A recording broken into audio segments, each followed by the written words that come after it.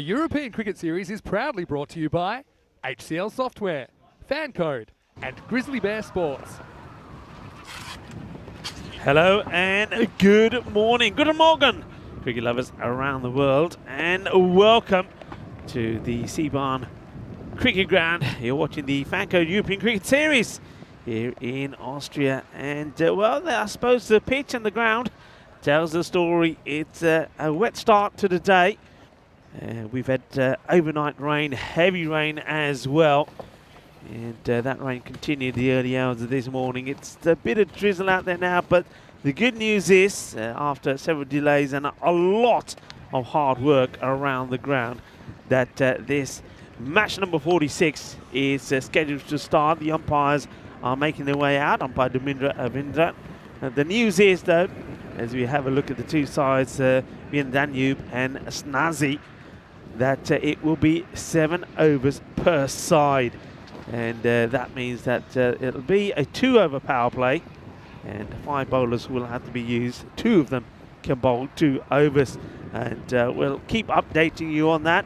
Vian Danube, they'll be hoping that the likes of Mohammed Amin, who's been in good form, and Abdullah Umari perform well here. Their captain Khyber Mullah is going to be key as well. You see that from some of the stats there. And then on the other side, Snazi's starting to come good. Then Navin Wijasekera, the captain, has been changing the batting order around a little bit. And that man there, Jamil Brahman Hill, he's been in good form, as well as Lasturi. And what you'll find at the openers for this one, Jamil Ibrahim Hill is there, as well as Galzai. Vian Danube, as I mentioned, with them, the ball, I mean, their captain has been instrumental with his spin. The leading wicket taker, and Mira Iqbal as well. It is very cold, folks, I can tell you that. And the temperatures only just barely, I think, into the double figures. It's a very cold start to the day. The pitch, well, I think the pitch has always continued to play well. But there's the captain. The thing is, these players are just so keen. They want to play, and the tournament referee, Jerome Peters, back from a day off yesterday, and the umpires have done a pitch inspection and say, yeah, we're ready to go. So here is the first delivery. Malart just floats this up. It gets played away, no run. Now you will notice, those of you that are very observant, that there's a slightly different camera angle as well. More on that after this delivery from Khyber. There he goes for it, and it's high up in the air. I think this is going to plug, and well, it plugs, but it has the legs to just creep over the boundary. So 4 runs. Now you're going to see a few hoodies out there. You might even see a few gloves, if that's allowed. I don't know. A few scarves and all sorts, because, as I said, it's cold. A very warm welcome to everybody. I know a lot of people in the chat have been waiting patiently, so thank you for your patience and your understanding. Just going to be nothing. Yeah, thanks for your patience and understanding. It's been a difficult start. Now the camera angle, the reason this camera behind the bowler's arm is lower is because, well, with all the rain and the wind last night, the actual tower, the camera tower, came down. Yep, it was all over the place, and that's another reason for the delay. Well, batter wanted to, but gets sent back. Yes, another reason for the delay is that the actual tower came down, I'm guessing at the early hours of the morning, so that needed to be repaired. So huge effort around the ground this morning to get things up and running. Andres and Helsinki chance, and it's a one-handed Jalebi catch. Well, would you believe it, on a day like this, with all things changing, you saw 1 or 2 fielders not wanting to get anywhere near the ball. Well, Abdul Rahman, well, he pulls off a Jalebi catch. Well, what a catch this is. And it's not easy there at all for the fielders. This is hit well, but it doesn't get past the outstretched hand of Rahman. So first wicket goes down. And on a day where it's, well, I tell you, with the wind and everything else and the dampness, it's freezing out there. We see a one-hand catch taken by Rahman. So it's also a duck. So, well, it's a good day for ducks, I'll say that. And Jemil Brumman-Kill, who we saw him do very well the last time he was out there. He will go for a duck. It's a bit of an appeal here. Here comes the throw, but that did go down. So it's going to be not out. Yeah, so Brumman-Kill this time round, it goes without scoring. He was the one man who almost got a half century from Snazi last time round. One thing about both these teams, as we just remind you, it is a 7-over match, 2 over power play. 2 bowlers may bowl 2 over, so 5 bowlers still have to be used. Back to the action. This is pretty high, so I think once the catch is taken, if it's taken, it is. Well, they're going to have to watch the height. Well, they're still running. Could be a run out. They're still celebrating. But you're going to have to look at the height of this. Well, they're celebrating. Maybe they should have concentrated on running the batter out. And let's have a look at this. And, oh, that's going to be called, you know. This is a no ball. So, well, we got to watch all of this again. It goes up in the air. I suspected it was going to be out. It's a very good catch. It's the same man taking the catch. Delight and joy. They all come together to celebrate. The batters are still running because it was a no ball. Watch it here. The batters go. I think the batter's thinking, yeah, let's keep running. They're all set. Look, even the wicketkeeper celebrating. Everybody's celebrating. And you can see the batter there. He's saying, girls, come on, come on. Let's take another. In the meanwhile, we see another one. It's a biggie. He goes all the way. It's a bit of bullet time as the next delivery gets smashed away for 6. Well, that's one way to deal with a free hit. Oh, it's all happening. It's going to be one of those days, folks, isn't it? It's going to be one of those days. So, Abdul Rimzai. The green one. It's a swing and a miss.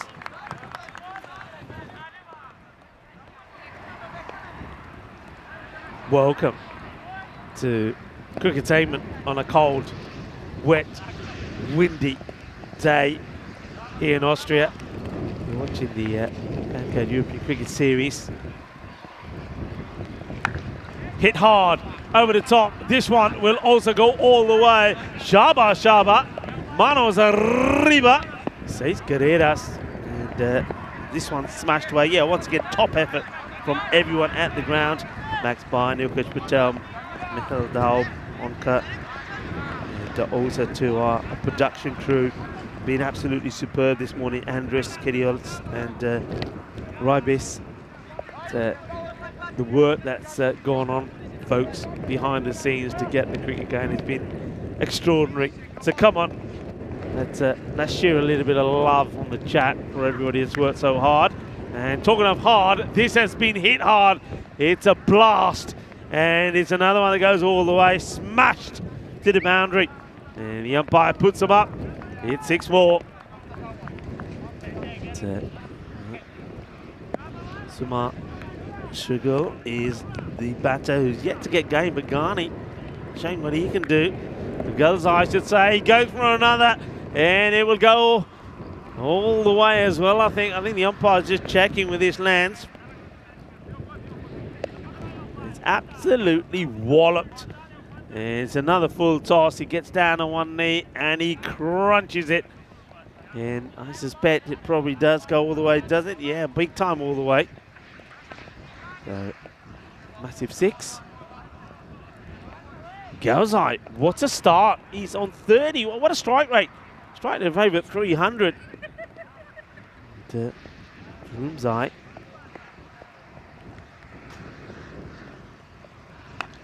Well, up in the air, chance, good luck, is all I say. And look at this, I've never seen anything like this. He goes up in the air, the fielder before the ball comes to him, just Fusai there, is warming his hands up, and then at the last minute, he withdraws. He literally withdraws, watch this. Warms his hands up and he says, nah, no thanks, I don't want it. He says, I don't want it. He says, it's too hot and spicy for me. I'm leaving it alone. My hands are worth more than that. And, well, what's going on here? I get the feeling. Oh, well, it's just sensational stuff.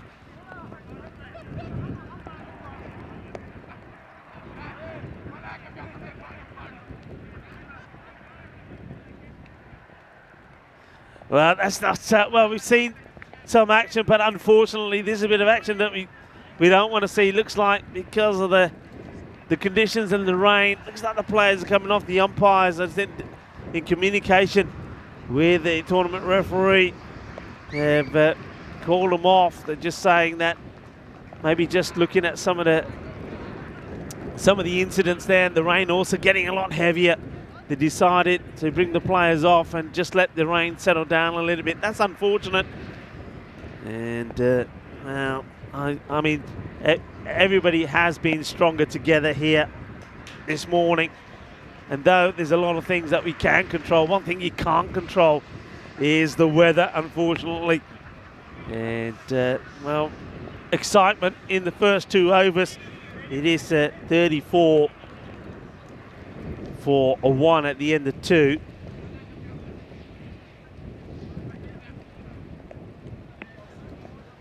Listen, what we can do, I mean, I don't know how much cricket we're going to see today. Why don't we just see, I mean, because what we saw there was quite extraordinary. Why don't we just see a little bit of highlights? Hopefully, I mean, the rain will stop and come back out there again. But look, what a start it was. It was all sorts happening. And this one just goes over the boundary for 4. But how about this? I mean, on a super cold, chilly day, we saw a jalebi catch. What a catch it was from Abdul Rahman. And then we saw, well, Abdul Rahman was in the action again. And these sort of things you see a lot. It's a no ball, we can see it straight away. But of course, he doesn't know it.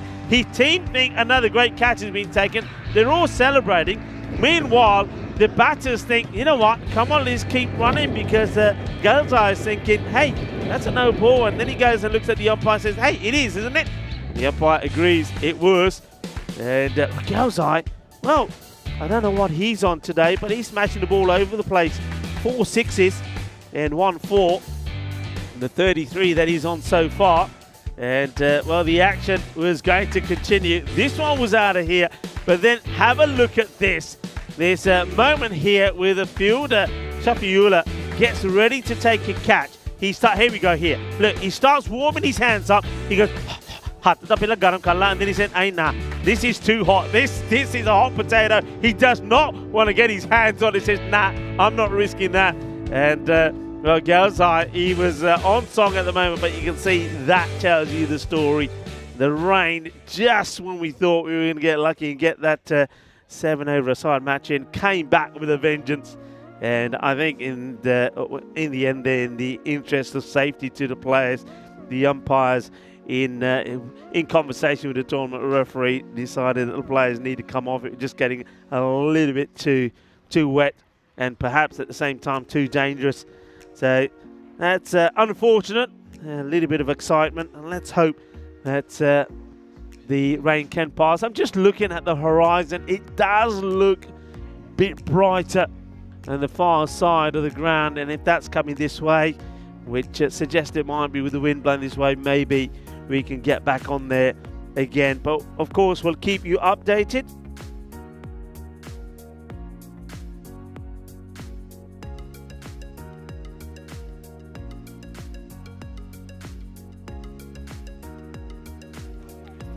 Well, what we can do, I'm just trying to organise something for you, folks, because of course you all want to see some cricket, and I've just been reminded that yesterday that we were showing you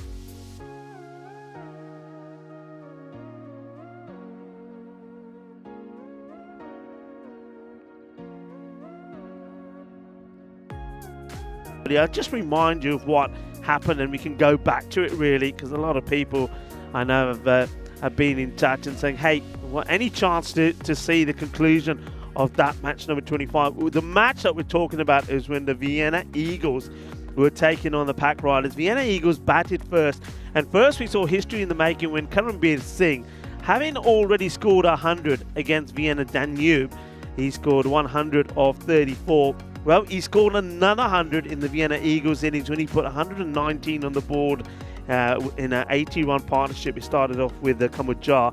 That was quite sensational.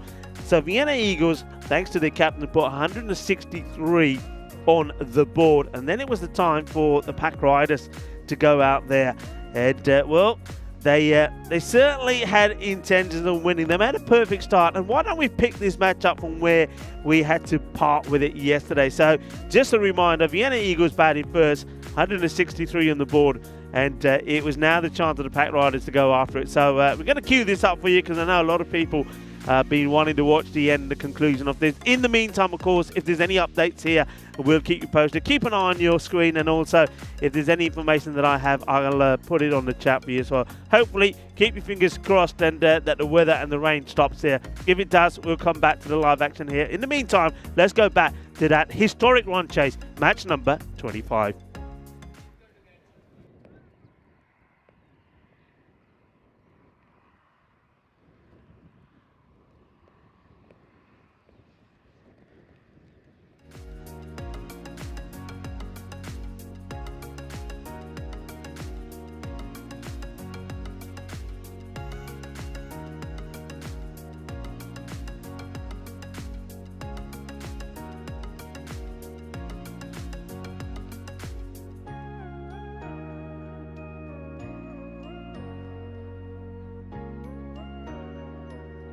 To, well, a Sea Barn cricket ground which is buzzing all over the place at the moment because we have seen something special. We have seen history in the making. Karambir saying, well, we saw he scored 100 not out of 34 balls when Vienna Eagles played Vienna Danube. That was in match number 23. When then a match later, because match number 24, as you know, was abandoned, a match later, he has done it again. This time 119 not out of 42 deliveries in this match against the Pack Riders. Well, there he is, the man of the moment, and what a humble guy he is. And I had the opportunity to speak to him earlier in the interview. Look out for that, and we had him on the headphones just for a moment there talking to Vinny Sandu. Well, there you go, Vinny, Hall of Fame. He's up there twice. And I don't think we're ever going to see that again. What is it about these Austrians? We saw 2 hat-tricks in an innings, and now we've seen 2 centuries in consecutive matches for one batter. It's quite crazy. I tell you what, though, you want to talk about records? I think if they pull this off, it would be the highest chase. And, well, I'll confirm that in a second. Let's get going. It's going to start with a single. That's Kazim Saeed. And Shrug made a really good point. Saeed was there for 2 overs, but he didn't face the ball, but he had a great view of history being made at the other end. Yeah, Durham Zai would now get on strike. There's the 2 openers, Amir Naeem. He's a partner. They've really got to get going here, don't they? I mean, it's always difficult when you're going out the bat and you know you're needing about 17 runs and over to win a match. This one will be a wide, and what a good take that is from the keeper, Kumajar. Kumajar, one-handed. Yeah, so I mean, if they could chase this, it'd be pretty incredible. But I mean, I am a bit confused about how the ball's been flying so far today with the conditions. I would have thought it'd get a bit heavy, a bit harder to hit further. About to prove me wrong. Another one, I think it is wide. I think it cuts the line. Yeah, it's good umpiring. Just getting too much movement. Hey, so this is a target of 164. That's the highest chases we've ever seen on ECN. 162 by Badalona Shaheen. They also set the highest score in the first innings of 229 in that series. Anyway, it's going to be up and away, and that's cracked off the bat. That's cracked pretty well. So Maximo Abdurrahimzai off the mark in style. Yeah, nice shot. The good shot to play in the power play. It's not the worst delivery, but he gives himself and creates a space and hits it on the up and gets the boundary. They're up and running. Here's the thing about Pack Riders. They've got the batting to do this, you know. And they haven't even opened with Zishan Arif. They've gone for Amir Naeem at the top. And he's played some incredible innings in ECS cricket last year and this year. Trying to go big again. This is Abdurrahimzai right now. He's going to go and get another one. Maximo. Well, all you got to do here, you got 10 overs. You got to get 16 and over. They've almost got their 16 already in this first over. Yeah, good hit. As he goes, boom, blastic on this one. And 6 more. You know, at the start of the day, I was giving you some of the figures of how we started. I'll go back to that after this delivery, maybe. Well, goes for it again. Does he have enough? Fielder goes back to the wall and drops it. That's 4. It's gone straight through the fingers, not for the first time today. It's almost a carbon copy for Surkey down there. Yeah, Surkey has the opportunity to take the catch. And he doesn't, and yeah, I think that just drops before the rope. So there's going to be a change. I think he's hurt his fingers there, so it looks like the captain is going to relieve him off that post. Let's just have a look at this one more time. See if we can just slow it down here as it hits the deck. Yeah, great work from Spring Productions.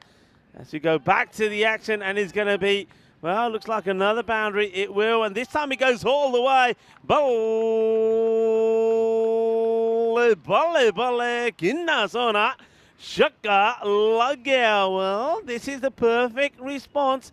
We know that they chased well in the earlier victory that they had in the day, chasing 117 for victory. They did it with 18 balls to go. So if there's any team that can do it, this is the team that can. So 6 more. Yeah, 6 more. Fielder called it. This has gone magical. It could go supersonic here.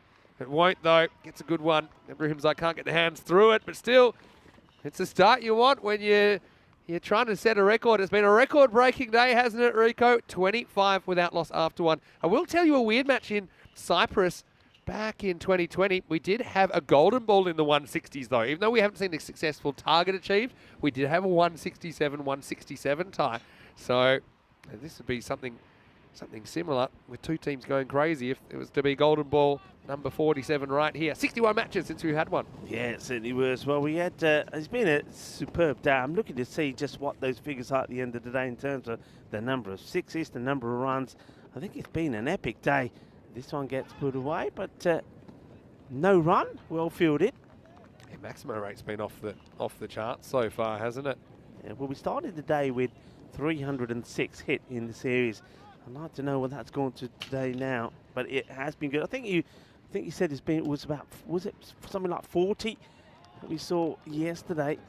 Certainly they were flying around here today on a day that's been cloudy and overcast. A day that you thought maybe the bowlers would be on top at, but it certainly hasn't worked that way. It's very, very unusual, to say the least, but that's one thing that's cool about the European Cricket Network. Expect the unexpected. As Karen Beer comes on to bowl now. And yeah, he was the one that came and kind of shut the gate after a bit of expensive first over earlier on today as well. So let's see if he can do it again. So far, so good. Gets a bit lucky maybe with that ball outside. The leg's not getting put away. Naeem, though, if he finds his touch, he can go large and he can put on a big score. It's a hook. Good delivery. Liking this, he's bangs this one in short. He knows that the batter's looking for it, so it's been called, though. I think it was pretty short. Oh, but it's called as a wide? I think it might have been, yeah. Look, it's a tough one. It does kind of go over his head, but he's crouching slightly. It's a judgment call, though. You know, it's hard to do in real time. And, you know, a lot of the ball was above his head when it went past him. There's that slow ball. And he bowls it really well, doesn't he? So he's got all the skills. He's so humble as well. He just said, look, you know, people were asking me, what's your secret? What's your secret? He just said, I'm just watching the ball. Yeah. Sometimes it's so simple, but batters forget it. Yeah, when he was batting, what he does too, before he faces the ball, he's always saying something to himself. And I was wondering if he's saying something to himself. He's bat, maybe he says, no, all I'm saying to himself, keep reminding myself, just watch the ball, just watch the ball. Gets pulled away by Naeem here for a boundary.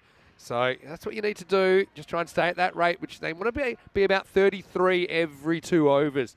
So they're more or less there at the moment. They're 30 with the ball to go in the second. And like I said, you look at the batting to come. You've got, you know, in particular, I'm interested about Zishan Arif. I think he hit the ball really crisply earlier today, but you know, the whole top 6 is pretty stacked. There's a slow ball, and it's picked and it's sent out of the ground. He gets a bit of his own medicine this time. Maximal, first ball to fetch from the wheat for the Eagles. And they are right up with the rate now after 2 overs, 36 without loss. Yeah, and this one, I mean, the over itself is not a bad one. I think only 11 come off it, but because the first one went for 25, you're right. They're where they want to be. The pack riders, the 2 batters now, just having a little chat with each other. And I think it's just important for them just to say, hey, you know, look, let's just meet in the middle at the end of each over and see where we are and just try and stay up with the pace. Yeah, so 11 off the over. Not a bad over in the context of the game, but it was kind of back-loaded, wasn't it, with those runs coming in the last couple of balls. It's going to be Naveed Hussain to bowl the third, and he gets worked through the covers. This could go, or will it pull up? Pulls up just in time. 2 runs. Abdurahimzai's there as well. So, I mean, the one thing about trying to chase a score like this, you got nothing to lose, right? So you can be attacking. The thing is, these guys, they're naturally inclined to bat this way anyway. So it's kind of like they've got the license. They're not doing anything that's unnatural to them. Naveed with his unusual kind of slingshot action. It's on target. This should be gone, but it's dropped. It was an awkward one. And look, it's Dawood Surki. He's just been moved from long on.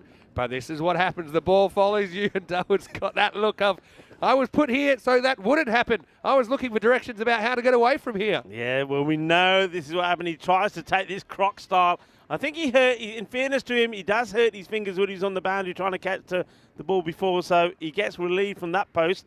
And now, well, where are they going to put him now? This is, yeah. I think he won't call, well, he does call it. I was wondering if he's not going to call it because of the big movement early on from the batter.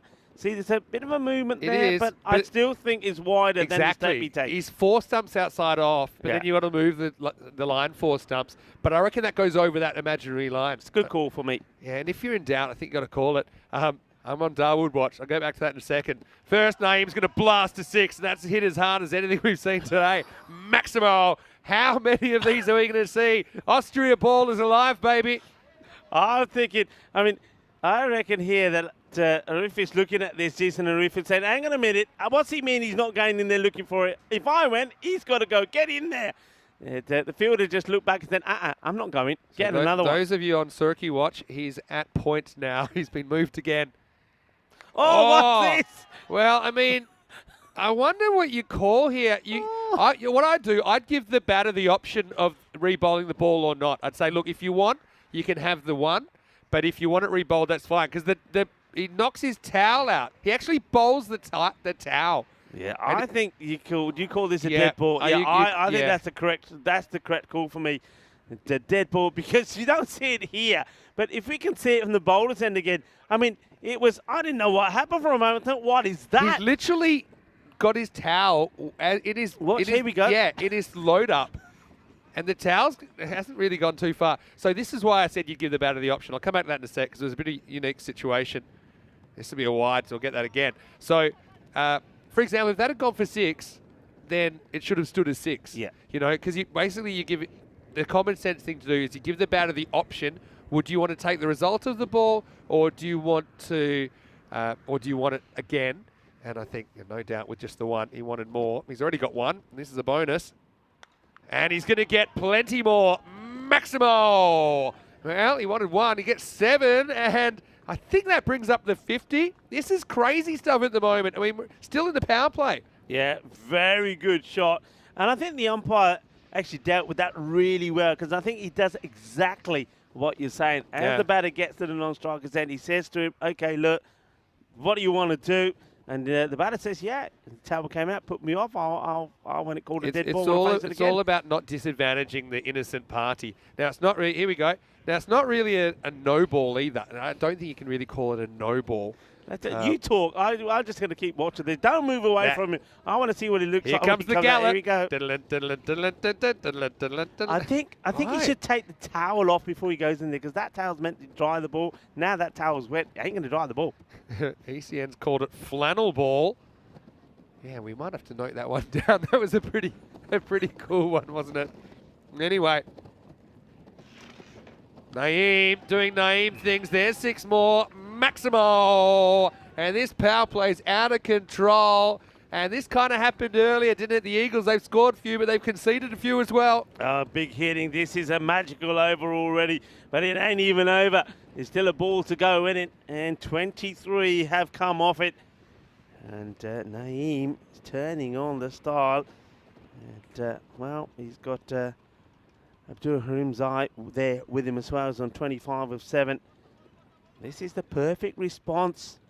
And Naveed just rolls the ball back to the umpire. I don't think this is the right ball. It's the bowler says, hang on a minute, it never looked like this before. Well, that's one that we prepared earlier.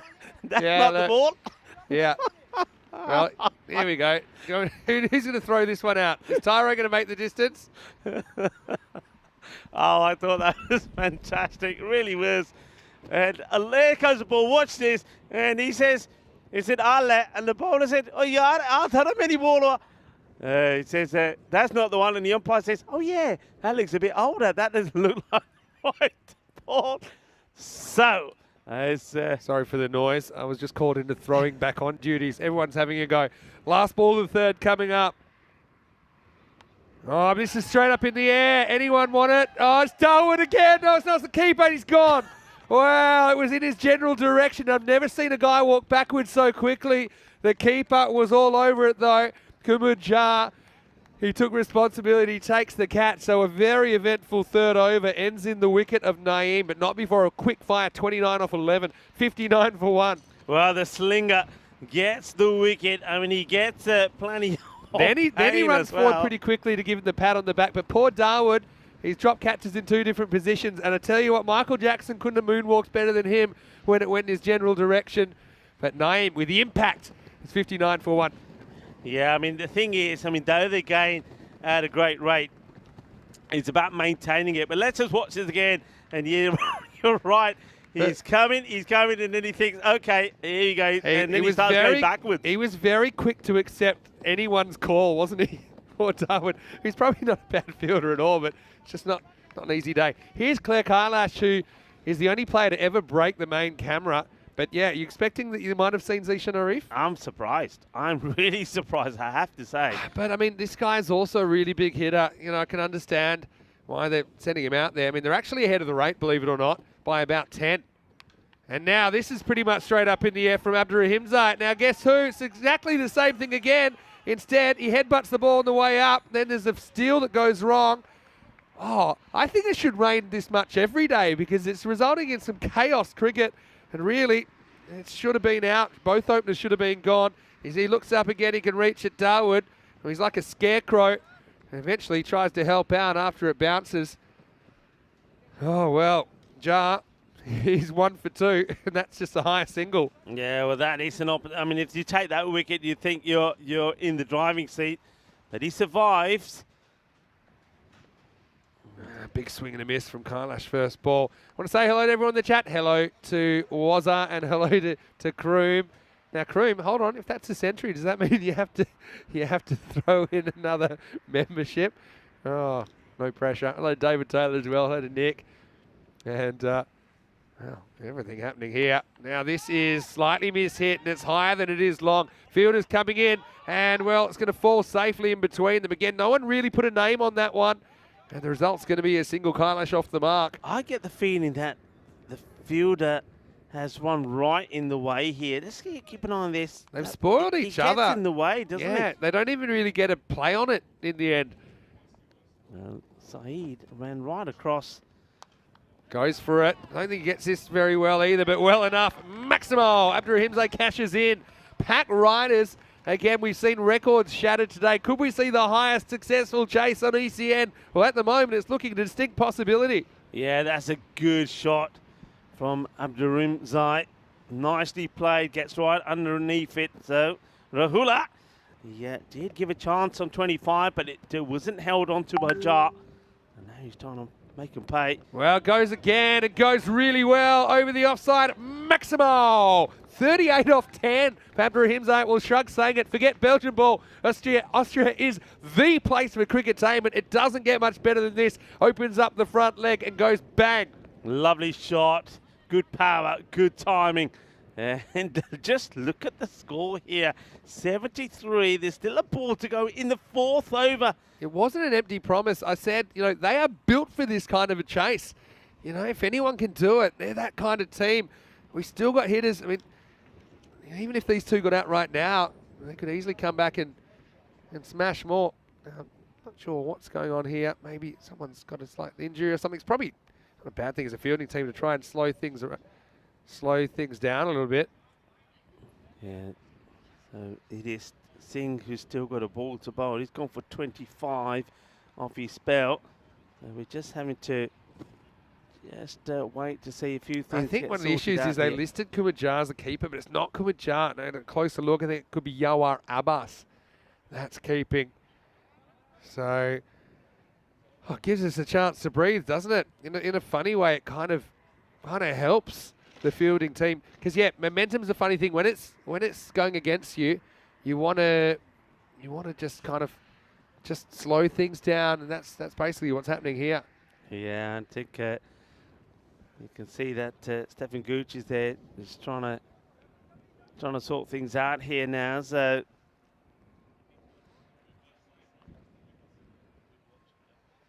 yeah, let's just have a look. I mean, while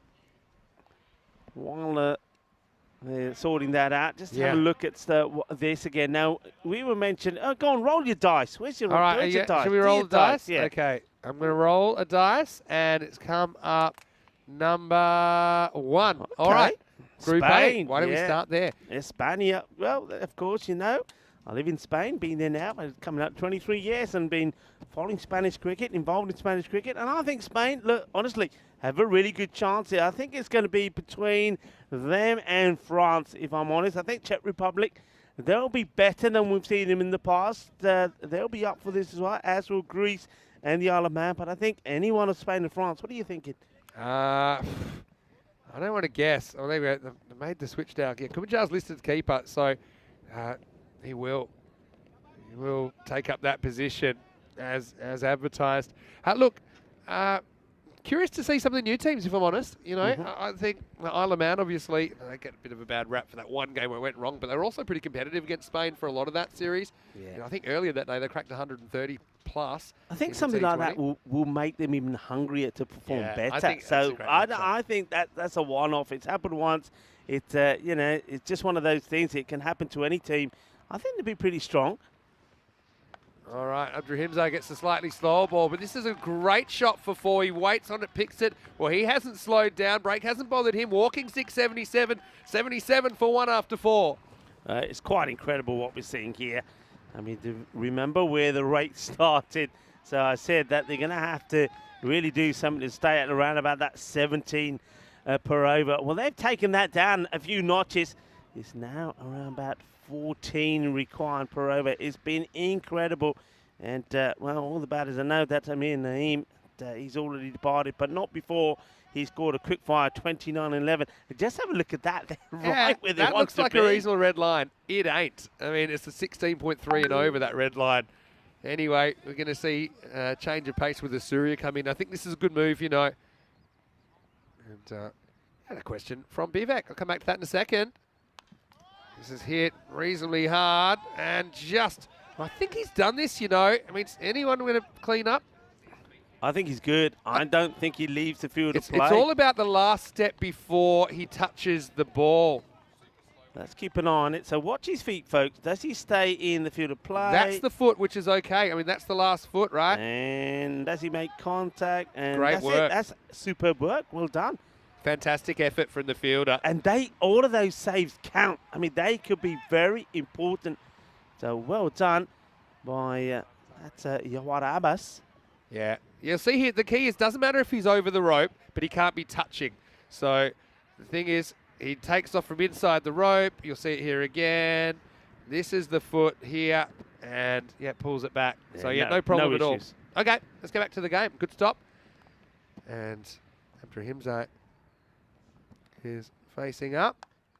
And this is crunched out. Another offside shot. Doesn't have what it takes. That's super great fielding. Great. The key to fielding that ball was don't field it. Yeah. You know, it stopped by itself. And now there's an overthrow, so I guess it kind of undoes the bad work. But I love this. He's realizing if I touch it, I've got problems. So he just basically swerves it and then comes back in. No problem. He's not touching the rope when he picks it up. And I think that turns out to be 2. Yeah, Abbas does very, very well. Yeah, pitched up. Kailash hasn't quite been on yet so far. No, it's early. That's fine. He gets a single. Yeah, he true. gives the strike back to Abdurahimza, who's been, he's on 45 and one big shot away from a half century himself.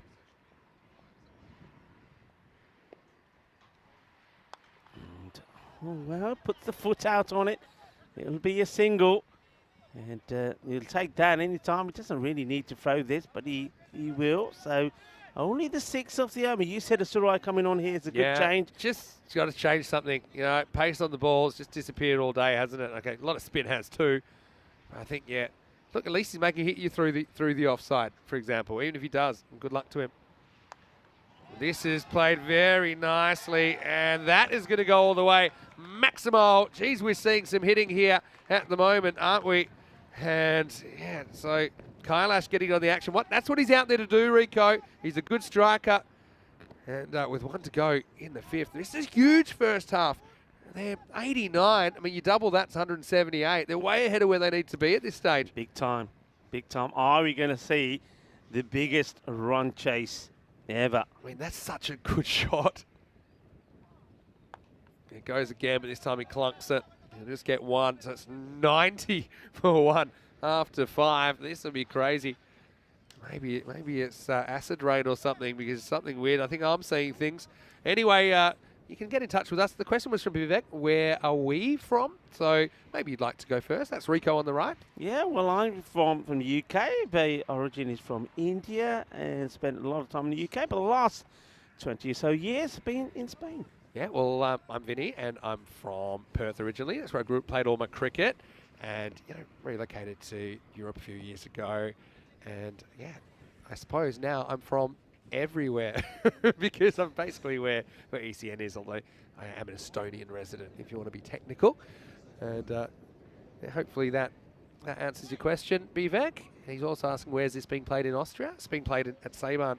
And look now, Yawar Abbas is going to bowl, which I think is fine because he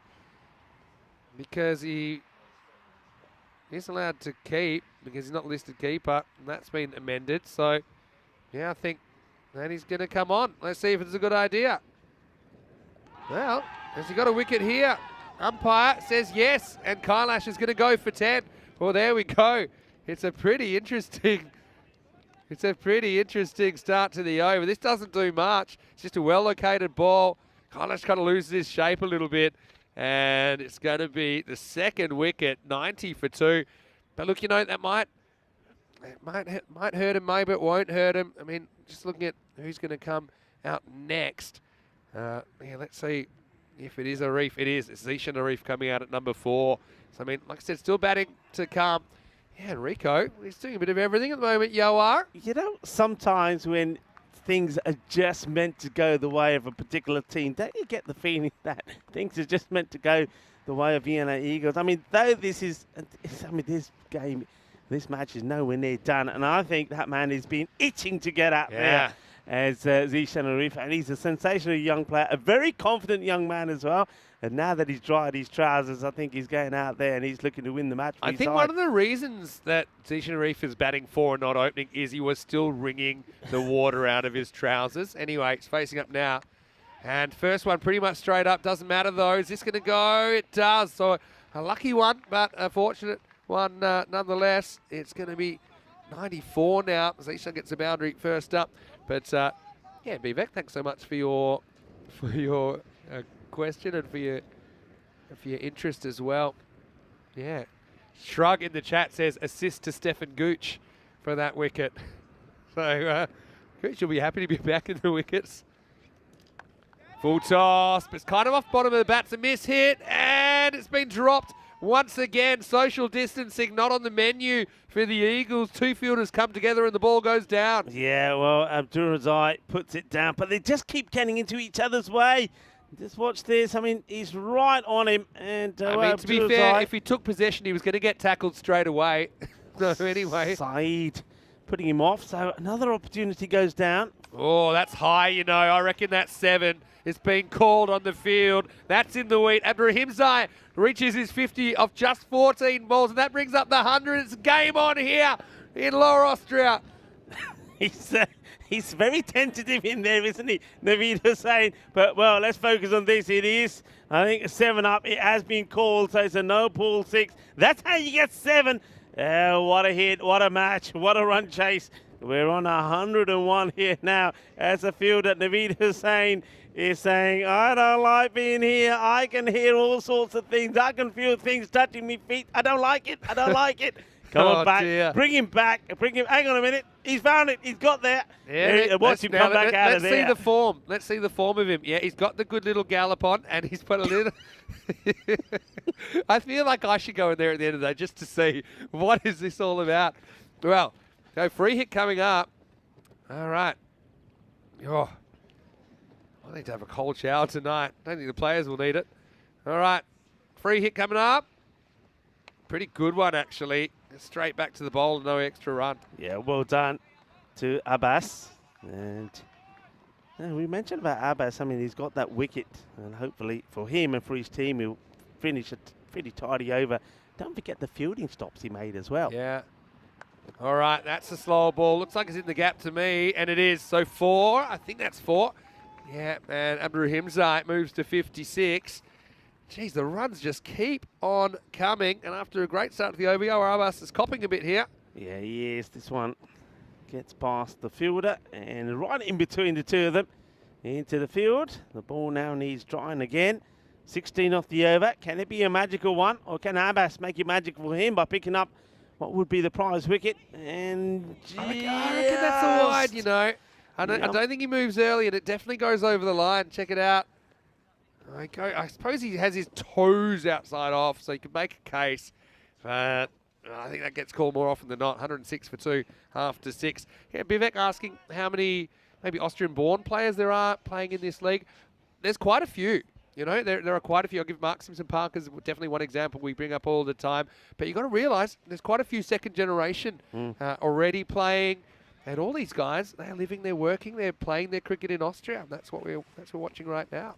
Yeah, absolutely, they are.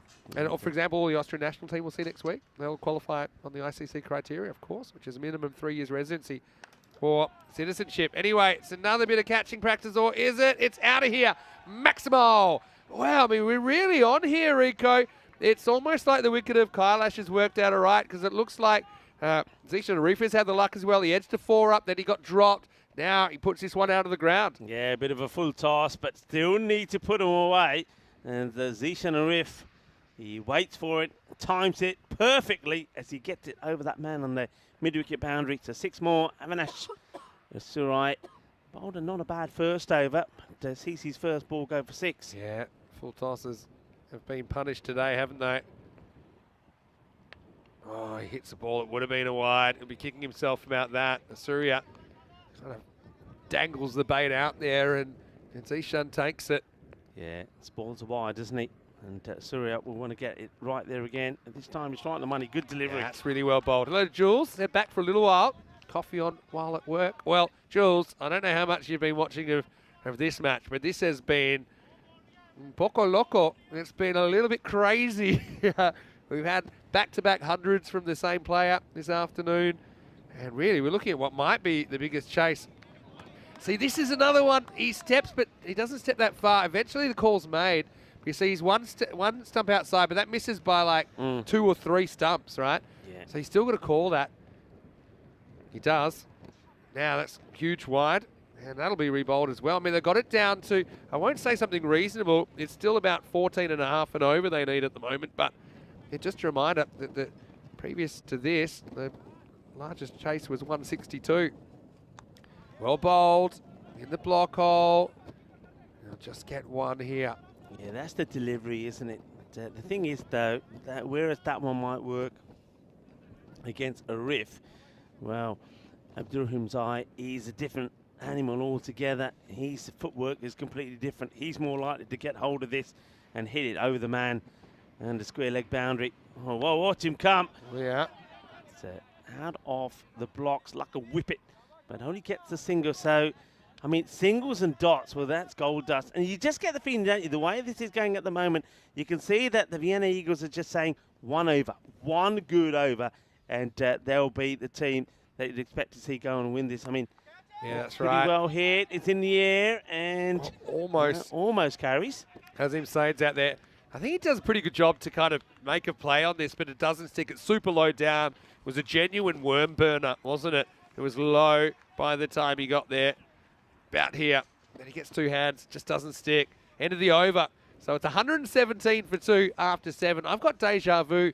And you know what? Before I come to this, they scored He scored 118 off 7 in the first game, and that was the target of 117 they achieved off the very last ball of the 7th. Anyway, tomorrow, GC8, Donnerstadt, the Daredevils, and the Austrian Cricket Tigers, they'll all be here for 5 more matches. Rico is going to put his feet up for the weekend. If I were you, the beds are very comfy. I'd be spending a lot of time there. That's what I'll be doing on my day off when I get it on Tuesday. But yeah, join us. 7:30 a.m. GMT, 9:30 in Central Europe, and 1 p.m. in India for more FanCode European Cricket Series. Okay, well, everyone, it's been a journey. We've seen it all today. Almost like the 5 floods of the apocalypse we thought we were going to see earlier today, but it's cleared, and we've got the last 3 overs coming up. Saeed's going to bowl, and he bowls a high ball. This is touch and go as well. It gets caught, so a big call coming up. Huge call. I don't know. How far does he come out of his crease here? Is he on the way down? I don't think he charges. Let's have a look. We've got a better freeze. I got to say, that to me, that's hit him in the belt. I think that's a no ball. He's standing in his crease. I think you got to call that. Yeah, if you're going to be consistent, that's hitting him in the belt. And if there's doubt, you're going to call it. He feels it's no ball. There's no real complaints. It's called. It's called, yep. And it's going to be 1 and a no ball. So changes the strike. Abdur Himzai will face the free hit. And get that right, I think. Another full toss, and he just clunks it onto his pad for 1. I mean, they've been really good and consistent with those. That's one thing we do have to say. And remember, it's waist height or above. It's not above waist height. It's waist height or above. That to me was waist height. Yeah, spot on. And I think the Vienna Eagles, they knew it, because as soon as that ball was caught, they all shouted out to get it in quick. They knew it was too high. Yeah. So the umpires, though, I love the way they worked here today. They worked well as a team. And umpire Santos and Praveen, but I mean, good out there with the Rajinder. Good ball. And, well, will they go for it? They're quite happy just to take the dot. I don't think the fielder picks it up. But, dot balls, how important they are in this contest. But put that in the luck column again to Zishan Arif, who he's caught out off a marginal one. I do think it's no ball, but he's been lucky since he's been there. Turns down the run this time. I think maybe because he's on the back foot, he wasn't confident, but he's put some pressure on himself here. But he's ready for it. It goes high, though. I think that's travelling, going, and gone. Maximo! And they creep ever closer. What drama we've seen in match 25. What a lovely shot this is. Isn't it beautiful? Look, it's right in his slot, and look at that. Beautiful, clean strike through the ball. Holds his shape, nice and upright. And that is a beauty. 6 runs. Very confident player. Look at his stance. He's just waiting for it to be in that slot. Yeah, he drills this. It should be cut off. That's the pressure. Thinking of 2, but it's not there. Arif was happy with the single. Abdur Himzai has to settle for it. Yeah, I love that. That's James Stewart from Estonia. Hello to you, James. Saying seriously, enjoying the confidence of Pack Riders. They never even considered 164 as being an unobtainable target. Great attitude in reply. Yeah, it has been great, but there's still plenty of work to do. I've seen these get derailed. Good slower ball that time from Saeed. He's been taken to the cleaners, but he's still fighting back. I mean, another dot ball here. I think it probably puts his team back in the driver's seat, but it's so hard to predict at the moment. Yeah, I get the feeling we'll see Abdur Himzai charge here on this one. He'll come out to it. He's going to be expecting the same delivery. And in fact, he waits for it. Hits it pretty well. Well, how well is it hit? That's the question. It's hit pretty well. Maximo, another full toss. And this one, it won't be called a no ball because it's not that high, but it's high enough. It's probably knee high and gets baseballed out of here. Time to round the bases as we get to the end of the 8th over. 133 for 2. Now just 31 required off the last 2 overs of the day. Yeah, a bit of a meeting here. You can see there between the Vienna Eagles having a chat, a conversation. I mean, that line, the red line, is 16.3 and over. And the fact that they've been able to stay with it for so long. But, you know, a wicket changes everything here, gets a new batter in. You just need to sneak a couple of dot balls in. And I think that the match swings a lot. This is the over. This is where, if Vienna Eagles are going to win it, is in this one. One tidy good over here, and they put themselves in the driving seat. It's all happens in the 9th, though. It's, well, Zishan Arif is the batter on strike. He's batted so well, 21 of 11. Given good support to Abdur Himzai. Well, there's my bingo number, 104. It comes up, and it's going to be Abbas to bowl the 9th. And he starts with what I think it is a wide. This is why it's so tough, and there's so much on these calls. That's why, I'd love to just have the line be the line. He's 2 steps outside.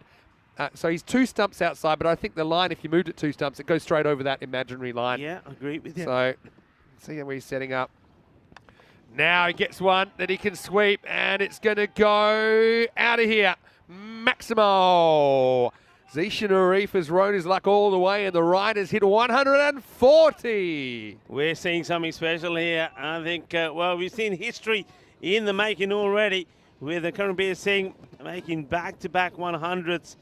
And the thing is, though, how often do you make a century and end up on the losing side? Well, he is the captain, and that's exactly what he's facing here. They need a couple of dot balls. They need a wicket. They need something to happen. Can Abbas make the change that he has to? Can he put them in the driving seat? Pack Riders looking to do something historic. Yeah, well, it's the same ball, isn't it? So I guess you called the first one wide, you call this one wide as well. These are the highest chases ever. We've only had one successful target achieved in the 160s, and that was Battle Owner Shaheen versus Men in Blue. And in the return of that game, there were 403 runs scored. This one he does go after. He hasn't got this at all. Well, big moment in the game. He's trying to locate it, and it's caught. Well, wow. You've got to get out of town if you're going to take a catch like that. Naveed Hussain, I don't think even he can believe that sticks to his hands. He's running the wrong way. He's got the rain in his eyes. He's got slippery fingers, but somehow he's caught Zeeshan Arif.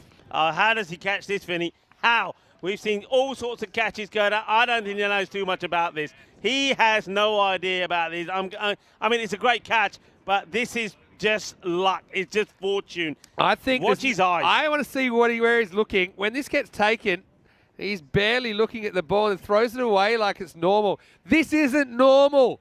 What's happening in match 25?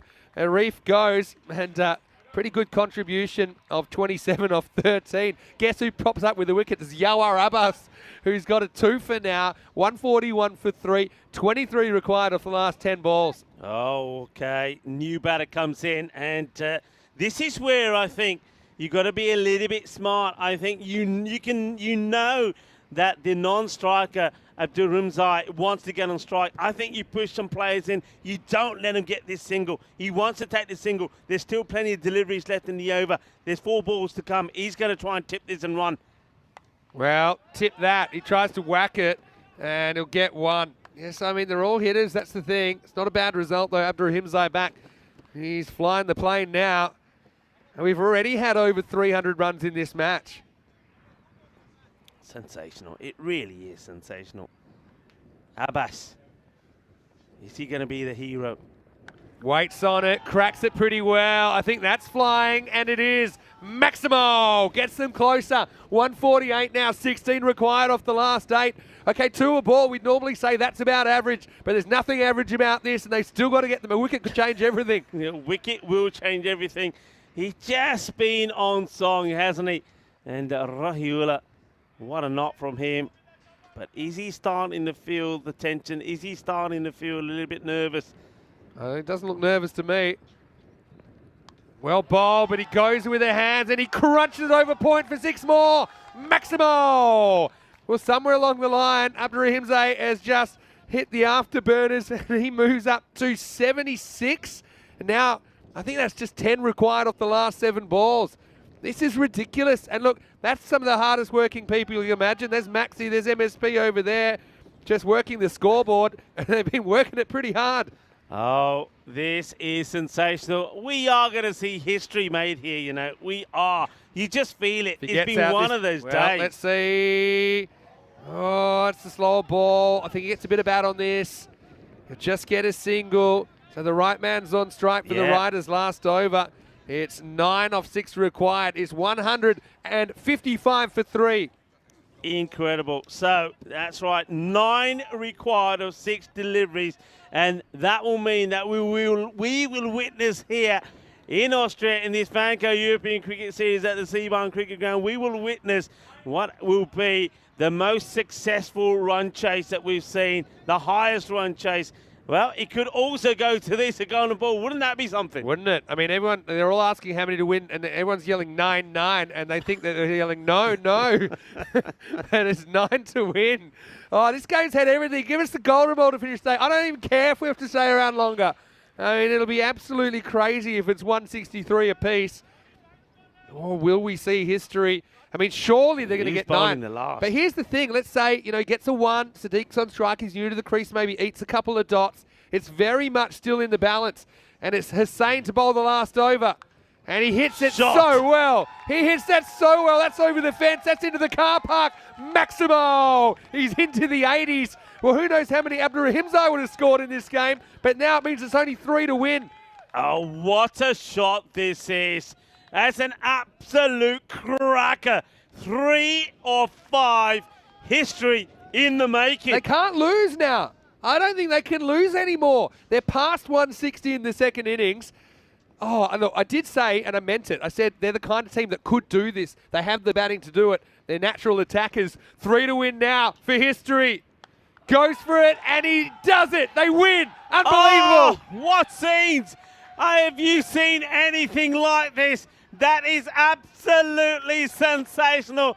Well, Abdurrahimzai has been sensational. Look, he's exhausted. He's absolutely exhausted. But he's produced a marvellous display of batting, 89 and 26. I say he, but the whole team, the whole attitude, the way they've gone about this. We've seen something sensational. Don't forget the part that Amir Naheem played, 29 and 11. And then, of course, the batter who's out there with him at the moment as well. Oh, it's been sensational. Zishan Arif himself, 27 and 13. Mr. Maximo, what a day, what a story. And don't forget, in the same match on the opposition side, the captain, Karanbir Singh, he made 119 and ends up on the losing side. Yeah, but here's the thing, Abdurrahimzai, he was cost his chance for 100. I think he probably would have hit 100 too, but we'll never know. He was too good, and they somehow pulled this off with 4 balls to spare. History made, the highest target ever successfully achieved. And, well, a few hijinks to finish the day, but, well, it's been an unbelievable exhibition. And look, I know we had match 4, which was washed off. Just look at him getting chaired off there. This is something sensational, isn't it? I was going to say, we had match 4 today washed off, but I think we had a double dose of entertainment in match 5 as Abdurrahimzai, the unlikely hero, just when you thought it was all Karanbir, he just has to take a back seat, and even Tyrone there saying congratulations. I mean, that is history. Abdurrahimzai finishes 89 off 26 balls. And look, yeah, Karanbir, he was scoring pretty well. I think 287 was his strike rate, or 283 in the first innings. Well, Abdurrahimzai scored his runs at 342. So how do you like that? And, well, Austria ball is real, and we saw it right here in match 25. This is just, what a match. What a day of cricket. I mean, I know it's not been the best weather-wise, but still, I tell you what, I wouldn't have changed it for a moment, and I'm sure everyone around the ground, all the spectators, all the people watching around the world will feel the same. You can give me days like this over and over again. It's been absolutely spectacular. But let's just take a moment to have a look at these highlights, because it was something sensational. But you do have to say, I mean, even though we've seen something spectacular, if you don't take your catches, well, you're not going to win too many matches. And I think maybe that comes down to, well, they're throwing in the towel pretty early. Remember that? I think maybe the bowler knew what was happening.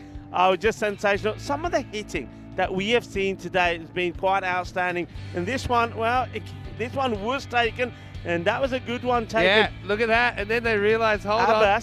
Yeah, you need to get out of there. And then he ended up turning into a bowling option. But, it was just crazy. Let's see how many sixes we had in that game. Didn't even go this, 14 in the first innings. We had 19 in the second innings. So, I mean, it's just been absolutely crazy. Abbas then turned into a bowler, and then he got a wicket first ball. But then he also bowled a bit of fruit that disappeared. Yeah, it was just one of those stories. You know, the other thing about it is it's an incredible run chase, but they're doing it with 4 balls to go as well, Vinny. 4 balls to go. And the way that the scores have been gained today, well, that just goes to show, if they had to, they could have chased 180 here today. Maybe. I mean, we'll never know. It's just a ridiculous... It's a ridiculous chase. I know the wind is a factor, but I just never saw this many runs in the day. considering we've only basically got 4 games in, how about that catch from Naveed Hussain? I thought that might have brought him back into it. How about Abdur Himzai would have the last laugh, wouldn't he? And he just hit 6 after 6 after 6. And this is what I liked about his batting. He wasn't a one-trick pony. Yeah. If he bowled it out there, a bit like Karambir actually, he'd throw the hands at it and he'd go over point. So he's like impossible to set a field to. I mean, how well did he hit that? That ended up under the van. That was a top shot, wasn't it? And then, wow, he got it down to 9 off the last over. And then this is the one. They do it. And, well, the great chase is complete. The record is broken. And, well, if you're watching ECN today, maybe for the first time, well, I can tell you, there's always a lot of action, but this ain't normal. And Pack Riders, well, their tournament right back on track. And the Eagles somehow make 163 and lose match 25. What a story, what a day, what a moment. The European Cricket Network, what else, who else can provide you with that? Well, that for you, folks, is cricketainment. That for you is the best form of cricket that you'll ever see. We always say it's a frenzy of action, entertainment and excitement and a fair bit of drama as well. Sensational. Well, hopefully the weather holds because I want to see more. And tomorrow we'll get to see Donnerstadt, the defending champions, as well as Grants Cricket Academy. Also, we'll see the Austrian Cricket Tigers as well. And yeah, the Daredevils, looking forward to seeing them once again. Maybe they'll be jumping through some flaming hoops. Join us again. The weekend will come around, but the cricket's not going anywhere. 7:30 a.m. GMT, 9:30 in Central Europe, 1 p.m. start in India. All right, check out this scorecard. Top 4 all reaching double figures, 89 off 26, 11 maximos and 3 fours for Ruhullah Abdur Himzai. Naeem got them off to a really good start as well. All the strike rates were fantastic, weren't they? 29 off 11 for him. Yeah. Kailash probably didn't hit his straps, but still a handy 10 off 7. Zishan Arif, he rode his luck all the way to 27. And it's not like there were a whole bunch of extras. I mean, 11's about normal. It was just something quite incredible. And really, all the bowlers were taken to the cleaners. 2 wickets for Abbas, but he did finish conceding 38. And Naveed Hussain with 1, but he did take a sensational catch. That game pretty much had everything except a golden ball, but we don't mind because we saw a record broken. I mean, the game had everything. The day, Vinny, the day had everything. I mean, what more can you ask for? It was just absolutely superb. I mean, we've seen 2 centuries in the day. We've seen good opening partnerships, and now to top it off at the end of the day, amongst everything else, we've seen a record run chase. Yeah, pretty speechless, but just a reminder to all of you out there, if you want to go back and catch the highlights, which I suggest you do, of this game, they're all on our YouTube channel, ECN European Cricket Network. Don't forget to subscribe if you haven't already. We're creeping towards our 350,000th subscriber. Also our social media at European Cricket, and don't forget EuropeanCricket.com. It's the home of European Cricket. Get all the stats, the standings, all the info for not just this tournament, all the tournaments coming up as well. Well, Rico, I mean, I'd say we need a cold shower. I think there's been plenty of that going on already today. I'm just so happy that we got 4 full games in. I know it's a bit of a shame about match 24, but still, match 25 certainly made up for it. And I'm so glad the rain held off so we could watch that. Yeah, I mean, and on that note, I just once again want to thank everybody that works so hard behind the scenes to get the cricket that we've got in today. It's been a tremendous effort from everyone at the ground, from the umpires, all the players, the blue crew, and even the production guys, their Spring Productions. I mean, a shout out to them as well. Yeah. It's not been easy conditions to be working in this, and don't forget that good nurse and also Karina have been up in the tower while we've been in the shelter recording everything. It's been absolutely brilliant, a team effort off the field of play, but on the field of play, we've just seen some sensational cricket. It's been outstanding, and well, put it this way, it's a day of cricket that I'll never forget. Well, you know, I thought I might have heard some snoring before. Feel like if I pinch myself, I might wake up and it was all a dream, you know. But anyway, we are going to sign off. Rico, hope you enjoy your weekend. Any plans? Thank you very much. Well, weather permitting, I would love to. Never been into the heart of Vienna, so I'd like to go in Vienna and, of course, sample some of the lovely food delights as well. Good idea. But maybe bring your extra large pants if you're going to do that. Extra large trousers, I should say. Anyway, we're going to take you through some of the highlights today. Big thank you, yes, Spring Productions. They've been outstanding. They put together some of the best bits of the day. This is Mr. Maximo Vinny Sandu alongside Rico Fall. Everyone, seeing is believing. This has been ECN. You've been watching the FanCode European Cricket Series.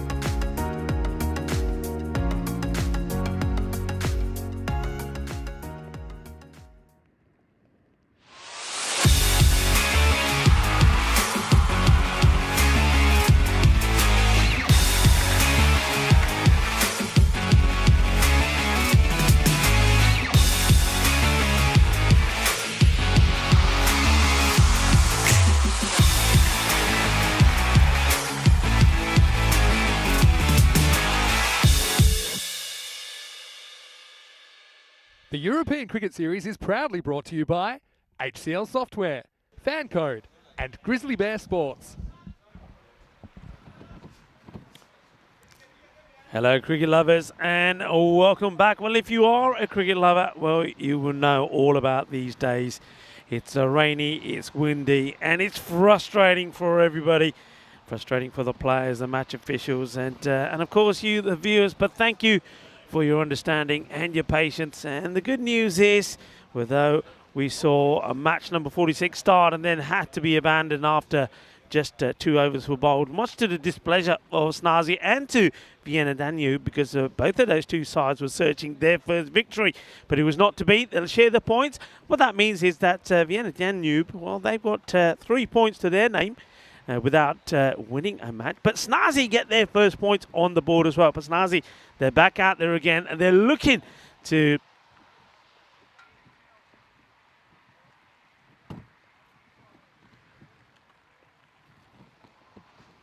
will go ahead, though. It will be a shortened match. So the match number 46 was going to be a 7-over affair. This one will be a 5-over.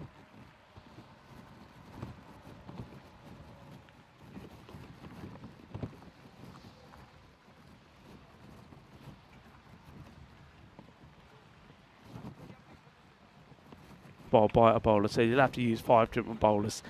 All I can say, looking forward to it. Look, Snazi, how about them? I mean, we saw the last time we saw them in action, they put good runs on the board. They sort of got past the issues they were having about getting runs on the board, didn't they? Snazi going on there and scoring a very healthy 119 for 3.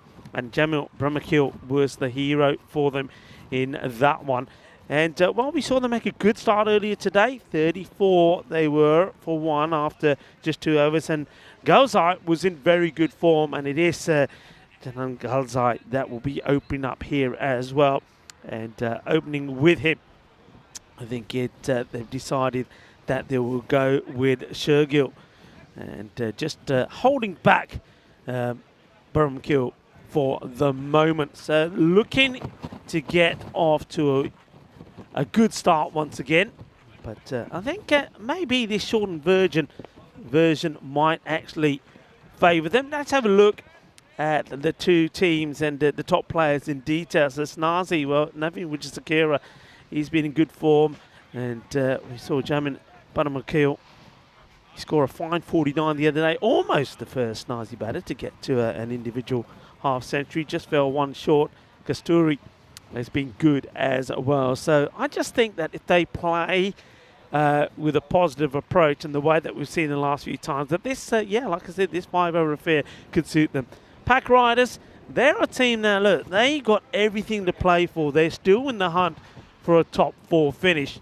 And if they can get good results in their last 3 matches, well, that is very, very possible. So they're very keen to play, of course, in this one. Last time we saw them, though, was in the first match yesterday, where batting against Cricketer CC, they got to 119, but it wasn't enough. Cricketer CC, thanks to Joey Zadran, 73 of 22, knocking the runs off with 20 balls to go. So a 7-wicket defeat it was for the Pack Riders. Weren't able to get their match against Indian CC Vienna again because of the weather. That was abandoned. So looking to get out there and, well, get some points under the ball. So it's going to be a bit of a tussle.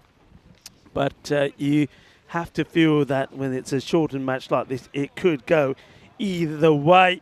Once again, before this match starts, a big shout out to everybody that's worked so hard behind the scenes to get the cricket on. The umpires out there at the moment, Praveen and Dimindra and Avindran have been great, as well as the tournament referee, Tyrone Peters, and everyone that's worked very hard behind the scenes. A big shout out to, of course, our production crew who had their own issues earlier today. Remember, because of the weather, the high strong winds and the rain, the tower actually did collapse overnight. That's been put back together again. This angle that you're seeing from behind the bowler's arm, not quite what you're used to, because that tower there has been erected. It's only erected so high this time around. Again, I think for safety precautions, because it is still quite windy. And the likes of Max Pai, Nilkesh Patel, Onkar and Mihail Daub have been absolutely fantastic, apart from the blue crew here. So, off and running in match number 47. Snazi having a bat first. Of course, all the players would have been advised from the tournament referee and their captains just to be a little bit careful, especially the bowlers when you're running in. A lot of sawdust down there, but maybe not charging. It's all about just getting the ball up there, a couple of about line and length. Here comes the throw, good pick up, a direct hit, but the batters were in. So we're going to see plenty of action. And I must admit, even though we've only seen 2 overs bowled today, there was plenty of action in the start of match number 46 as well. Big hello to everybody on the chat. Desiraj, how are you? And I know the chat's been very active this morning despite the lack of cricket out there. Mayur Patel, hope you're well as well. And of course, namaste, salam alaikum, sasri akal, one to our family that are watching via FanCode in the sub-Indian continent. Sadiq, once more, this is not a good delivery, and it goes wide. Never known a set of players so keen to play than the players here from all the teams from Austria. They all just want to get out there and play, even though they know the conditions are difficult. This one's just been chipped up in the air, and the bowler couldn't get to it, and then when he gets a throw in, I think he's Sadiq is missing the stumps and hitting his bat. Look, he just slips here, so he can't get to this. Otherwise, he would have. Then he picks it up, and he said, "Nah, Marty, nah, Marty." He holds on to it just as well, because that could have been hurtful. Into the ground and take the single. And Sadiq just focusing, getting the ball right up there.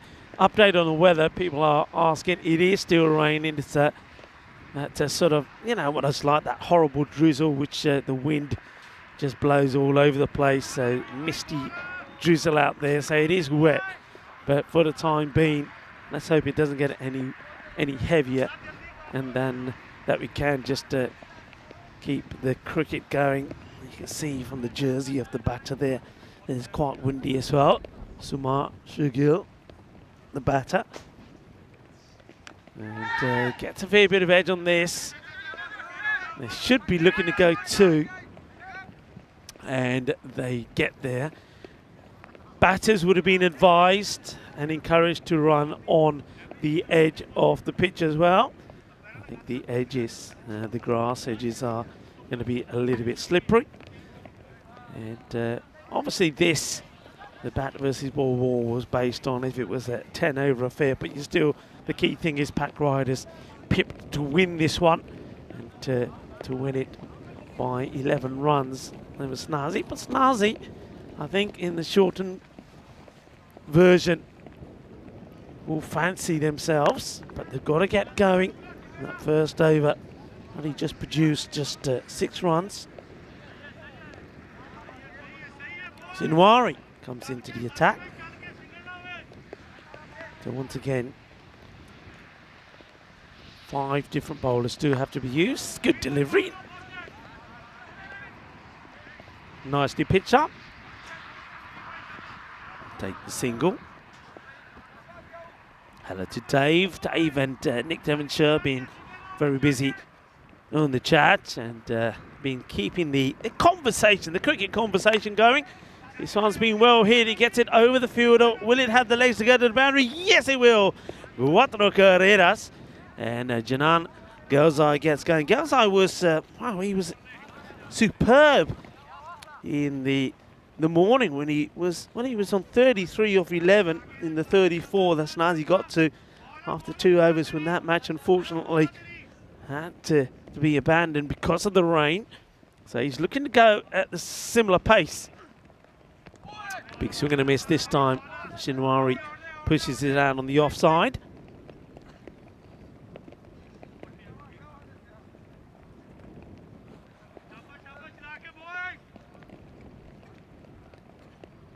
Shinwari once more. Okay, clips this away, and this will go all the way to that stronger together banner. Well, that's what the players, the Federation and the European Cricket Crew have been through these testing few days in Austria. Stronger together. And that's a good shot. And Gozai will be hoping that his team, Snazzy, can be stronger together this time around, searching for their first victory. They got a lot of support around the globe as well. And this time he goes outside the off. Plenty of power in this one as well. The umpires will just check. And it just bounces before the rope. So shots to all parts of the ground. Gets right underneath this and gives it a clobber over the offside. So 4 runs. And good bit of acceleration, 20 on the board.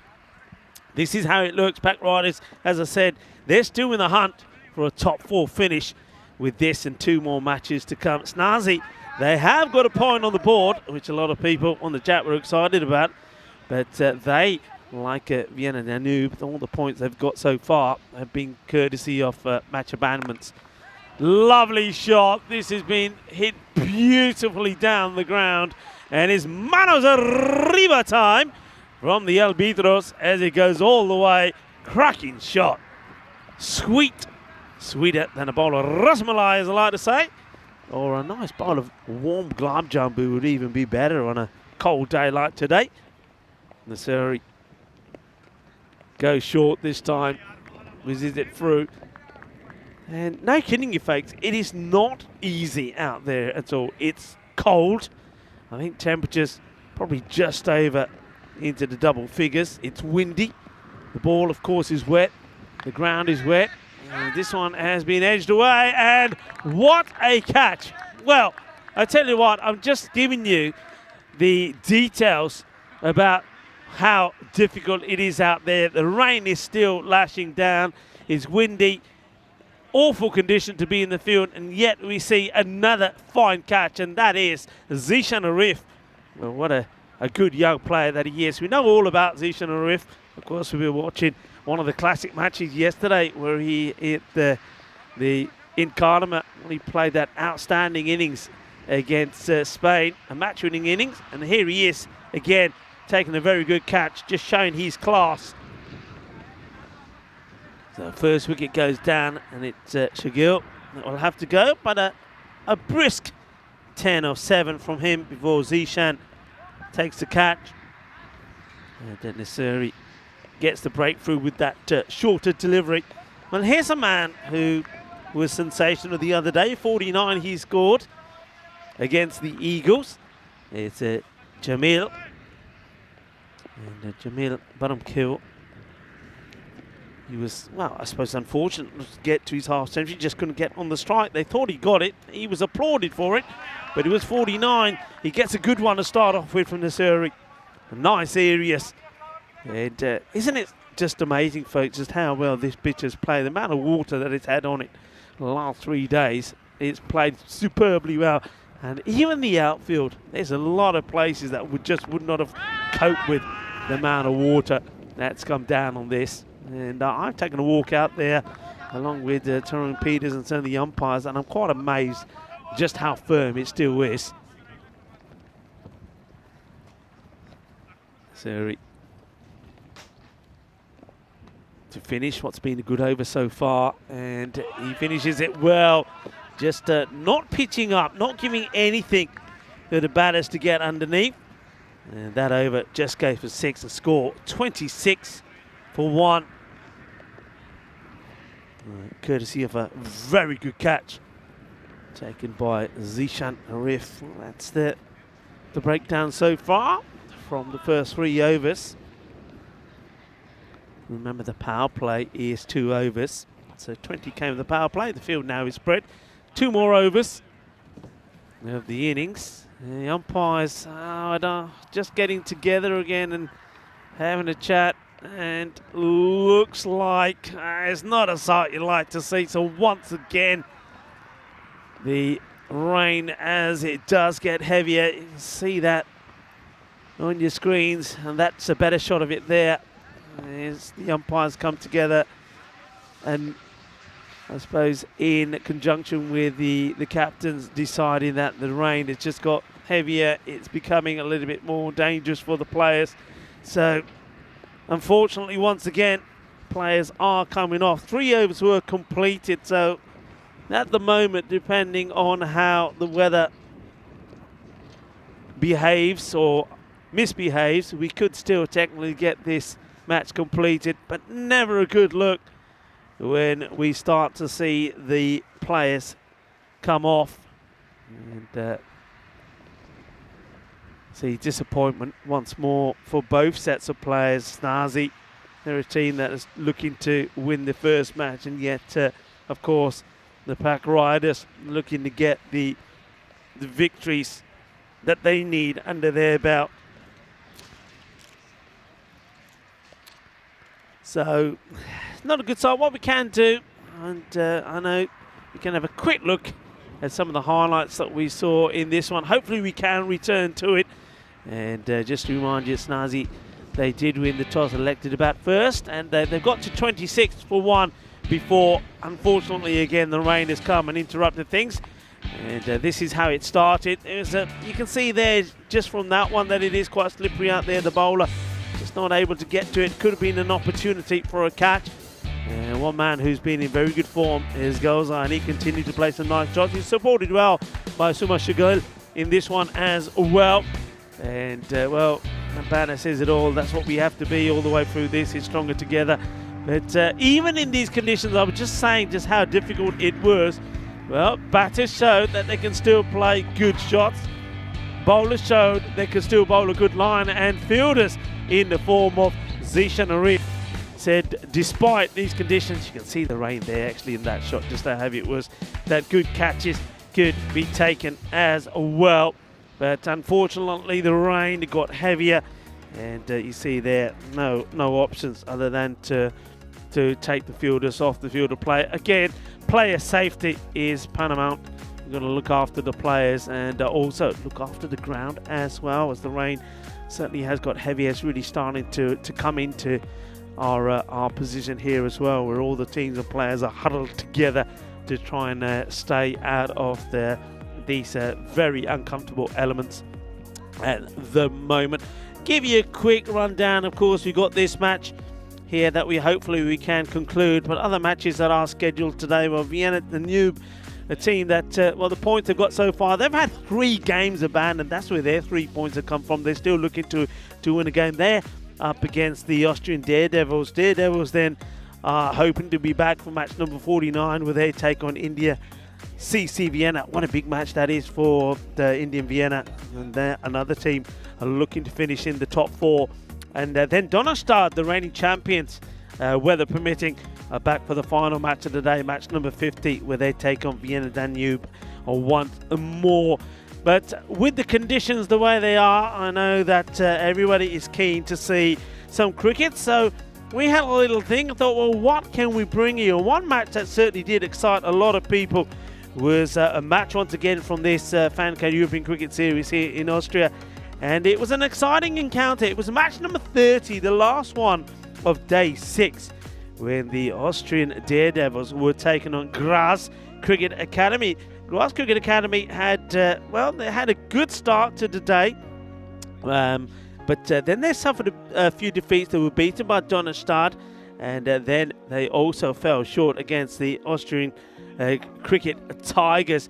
But they wanted to come back strong, and they were up against the Austrian Devils. This is match number 30, and well, it's an exciting one. I don't want to spoil it for you if you hadn't seen or don't know the result. All I will tell you, it was a very exciting match, and it certainly had Vinny Sandhu, who was in the commentary box, very excited as well. So we're gonna take a break here from the live match. We'll keep you posted, we'll keep you updated, but for the time being, let's take you back a few days to the end of day 6. Match number 30, the Austrian Daredevils taking on the Graz Cricket Academy. Yeah, at the FanCode European Cricket Series, Austria. And it's wonderful to have your company wherever you're watching from around the world, and we've got plenty more action still to come, because 2 teams that are desperate for a win are going to face off in match 30. Time for some Saturday night fever And here are the two teams. Graz Cricket Academy taking on the Daredevils. News from the toss that Graz Cricket Academy won the toss. They've elected to bowl, so they will be chasing. I think that's what they've done pretty well at times in their series. Now, Graz Cricket Academy are 2-3, and they desperately want to get back to 50-50 with a win here. Daredevils, unfortunately, they got no reserve parachute at the moment. They've been struggling back to earth with a thud. They are 1-6 if you include the last game. Of course, that was prepared just prior to the finish of the last game, which only finished about half an hour ago. So the Daredevils get another chance to bat. So we saw them just batting in the second half of match number 29. They'll be opening up here. They certainly have a lot of attacking intent. I mean, I do like the way they go about their cricket. Both these teams in their first ever European Cricket Series. So it's a learning experience for them, I'm sure.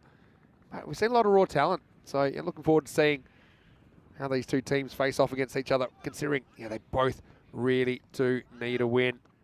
Welcoming all of our viewers, of course, on FanCode in India, and all of our wonderful viewers on our YouTube channel, ECN European Cricket Network. Reminder to follow us on social media as well at European Cricket. And if you haven't already, make sure you smash that subscribe button. As I know, we're edging towards 350,000 subscribers. And I know we're not too far away at the moment. Not too far away from the start as well. And it looks like it'll be Habib Ahmedzai. He's bowled pretty well in the first over today. So, shake, rattle, and let's get rolling. Oh, first one seems back a long way. The keeper likes it. I don't know who he's asking exactly about this, but there's no edge there. Have a look. Misses it by, I won't say a mile, but choose your imperial measurement of choice. It's just the seam movement there that brings it back so far.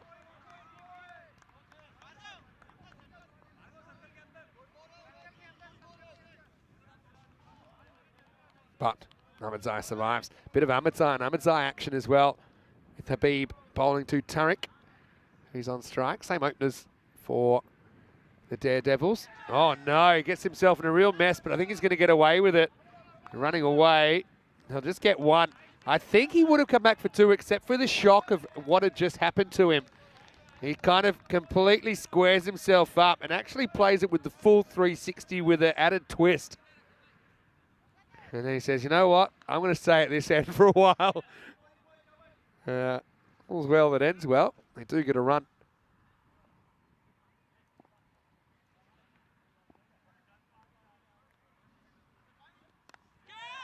This one edged away, and that's going to be 4. So Mahmood off to the races. And he'd love to get amongst the runs as well. Seems to bat the distance or go really early, doesn't he? Mahmood, Shaheen Mahmood. So saw him doing a little bit of keeping earlier in the week when Rafi was unavailable.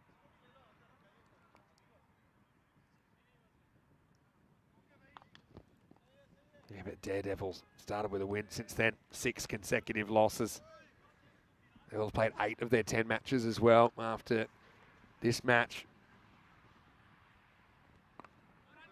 Look, and I don't think that they're really in the frame for the finals now, but I mean, every game will feel like a final for them now.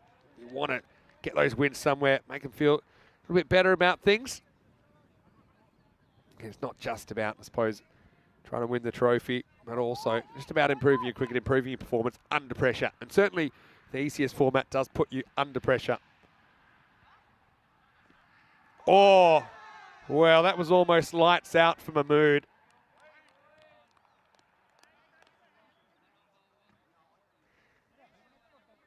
Well, if you want an advertisement of why you wear a helmet, that's it right there.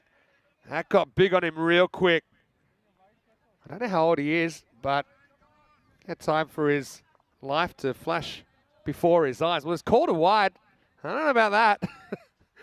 Can you be killed off a wide? Yeah. Jury's out on that one. This one does hit him, but a bit lower down. I suppose it's the kind of call you got to make split second. And was actually focused on the replay instead of watching the umpire signal, and he does call it a wide. Scary wide. Last ball of the over coming up.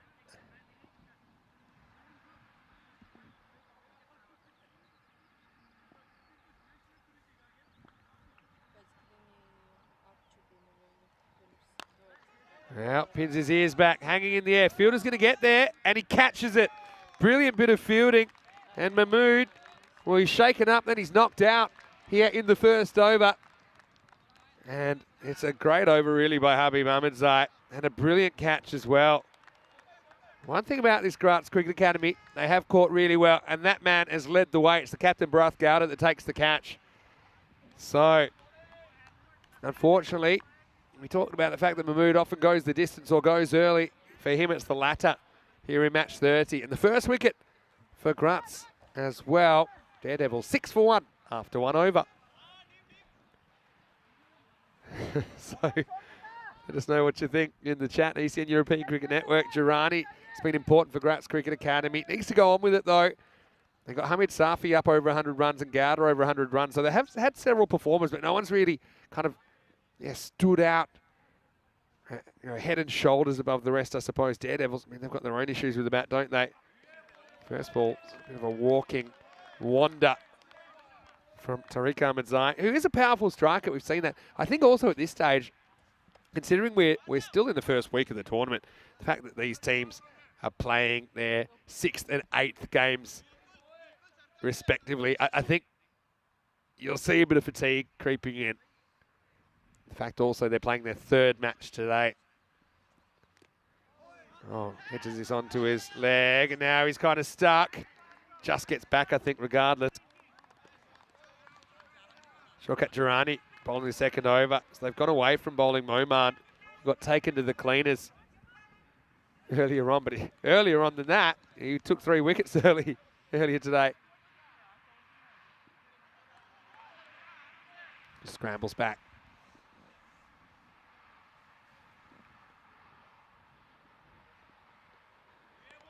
Again, it's a big hack across the line. You'll see that. I mean, you can understand why they're targeting the leg side so much, because the wind has been going in that direction over the course of this tournament. So there's been runs there, but yeah, you've got to make contact first.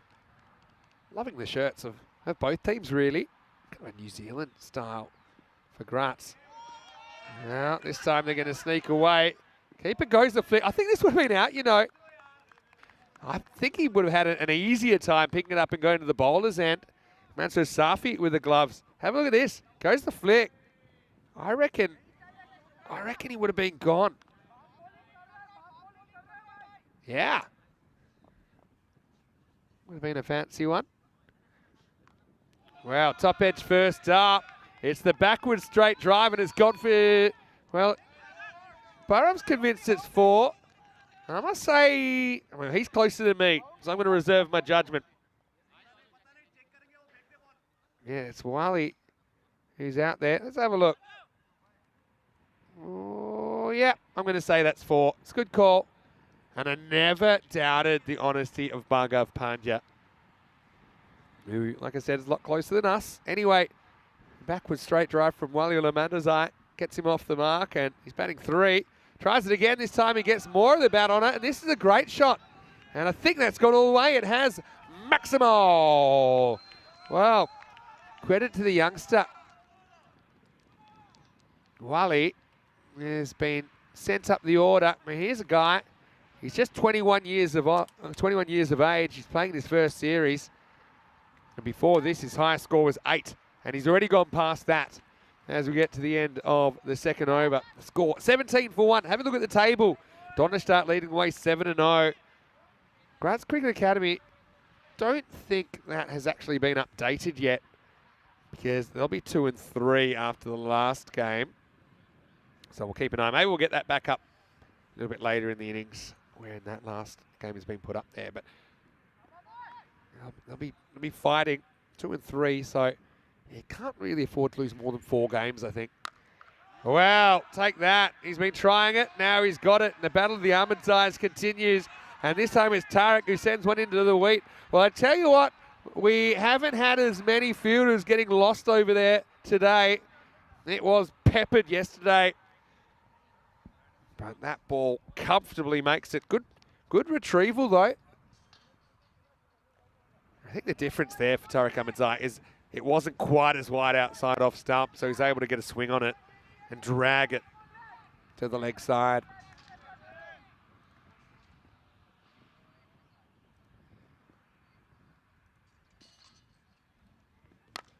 Well, gets a fair bit of this as well. Go fetch it. Maximo, back to back. This is exactly what they needed. Just no one's got hot for the Daredevils, have they, today? So, yeah, beg, borrow, or steal. You know, get that 100, 120 on the board. Bowl well. You know, whoever wins this game today will go home feeling pretty good about their day, despite the fact that they lose 2 first. I want to say a quick hello to everyone in the chat as well. I'm just popping back in there. It is the last game of the day, so please feel free to throw some random questions in. Rico is having his weekend off, which he's thoroughly deserved. Well, take that. That is miles out of here. 666, the Devils' number. It's the Daredevils that are living up to it at the moment. Maximo, Maximo, Maximo. Un, dos, tres. Triple punch, and he's absolutely smashed that. I mean, I feel like you could get Tariq Ahmadzai batting in a blindfold and he'd probably hit just as many, but who cares when you can hit him that far?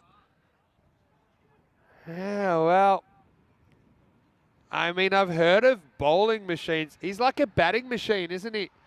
He's...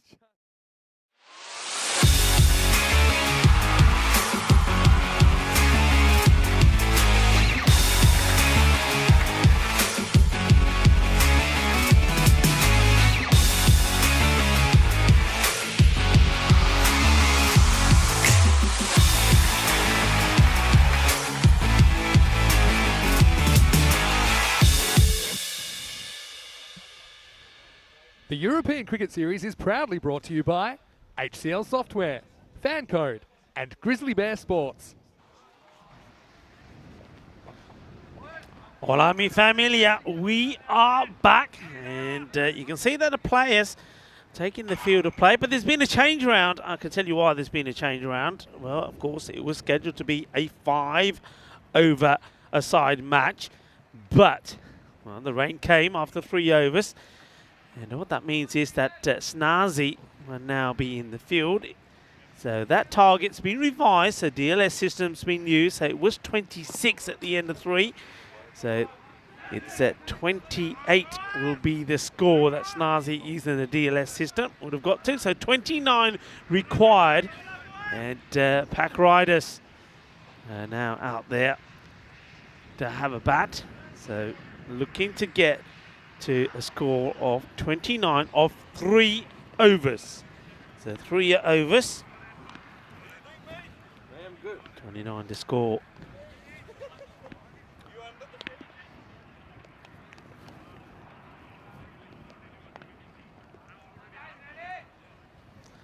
And with the 3-over match, the power play, it's only just the 1 over. So for 1 over, only 2 men allowed outside. And, well, remember this man, Rahula Abdulrimzai, a couple of matches ago. They were carrying him off the field of play because he was their hero. Can he be their hero here? He hits this pretty well, and he goes all the way. Bolle,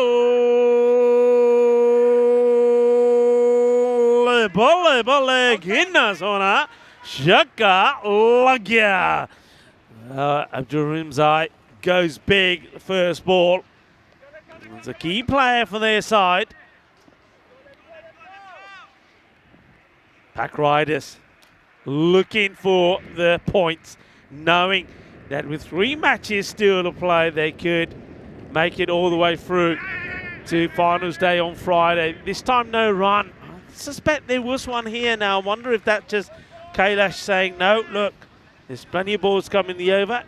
We know what you're capable of. You stay on strike. So it doesn't go for it, that's Kailash. Abdulrimzai rocks back, plays this nicely. Has he got enough on it to go all the way to the boundary? And it just holds up as the fielder gets there and does the stop. And it's a number of times that we've seen this, haven't we, where fielders have got the old hoodie on underneath their jerseys. Hey, I don't blame them. It's cold out there. It really is. So it's not the time that you want the ball coming to you when you're in the field, I can tell you that. This is down the leg side. Sort of spoils the wide there, the batter. You could have stepped inside of this, but Durhamzai is quite happy to pass the strike on to Kailash. So basically you're looking at 10 and over, aren't you? 10 and over and you're there, you're home. I was going to say you're home dry, maybe home wet, the way it's been here at the moment. Once again, remarkable efforts by everybody around the ground. It's proud to be part of the European Cricket Network when you see the amount of effort put in by everybody, including the players. So this is nicely played. The ball will hold up. Will they take on the arm of the fielder? And they won't, because he does very well. Gets there, picks it up, turn and throw straight away. Shaun Gill is going to be a busy man out there, you get the feeling. Kasturi looking to end the over well. 9 have come off it, so these could be valuable bonus runs of the last ball of the first over. Looking to be around 10 and over. And clips away straight to the fielder. Beautifully fielded. And well done. Good stop. Important stop. Score at the end of the first. Well, 9 come off the bat. The 1 extra as well. It's 10. So they're where they want to be. Matches since the golden ball, 83. And, well, could we get one in this 3-over match? That'd be something sensational. And certainly warm everybody up on a cold and chilly day. That's the end of the power play. And new bowler will be Subhash.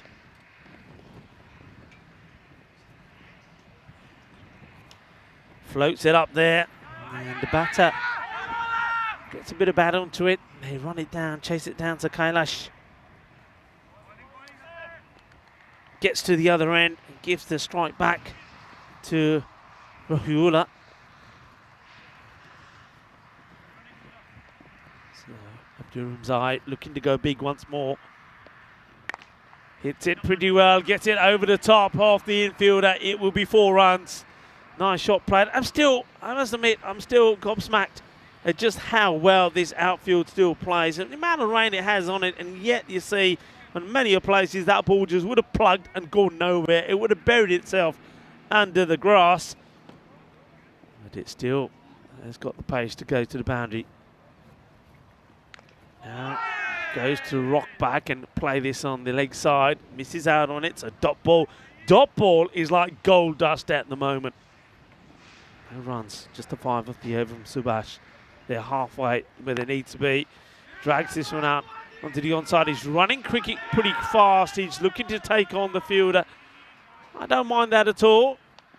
From Abdurrahman's he's basically trying to put the pressure on the fielder, hoping he can force a misfield so he can get back on strike. He doesn't. Kailash. Oh, big swing. Misses out.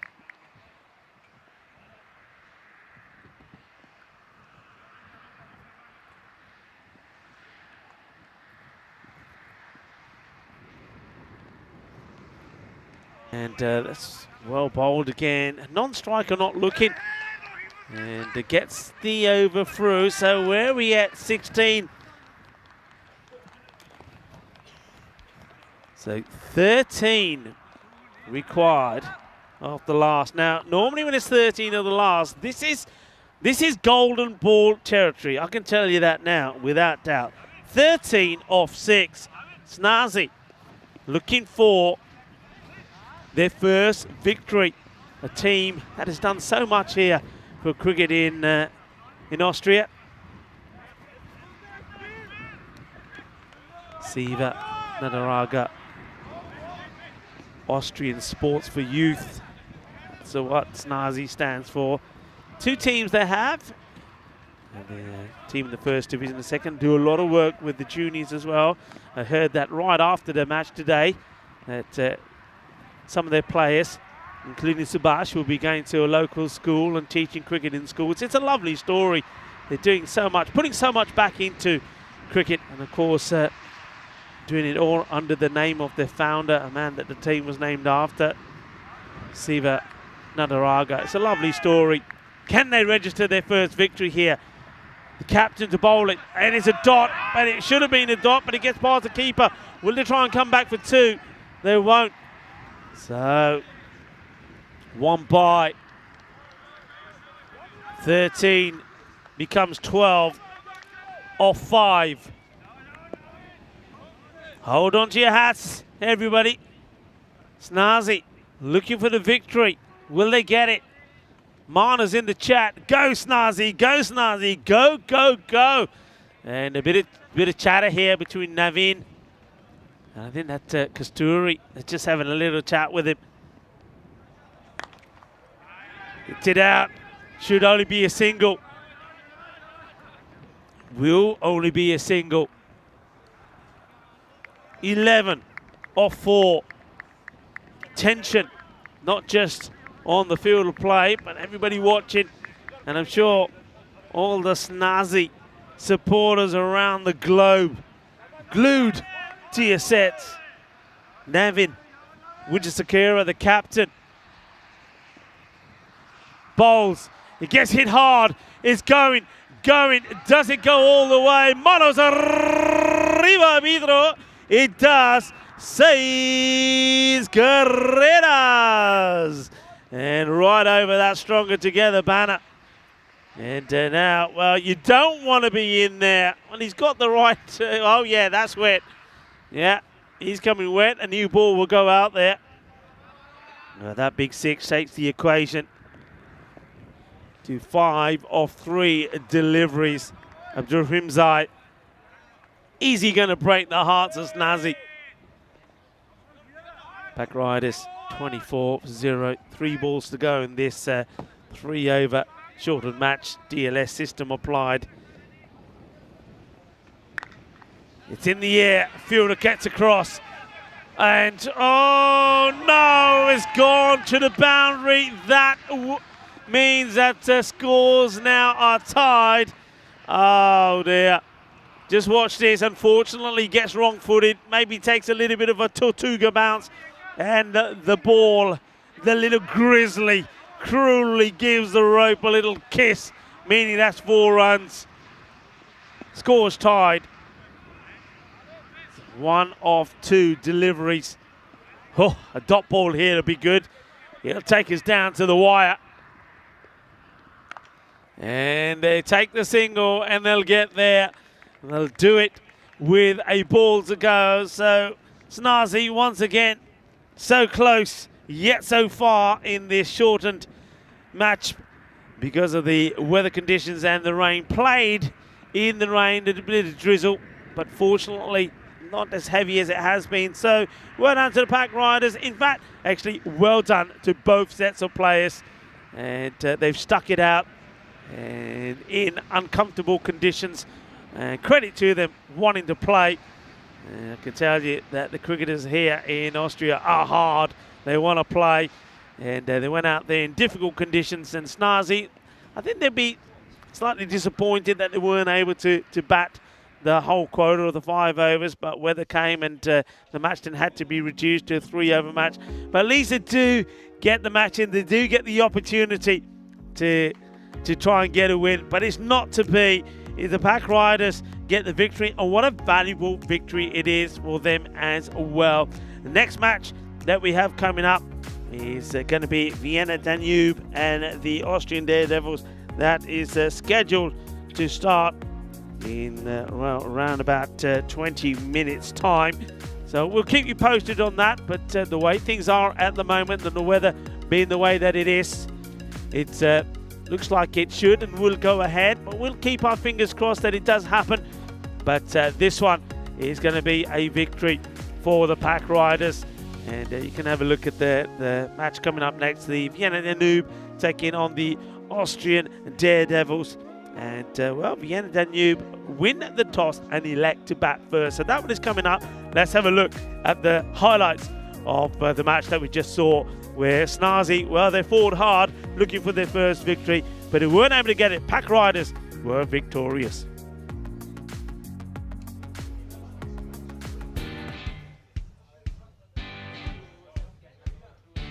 Well, there was, well, we know all about Rahahula Abdurhamzai. He's a hard hitter off the ball, and he showed just what he can do. And hits the ball well. And, well, we're not going to see too many of these highlights. And it probably took longer to retrieve that ball as a fielder. Well, he said it was wet already. Well, I'm even wetter now. Well, that's one way to do it. Give the poor man a towel, why don't you? I think he should put some towels out there. This one was unfortunate. It looked like it was just going to be maybe 2. But the ball just diverting. A little bit of a Tortuga. Wrong footing the fielder. And going to the boundary. And then, well, once that boundary was hit, that tied the scores. And the Pack Riders, they do it with a ball to go.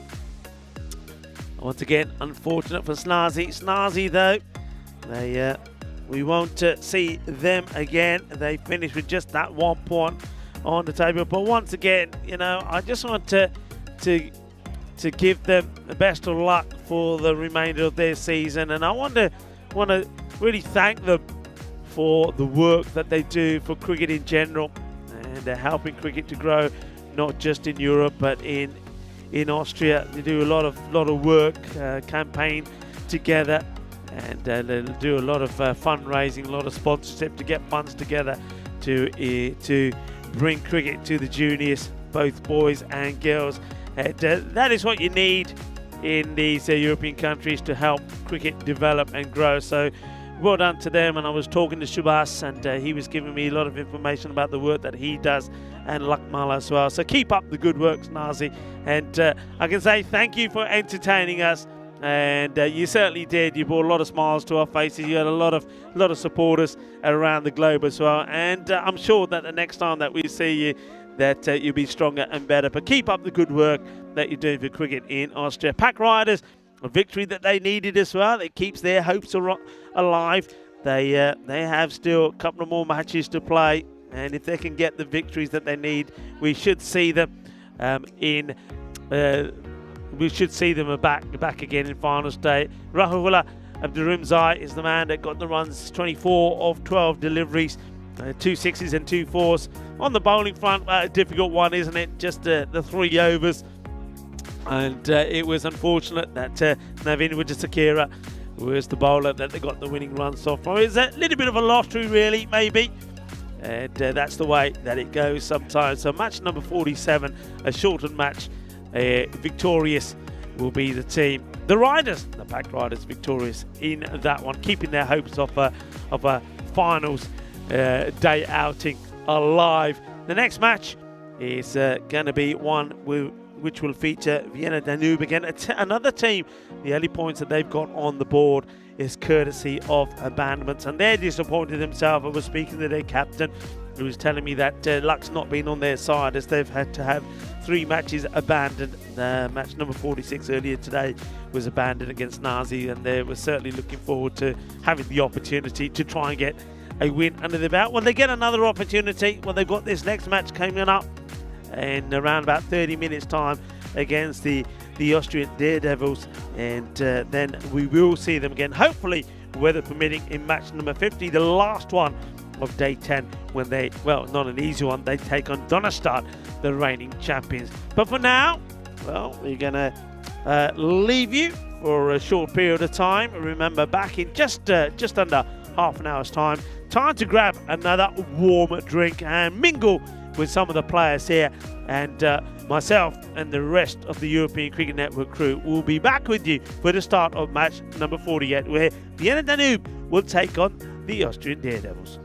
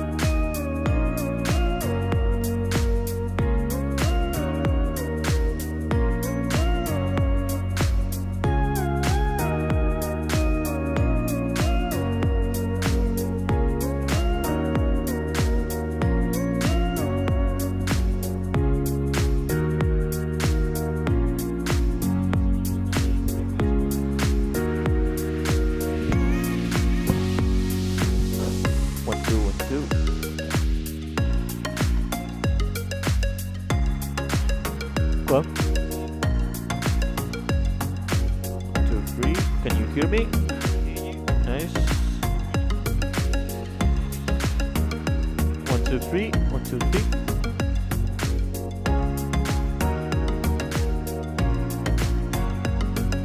Yeah, all good. 1, 2, testing live. 1, 2, 3. 1, 2, 3. 1, 2, 3.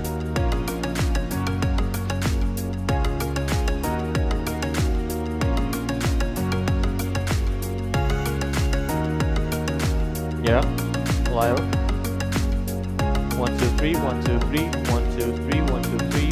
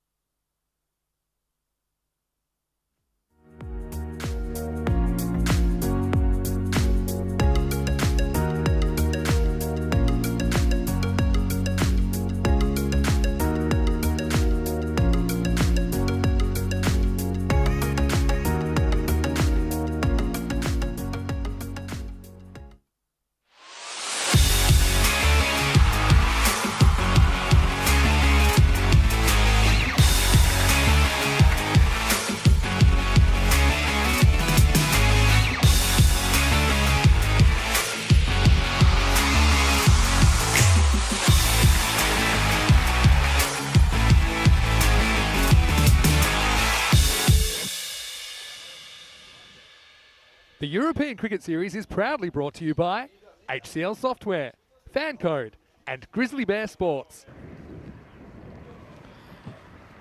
Hello, cricket lovers. Once again, I am the bearer of bad news. The next match was scheduled. This is match number 48 to start on time. Vienna Danube against the Austrian Daredevils. But in the last 5 minutes, the heavens have opened again. And that view, that camera tells you the story.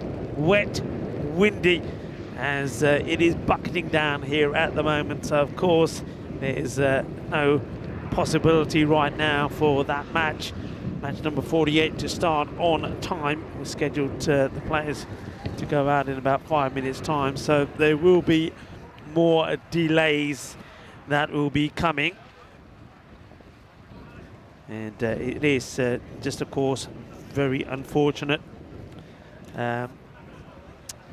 All I can tell you at the moment is it's going to be a day like this, a day that many of us, especially those of us that have played cricket in the UK, will know about when you're going to be on and off.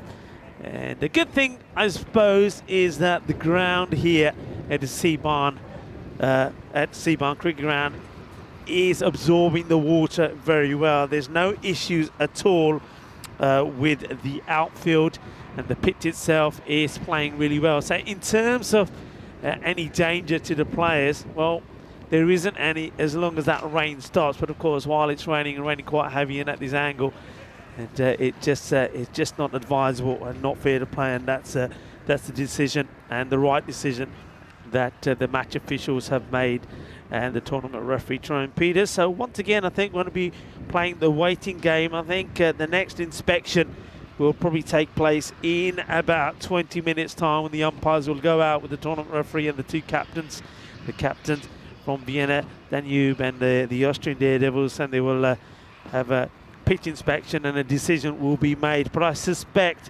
that if the rain stops, that will have another shortened match, but more on that later. Once again, though, we don't want to leave you without any cricket, so we will resume a match that we started a bit earlier, before the start of the last match. And of course, it was a match where the Austrian Daredevils and the team that we're waiting to see here against Vienna Danube, it took us back to day 6. At the end of day 6, when the Daredevils were up against Graz Cricket Academy. And what we did see is that the Austrian Daredevils were having a bat, and we got to a point where it was 3 overs, or 2.3 overs, and the score was 35 for 1. I'm not going to spoil the outcome of this match for you, but it was an absolute classic. So we'll return back to that for the moment.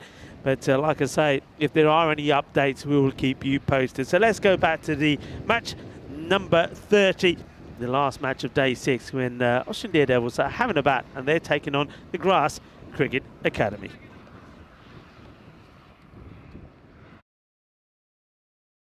Yeah, but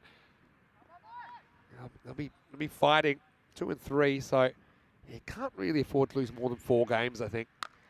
Well, take that. He's been trying it. Now he's got it. The battle of the Ahmedzais continues, and this time it's Tarek who sends one into the wheat. Well, I tell you what, we haven't had as many fielders getting lost over there today. It was peppered yesterday, but that ball comfortably makes it. Good retrieval, though. I think the difference there for Tarek Ahmedzai is it wasn't quite as wide outside off stump, so he's able to get a swing on it and drag it to the leg side.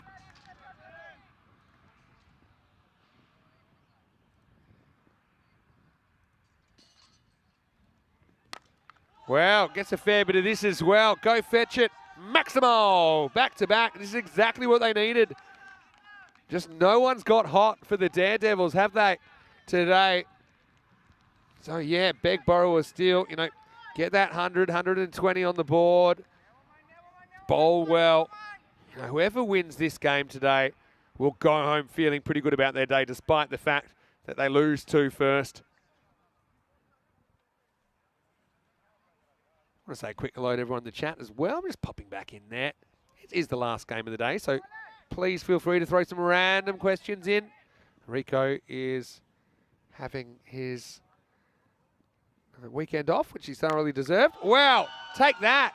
That is miles out of here. 666, the Devils' number. It's the Daredevils that are living up to it at the moment. Maximo, Maximo, Maximo. Un, dos, tres. Triple punch, and he's absolutely smashed that.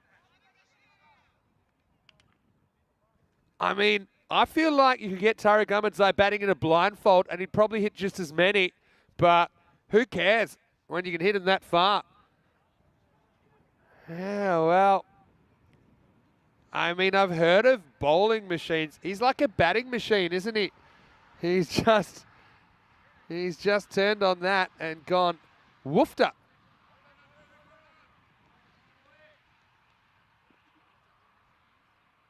Well, good luck. Well, he doesn't swing at that one because that one's a wide. Yeah, so there's a bit of discussion about the cricket marathon. Still is in the calendar. We'll have to get approval, but yeah, it would be 48 hours of cricket in the weekend. Cricket marathon, so pretty much 24 matches straight.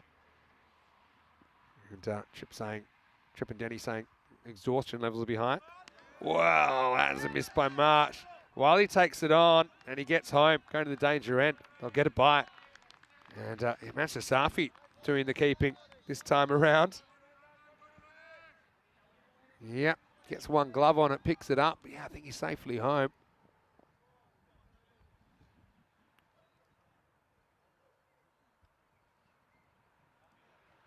Mansa Safi been behind the sticks for Grants today on day 6. Well, there's another top edge. He's the top edge specialist, but it's third time unlucky. He's going to have to go. And Ahmadzai gets 2. Habib Ahmadzai, that is. As he's just a little bit late in the hook here. And you can see there, Mansa Safi takes that one easily. The one before, looks like it might have just hit him on the end of the finger, which is pretty nasty. And that one really, he probably could have caught that with a blindfold. Pretty easy stuff. That's well, productive innings from Walulla Mandazain away because he doesn't waste too many balls. He goes 4-6 out, so 10 off 3. And he's the second wicket to fall, 37 for 2. It's good time for this man to come to the crease. Basat Mari. 1 ball left in the power play. As James in the chat. Hope you're well. And James watching from Estonia. Always love it when you pop in. It's a good ball first up. Bat last up as well because Ahmadzai's bowled out. 2 for 25, his figures. End of the power play. It's 37 for 2. Yeah, we'd probably go the 3 commentators if we went the 48-hour marathon. Now, imagine Corey would probably pop in every 4th game or so. You know, probably come do 10 overs, probably go back, have a sleep, have a snack, maybe have a little bit of a dance if we had the dance floor going. Maybe we can get Charlie as well, actually, because Charlie should be on break from uni. But it should be an experience. I think there'll be a bit of sleeping under the table. It'll be a good challenge, though. Thinking about doing it over New Year's. James, talking about me being in America, saying me in America is something America's not quite ready for. Well, they like big personalities over there, don't they? Without mentioning any names. 4th overtime. It's Ashtaq Shah who's getting an opportunity here. Well, he rocks in. It's the old Max Walker Tangle style, but it disappears. David Copperfield style. Maximo. Well, I love it a little bit different, you know. Thought it was an octopus because I thought I spotted 6 arms and 2 legs as he ran in. They came over, and it was pretty accurate, but it was the length. Ahmadzai loves. He's on a heater now. He's hit 4 in a row. And this time he's gone. Yeah, well, 6 and out, and well done to Ashtaq Shah. Little outside edge. And fairly simple catch from Mansa Safi behind the stumps. Well, there you go. I mean, Tariq Ahmadzai looks in shock. He said, what just happened? Almost like one of those impressionist paintings where everything's a blur and you can't really make out really what you're looking at. I think that was the situation.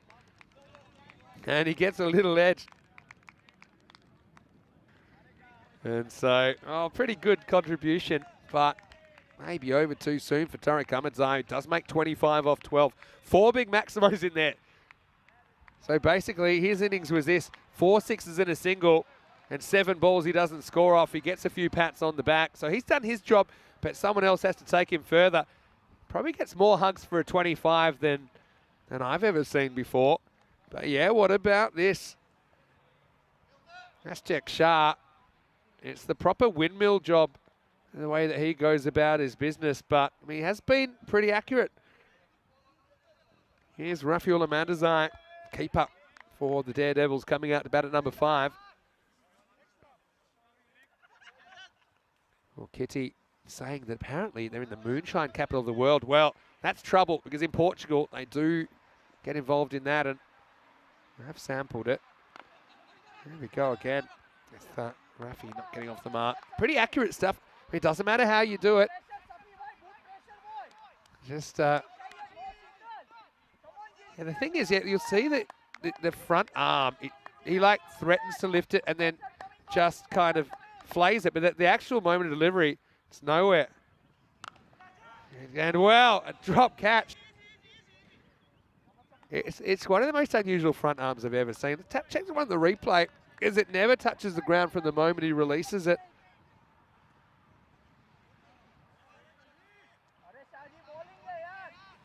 Yeah.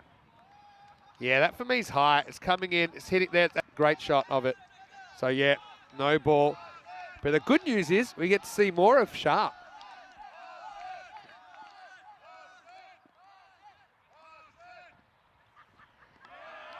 And it's a good effort on the free hit. Yeah, it's definitely unique. Look, I love bowlers that have something a bit different about them.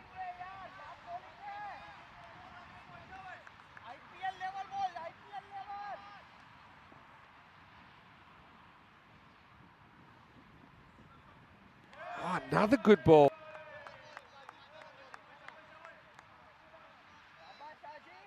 You see, it's pretty off-putting. That left arm kind of comes out to the side.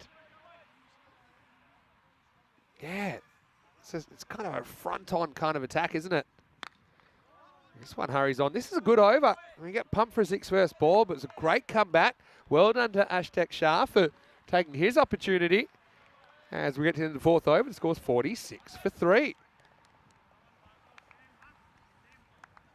Hello to Wayne as well. How are you today, Wayne? Hopefully you're well. Maya Patel loves it. Such a cool action. Yeah, I agree.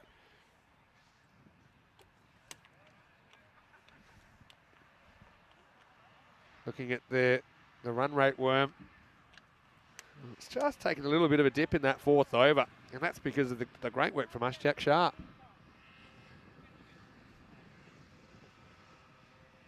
As we get ready for the 5th. Hey, who's got a random question for me? Yeah. I'm looking forward to receiving a couple. Rico's off today, so come on, throw them at me.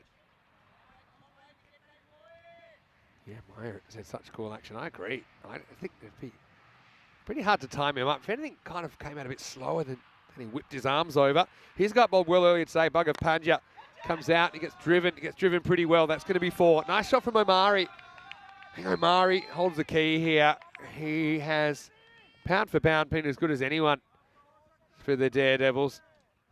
They're trying to make something out of this. Hasn't been an easy day for either of these two teams.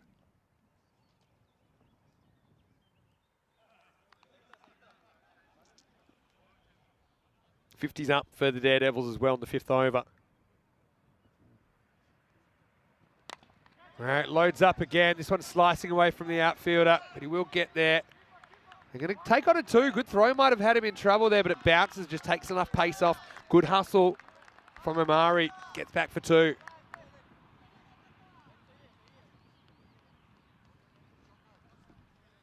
So, yeah, I like that. If you're not hitting boundaries, push hard between the wickets. That throw had come back on the full, might have been trouble, but it was a long throw for the fielder out there. So he'll, a bit short, doesn't time it up, but he'll get away with it. We'll get a single. Kitty says that she'd like to try some Portuguese moonshine. I don't know if you do, Kitty. They do call it diesel. And they call it diesel for a reason. It's the kind of stuff that would probably start your motor vehicle. But we do try it on occasion when we spend our time in Portugal. We're very well looked after there, probably too well looked after. This one just sneaks inside. Pange is happy about it. Let's have a look at it on the replay. It was kind of on the line and then just tailed in a little bit. Whole ball inside the line, so that's fine, according to the umpire. Yeah, Wayne's got a very good comparison, and I really hope we see Shah again. In the air, but this should be cut off. No, it won't be cut off. It's a tired effort, really, from Shahad Afzal, unfortunately. Just turned it into an awkward length in front of him in that last bounce. Have a look. It's the second bounce he won. It's the second one. Kind of Yorks himself. A little bit of the side spin maybe doing him. It's a mini Tortuga and 4 runs to the total. Rafi Mandazan will be happy about it. Yeah, so Wayne says he's kind of bowling off the wrong foot. Looks a bit like a Fielder Freitas type action. Yeah, that's a very good comparison. I didn't think of, but now I think of it, yeah, I agree with you. Big swing and a miss to finish the 5th over. Score is 57 for 3. Well, I feel like that kind of 115 is about par. They're on target for that at the moment. But the question is, will the wickets hold? If you want to know where we're going to be, we will be all around Europe. In fact, the ECS season should run into December this year, but the next locations will be Bulgaria and Sweden. Each of the European Cricket Series that you'll see from here on in should contain a European Cricket International, 2 days of T10 international cricket.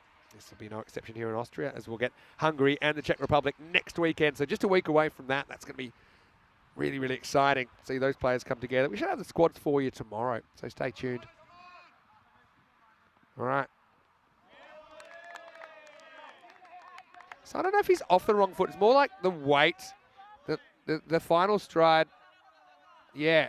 I mean, lets it go late, so it's kind of he's almost landed that front foot well before he bowls. So he doesn't really land on the wrong foot, but he almost does. That's why it looks awkward.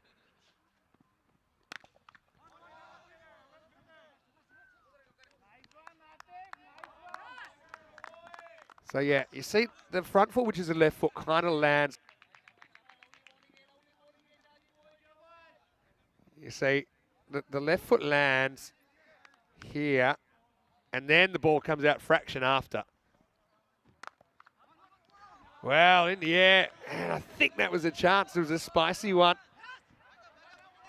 Again, he's bowled a great spell. That's Jurgesh Belaga, who's a good fielder. This was hit pretty well. Batter went across. Yep, he got one hand to it, actually. That was a tough one. It has to go down as a chance. This is driven wide of the fielder, and that's going to be 4. Quite the Rocaderas. Omari dealing into double figures. He's trying to move things along. And first random question is coming from Maya Patel. Random question, Vinny. If you weren't doing ECN commentary, what work would you do? That's a very interesting question.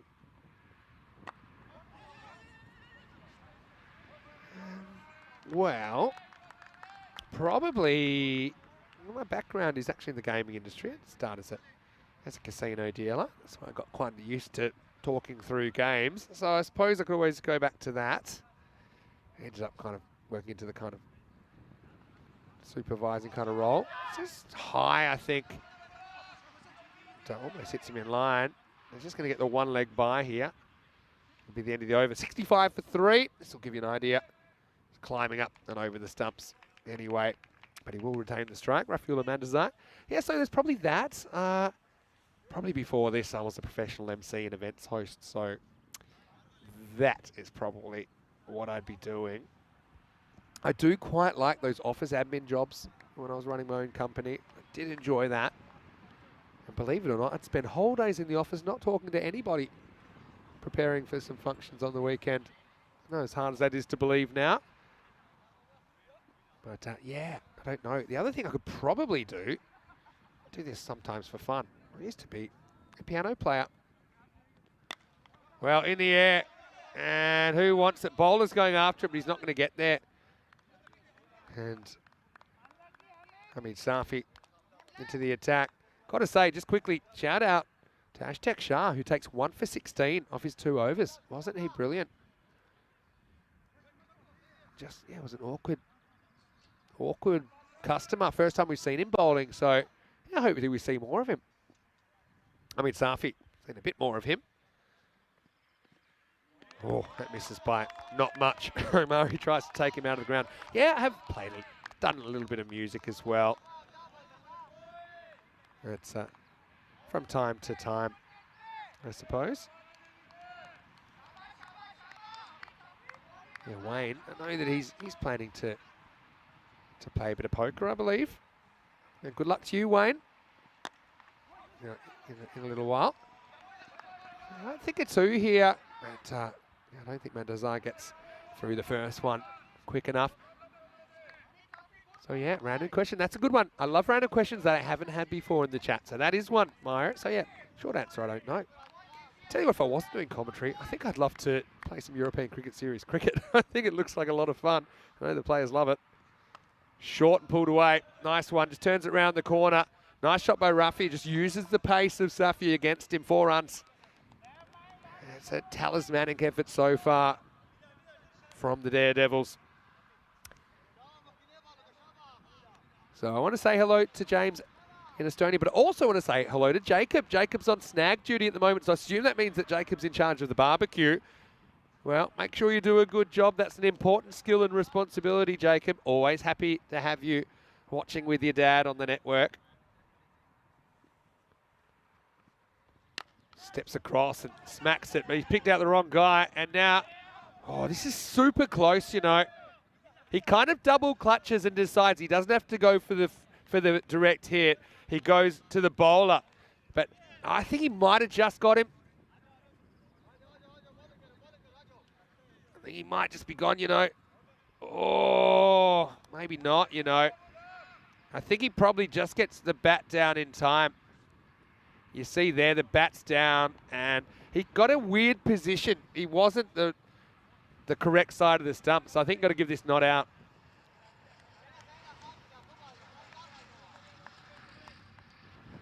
Amari will face up.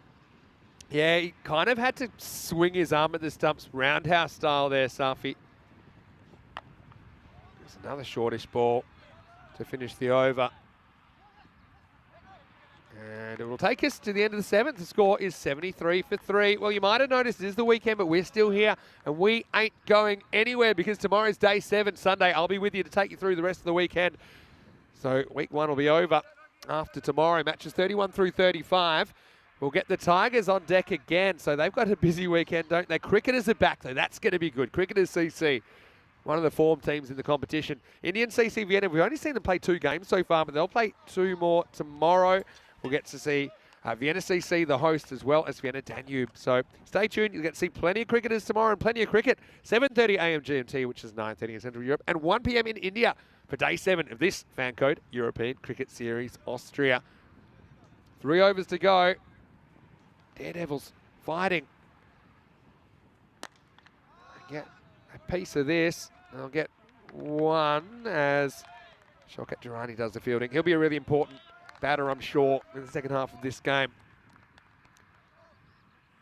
Yeah, I'm loving the random questions. Yeah, Wayne saying almost bowling off the wrong foot. Yeah, I mean, very rare you see a bowler actually land the wrong foot before they bowl.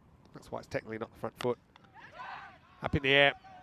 And should get 2 here, they will. Yeah, I mean, if you were to land that foot before you bowled, and that becomes your front foot, right? So the thing is, when you bowl just after your foot lands, I suppose everyone does to an extent, you know. It just depends how long it is. Then you, yeah, as long as your foot hasn't landed, it's not your front foot, right? Front foot's your last foot you put down before the ball leaves your hand. So I think this is still a wide. And he's saying, hey, but he moved. And umpire's like, yeah, but it was almost off the pitch. So, yeah, I mean, he does move, but, yeah, that's wide. I like Bargov. Bargov seems like the kind of guy, he'd make a good defense lawyer, I think. You know, he's always trying to come up with some reasons, some reasoning. Anyway, you can just do that. And Madzar doesn't deal with it that well. Neckbite signals that one beats the mat. So yeah, Maya. And a friend of him bet on colours on your roulette. Placing chips is, oh yeah. Well, Maya, sometimes we do get into random threads. Maya has said that his friend put his chips on black, and if he loses, he doubles his bet, and if he loses, he doubles again. So he effectively can't lose. In theory, oh, if he picks that up, that might have been interesting. That is what's called the martingale strategy, Maya. You can look that up. And it's a strategy that will get a few people because it seems like it's infallible. So I'll tell you what I'm talking about in a minute. It's more mathematics than gambling, to be honest.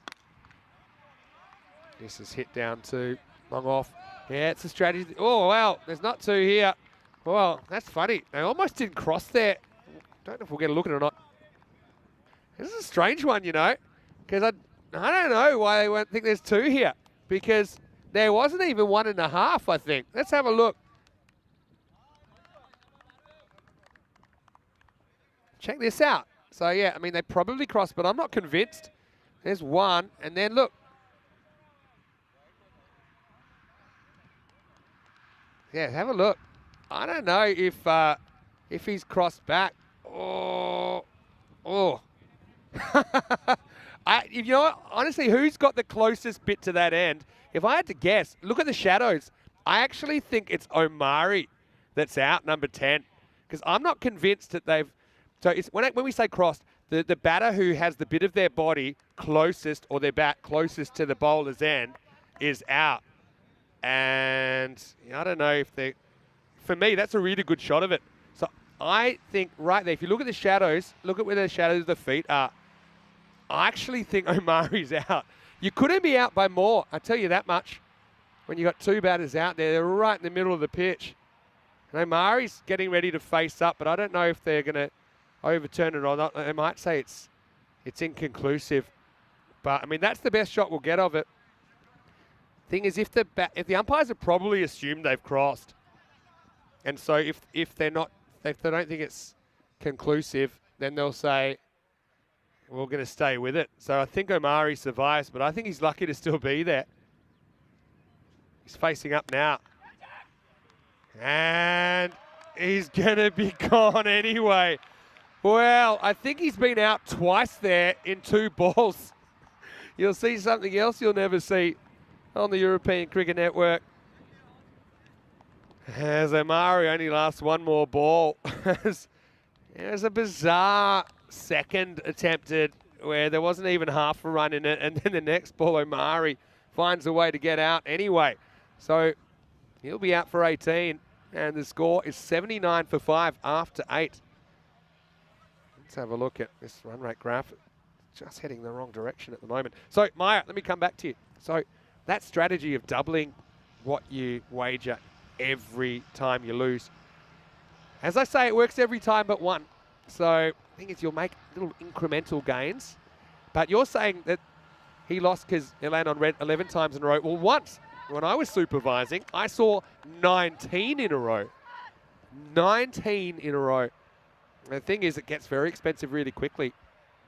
So, for example, if you start with a unit of 10, then pretty quickly it can be in the thousands, tens of thousands, and just keeps going up exponentially. So it's actually one of the worst strategies you can use, because the one time you lose it, you lose everything, shirt in your back and everything. And I don't know if this is completely inside. It's an interesting one.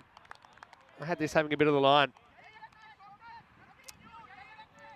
Probably umpire's call. I might have had a different opinion. Umpire's got to make their play, make the call in real time. Oh, clever slow ball this time from Durrani. It's been held back for his second over. Yeah, so I'll give you an opposite strategy, Meyer.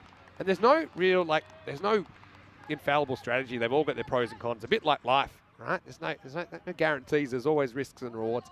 You could go the other way. You could double your bet when you win.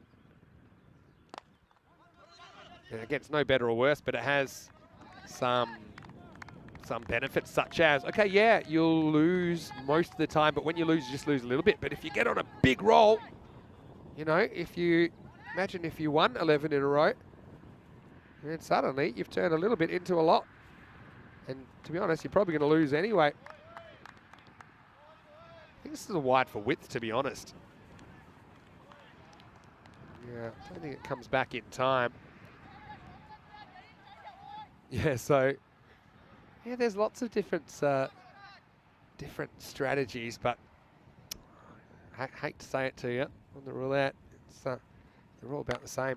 Anyway, up and in the air, and I think that's gone all the way. Maybe, maybe not.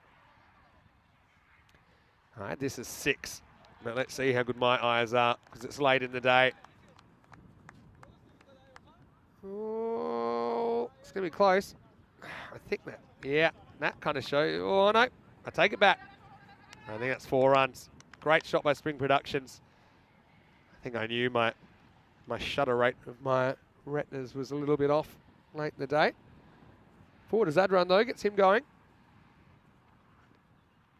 Now gets another slower ball. I wonder if there was one for over the shoulder earlier in the over. How high does this bounce?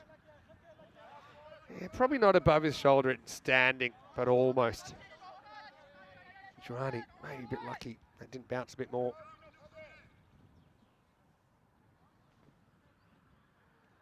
All right. Well, it's not the greatest Mankad attempt I've ever seen. Yeah, a little cheeky one. Look at that. He's just giving it a little wink as well. He's gone here, and I think he's going through with it, and he's like, you know what? But then he's missed, and now the umpire's backed it up. So, yeah, Girani, you cheeky one. That's got to be a no ball, right? Because wasn't the one earlier in the over for over the shoulder one was almost a wide for width? I mean, that one's miles over his head. Obviously, it wasn't called as one for the over earlier, so it's just been called a wide. Yeah, I don't know. And so Maya, yes, liking that strategy. I'm not saying it's a good strategy, because you probably shouldn't play. Oh, this is gone. And it's gone miles out of the ground. Maximo! Well, no doubt about that one, which carries comfortably. It's the end of the 9th. It all happens in the 9th. Kind of all does in a way.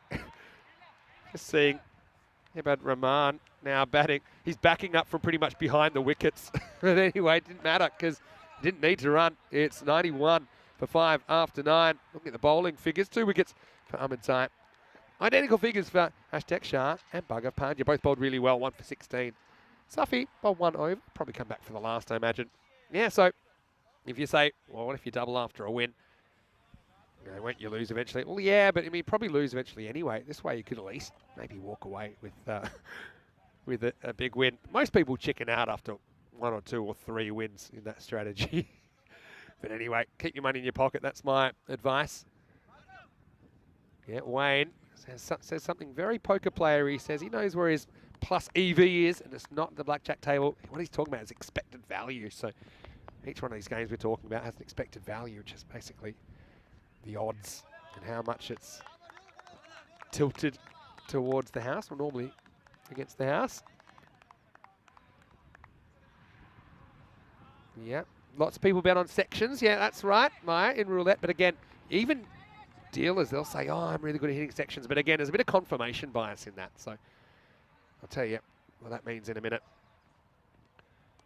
But yeah, it's just probably know more about that industry than I do about cricket, to be honest. But lots of people will pick a section of the wheel and hope it lands there. And some dealers will feel like, okay, they know what's going on here. They know that they're putting in a certain section. But again, you know that 11 blacks in the row, it's not like the dealer was a specialist black spinner, was he? It's just luck. So if you get 11 in the same half of the wheel in a row, the dealer will take credit, but really it's just random distribution, I think. Big swing and a miss from Rahman, who's still trying to get off the mark. Yeah, I'll give you some free advice. If you ever do go to Vegas, learn how to play craps. And it's not, okay, it is a complicated game, but just learn a simple bet and just play that. They're good value and your money will last longer. All right, he's gone this time, I think. Now, Safi, let's see if he actually is gone or not, because... Yep. Oh. I mean, let's see. Yeah, I think he's going to be gone here. And so the key here is don't leave before the arm swings over. I mean, we already saw an almost, didn't we? And, well, I think we're playing some Gruts rules here. Because if you're going to run out someone, you're taking your life in your hands. When your Mancat, the captain, Shorkat Zadran, he's had an interesting day at the office, hasn't he? He's run out backing up. So here with 3 to come. And now the next ball's a dot ball. I mean, yeah, maybe the bowler was feeling that the non-striker might be trying to get the jump to run on the miss. Yes, I mean, that's the thing. It is, I know it leaves a bitter taste in the mouth sometimes, but I mean, it's lazy non-striking. You need to make sure that arm goes over. I mean, it's no different really getting picked off in baseball. You know, you're trying to sneak some ground. You just need to make sure you're not caught with your hand in the cookie jar. Yeah, so if you learn craps, for example, pick a number on craps, say maybe number 5. It's very simple, and your money lasts longer, because if a 5 is rolled with a 2 dice, you win. You only lose on a 7. And if it's anything else, doesn't matter. It stays on the table, and you can play, you know, you can have $100 last a long time. Whereas I think some of the other games, it can go pretty quick. So that's my tip if you're going to Vegas. Or another tip if you're going to Vegas, and I have been there quite a few times for work, learn how to play the 25-cent poker machines, the ones with the cards where they deal you 5 and you hold on to them. And you'll probably win or lose only a few bucks, but you will get free drinks if you're playing. You're only having to play quarters. Now, oh, well, actually he does well to jump on, and now he's going to make it. Well, how about this? I mean, he's the most generous batter I've ever seen. He actually hurdles the ball. He genuinely tries to make sure it misses him. He could have just run. He saw it coming. He actually jumps. Says, yeah, go on, get me. And, you know, 2 wrongs make a right sometimes, and somehow the bowler has missed, and that'll go down as a bye. Well, the viral siren's just gone off again because that was bizarre. And it's kind of happening at a funny time of the game, but well, day 6, bringing it. I don't even know how to describe that in my notes. Anyway, in the air, it's the last ball. Should be caught. Couldn't drop it, could he? No, he's too good for that. And Safi will get a wicket. Genuine wicket this time, not the run out. And the Daredevils end up making 92 for 7. And so, well, all you guys, if you want more advice on that, probably shouldn't talk about too much on the network, but you can message me at Mr. Maximo, and I can tell you the pros and cons of what you're doing. Anyway, wasn't that weird? 92 for 7. Got that Game 5 feeling about it. Still, Grants Cricket Academy there without a win as well. Not like they're high on confidence either. So you've got a good old-fashioned mudslinger here in the last game of the day. 2 teams desperate to get a win on the board after losing their first 2 of the day. I mean, that was interesting, wasn't it? Shaheen Mahmood almost knocked into the next life, but it was called a wide somehow. And this was a nice catch. This is a guy that's fielded really well, Bharat Gowda. Previously seen him with the Zagreb Assassins in Croatia. But Tariq Ahmedzai, well, it was the classic blind man's bluff. He's shutting his eyes and swinging at everything, and he hit 4 big sixes in his 25. Bang, bang, bang, bang, getting this innings moving. But he needed some help, didn't he? That was the issue. Bit of a top-edge special from Waliullah, who got away with it a couple of times, 4 and 6, but the third ball was unlucky. Loved the work of Ashtiaq Shah. Did get pumped first ball, but he's got that unusual action, and he was able to get the big wicket of Tariq Ahmedzai, who would be the top scorer in the innings. There was a bit of production in the middle. I mean, we saw batters 3, 4, 5, and 6 get to double figures. This was a slight fake Tortuga that got around Shahan Afzal. And then there was this. It was a run out where, I mean, still not positive they crossed, but I mean, There's an inconclusive on the video. Omari would only survive one more ball anyway as he was caught. And then everything broke loose in the last couple of overs. That was just 4. There was no doubt about that one as it was whacked into the wheat. And, well, you know what they say, when you're playing and you've come 200 Ks, you play prison rules. And that's basically what happened. There was the man-cad fake, and then there was the man-cad take. And then there was this. He jumped over the ball. It was a perfect hurdle, and he actually started running sideways so he'd have a quicker route to the pavilion. But he survived, and he got it by. And somehow, out of all that, I actually don't know how Ibad Rahman is not out at the end of the innings. He ends up 0 of 5, but he does survive. As Jaffrey went for a golden duck off the last ball. Having a look at the scorecard, 25 off 12, Tariq Ahmedzai, top scorer. Some production, like I said, in the middle, but Omari, a bit hit and miss. Couldn't really get going, 18 off 18 for him. Waliul Ahmedzai liked the fact he got to double figures, didn't waste too much time. Rafiul Ahmedzai with 14, but again, just struggling to get the kind of run rate required. 92 for 7 the score. 2 wickets for Habib Ahmedzai. He's had a pretty good day. And then Ashjak Shah and Pandya, identical figures, 1 for 16. And then we had the maiden, although it was a fake maiden because there was a bye, which I don't know how it was a bye, but it was in the last over.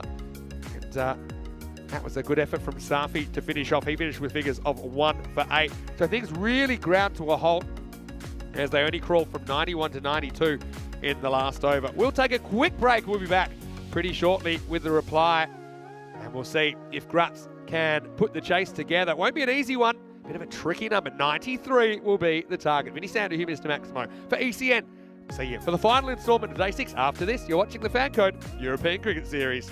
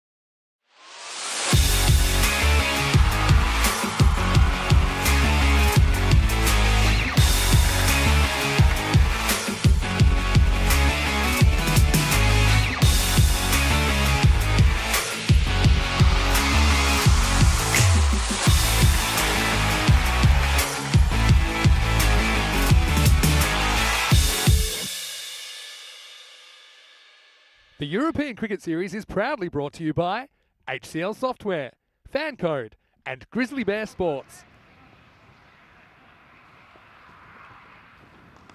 Hello, cricket lovers, and welcome back to a wet and soggy Seabarn Cricket Ground. And, well, the news that I have for you is, well, I suppose it is good because we are going to see some cricket. We're not going to see the 10-over-a-side battle between Vienna Danube and the Austrian Daredevils, but we're going to see a 3-over slog, if you like, between the teams there.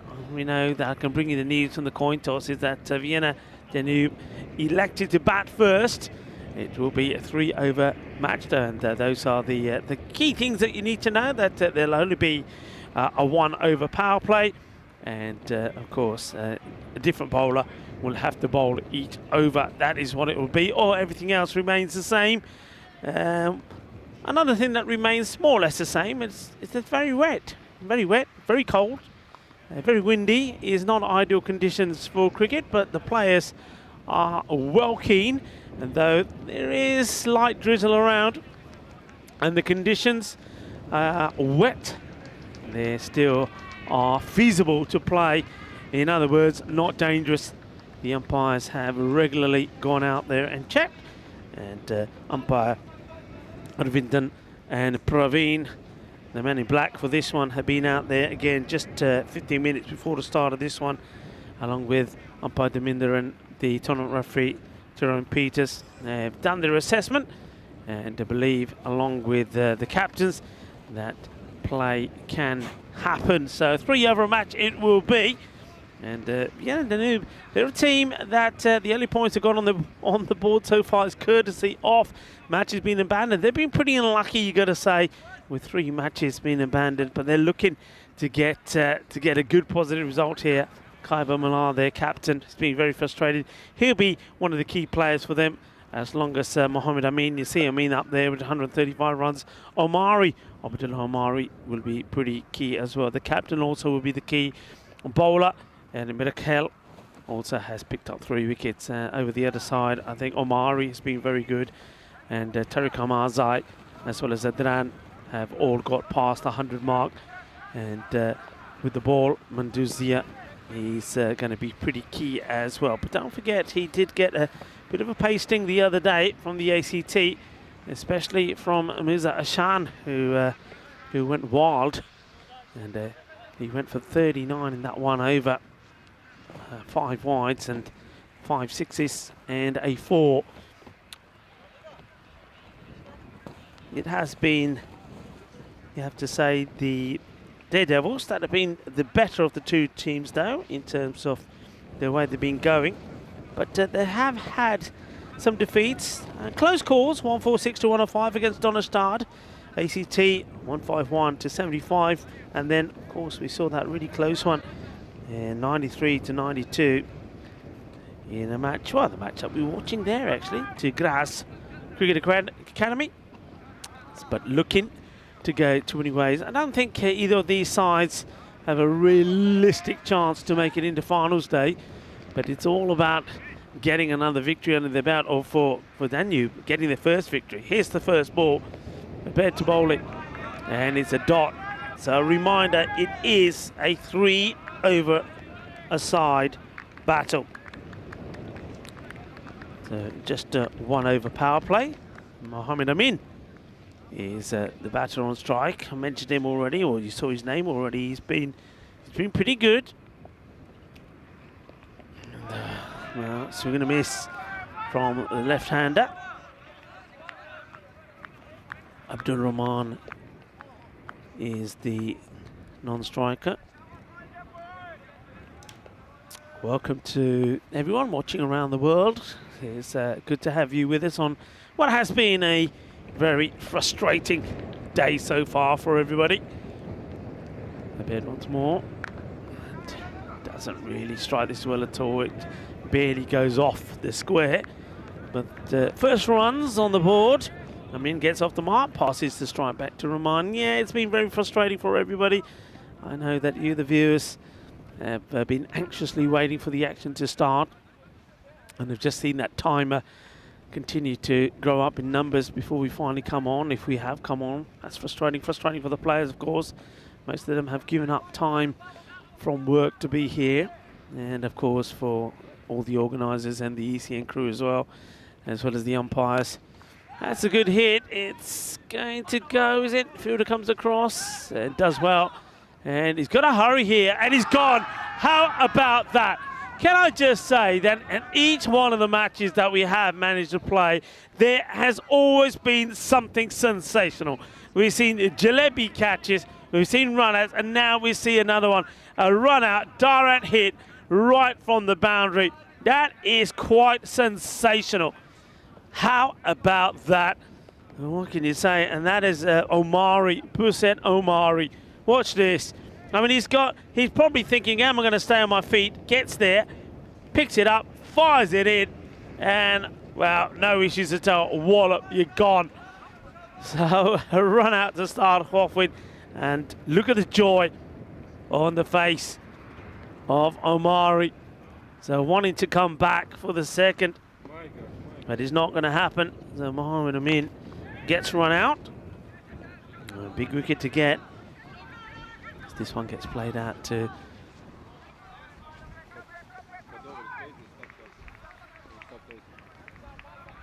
the onside by the left-hander. Well, it's all happening there at the moment, isn't it? As the captain, Malia, comes in. Malia with Rahman. Rahman swings and gone. And it's as easy as that. Well, he's having a little personal highlight, isn't he? A great run out first, and then, well, Omari then takes the catch. And Abdul Rahman now will depart. So hits it big. It's a really good catch.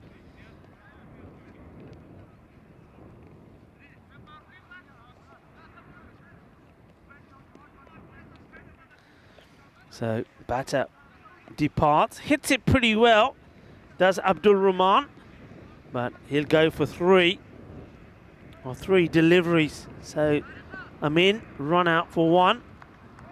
And, who's the man? Omari, and then who's in action again? Taking the catch. Omari once more, and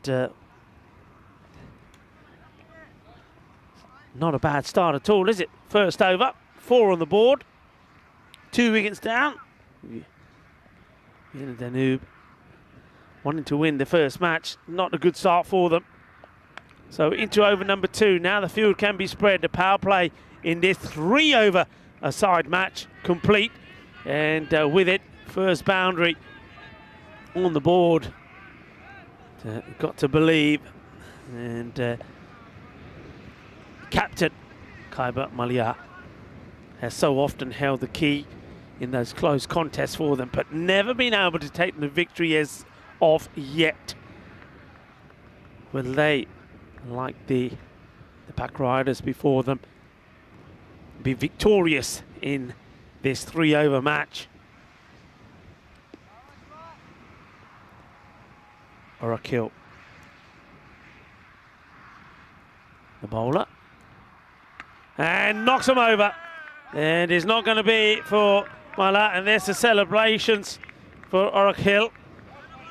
And arms up in the air, fist pumping and enjoying the moment. Orakhil just gets the ball in the right area. So Khyber Malia gets the 4. But it will be 4 and out for him. Cleaned up Orakhil. So Yusuf Zia is going to be joined by another partner. So see that one go down. Nicely bowled, full straight. And in these conditions, you have to say, very good control. So now Nurul Khan, Abdur Rahim Zai comes in.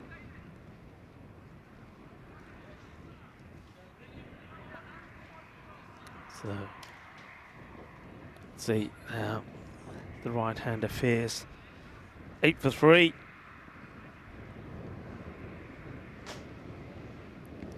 Played and missed. So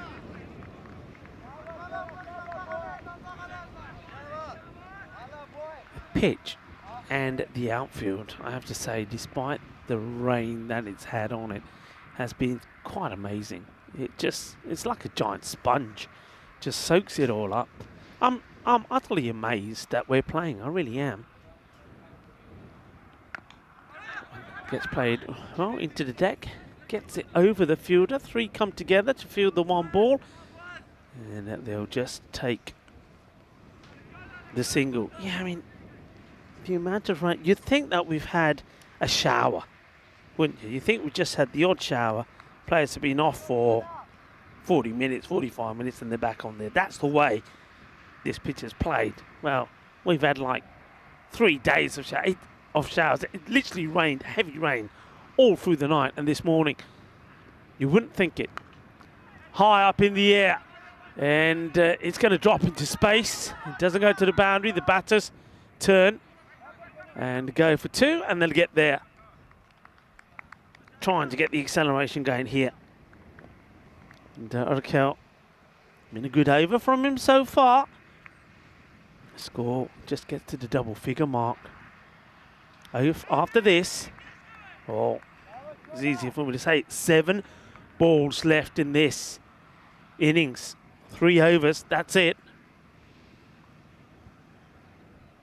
And it's another one. He's right on the money. He's got his radar tuned in, hasn't he, Ajmal Urkel? He's been good. I mean, he's been by far the pick of the bowlers for his side. I mean, he had that one match, didn't he, when they were, well, destined to win, and then all of a sudden he was blasted all over the place. He went for that 26 off an over, and they ended up losing the match. But other than that, they've been good. That was against Cricketer CC early on in this series. But despite that 1 over, he's always been on the money. He gets another wicket, 2 overs down, 11 for 4. So Urkel turning on the style for his side, and he goes boom, chak the hutte, and a little consolation arm around the batter, who he knocks over.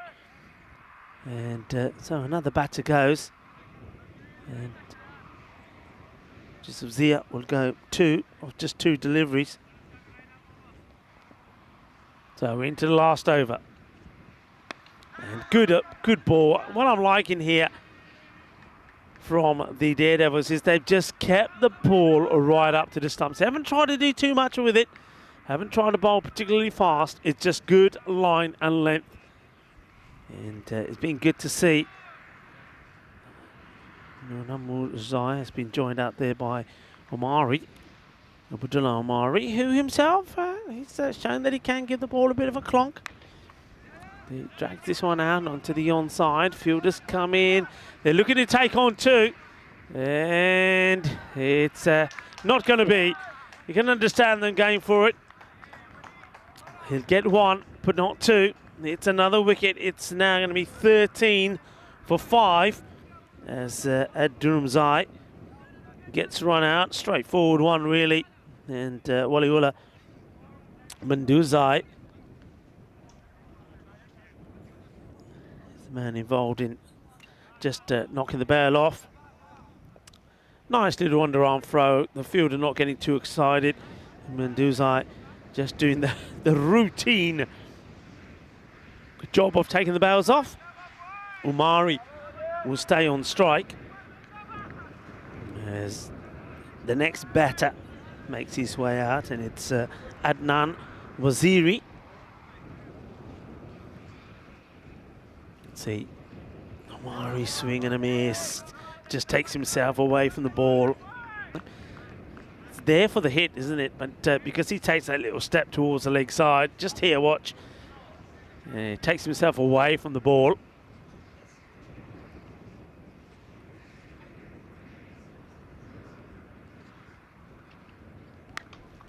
Oh, he hits this pretty well, but there's a fielder there. Guess who? Yeah, the man who's already shown what he can do, Buzet Omari.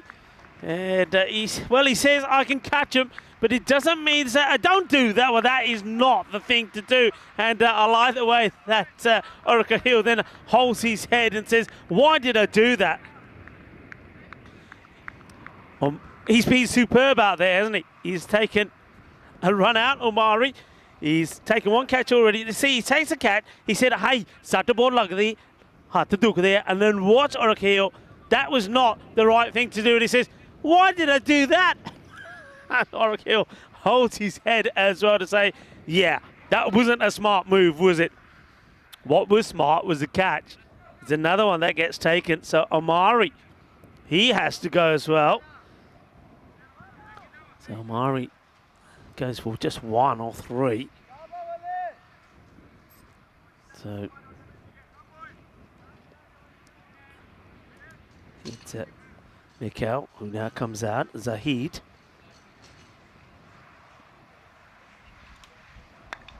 He gets back onto ball, plays it out. Will they try for 2 again? They will. Here comes the throw, and God, oh, this is just incredible. I don't believe this. Well, there he is. Meep, meep. Knocks them over, and Oracle Hill, everything going right at the moment here for the Daredevils. Or maybe that's why they're called the Daredevils, because they dare to, and they win. Or is it a case of, well, if you dare try to take us on, we'll get you? Well, either way, they are the Daredevils, the Austrian Daredevils. What a performance they're putting in here. Here's another one. Watch this. Picks it up and aims and fires, and he's right on the money. Boom! Jakade Hotte. And the batter seems to get held up in a bit of quicksand as well. Another one bites the dust. Well, they're on fire here, the Daredevils. And it's a wicket, and that one will be a duck. So Derek, who's just enjoying himself in his pond that is growing bigger by the minute because of this rain, that gets an opportunity to say hello. So a new batter is making his way out as the bowler just practices a run out. A run up, I suppose, when they realises, hang on a minute, there's no batter here at the moment. Well, he does get out there eventually. And it's, well, Shukat Saeed, who now makes his way out there to join Mirkel. As Adnan was easy. Unfortunately, gets the duck. And tries to hit it hard. It's the last ball of the innings. You know they're going to have to go again. Well, they need to go again. Maybe if they had tried to go again, they may have got there. That is the end of this 3-over innings. And the score, 15 for 7.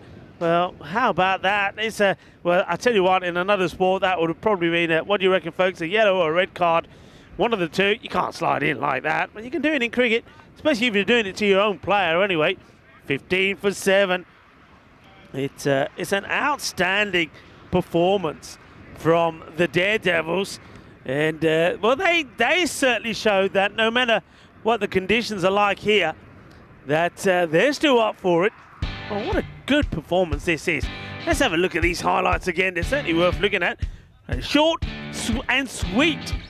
As this one was played out. And pick up, and Omari goes, boom. What a throw. Hussain Omari. What a performance from the player. Direct hit, and that was celebrations all around. As Mohammed Amin was the man who was run out for 1. And it didn't stop there, because Omari could show that he was able to do the job in the field, catching as well. And this one did get away. It's the first boundary for the captain, who came out, hit a boundary, but the next ball was right on the money. And Oracle Hill got his man.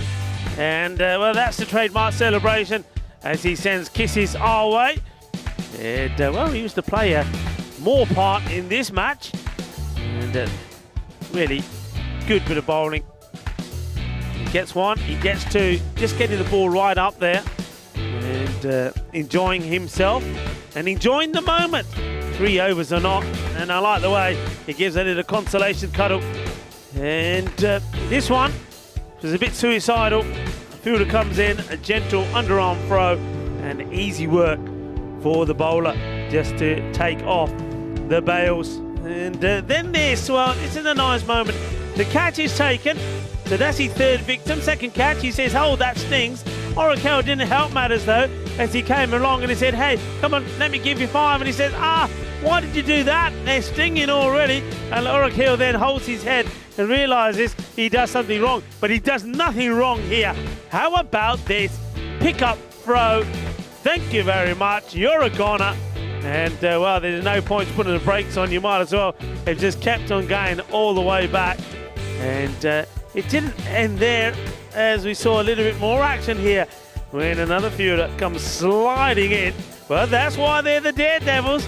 They like to do things a little bit dangerously, and if you dare to take them on, they'll come and get you.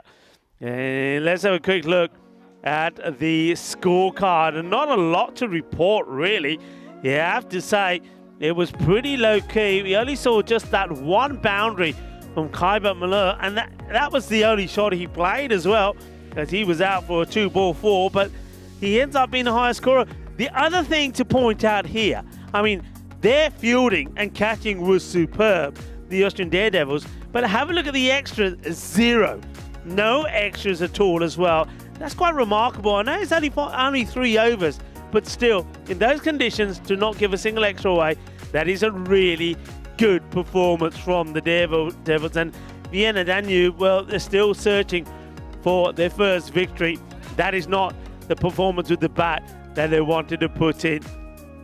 So at this midway stage, the halfway stage, I can report that it is going to be 15 for Vienna Danube. So 16 required. Just a quick look at the bowler figures there. Ajman Orakel once again showing his abilities, 2 for 7. And a wicket apiece for the other 2 bowlers used as well, Abed and Madonzai. They really did bowl very well. So they put themselves in the favourite position for winning this match. They only need 16 runs. I say only, it's still not going to be easy. And if Vienna Danube can put a good performance in the field themselves, who knows? Well, join me, Rico Full, and the rest of the ECN crew when we return to this match in just under 10 minutes' time.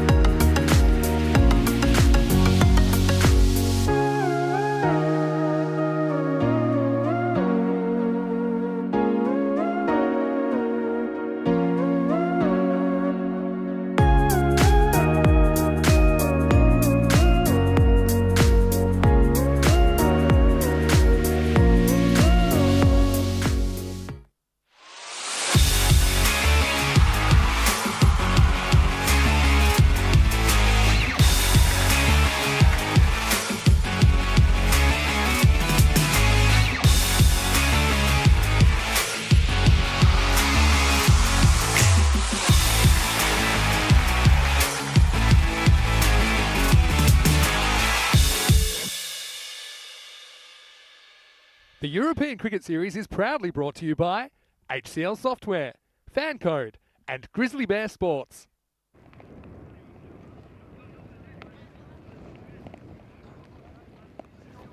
Hello and welcome back to the reply from the Austrian Daredevils. Well, they've only got 16 to get, but they've got 18 balls to do it in. It's a 3-over-a-side match because of the rain and the weather. And well, a few people saying that Buset Omari, number 10 on his back, was all over the place. A few people saying that 10 was all over the place, but he certainly was, and he's still all over the place. They can't get him off the field because now he will be opening the batting. So Buset Omari to open up, and looks like he'll be facing the captain.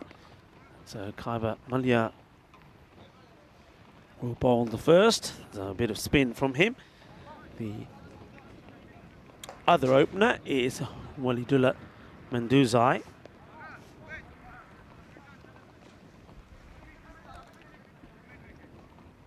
Umpires for this contest, Arvind Dan and also umpire Praveen Daminda is the third umpire. Get a chance to just look at that field.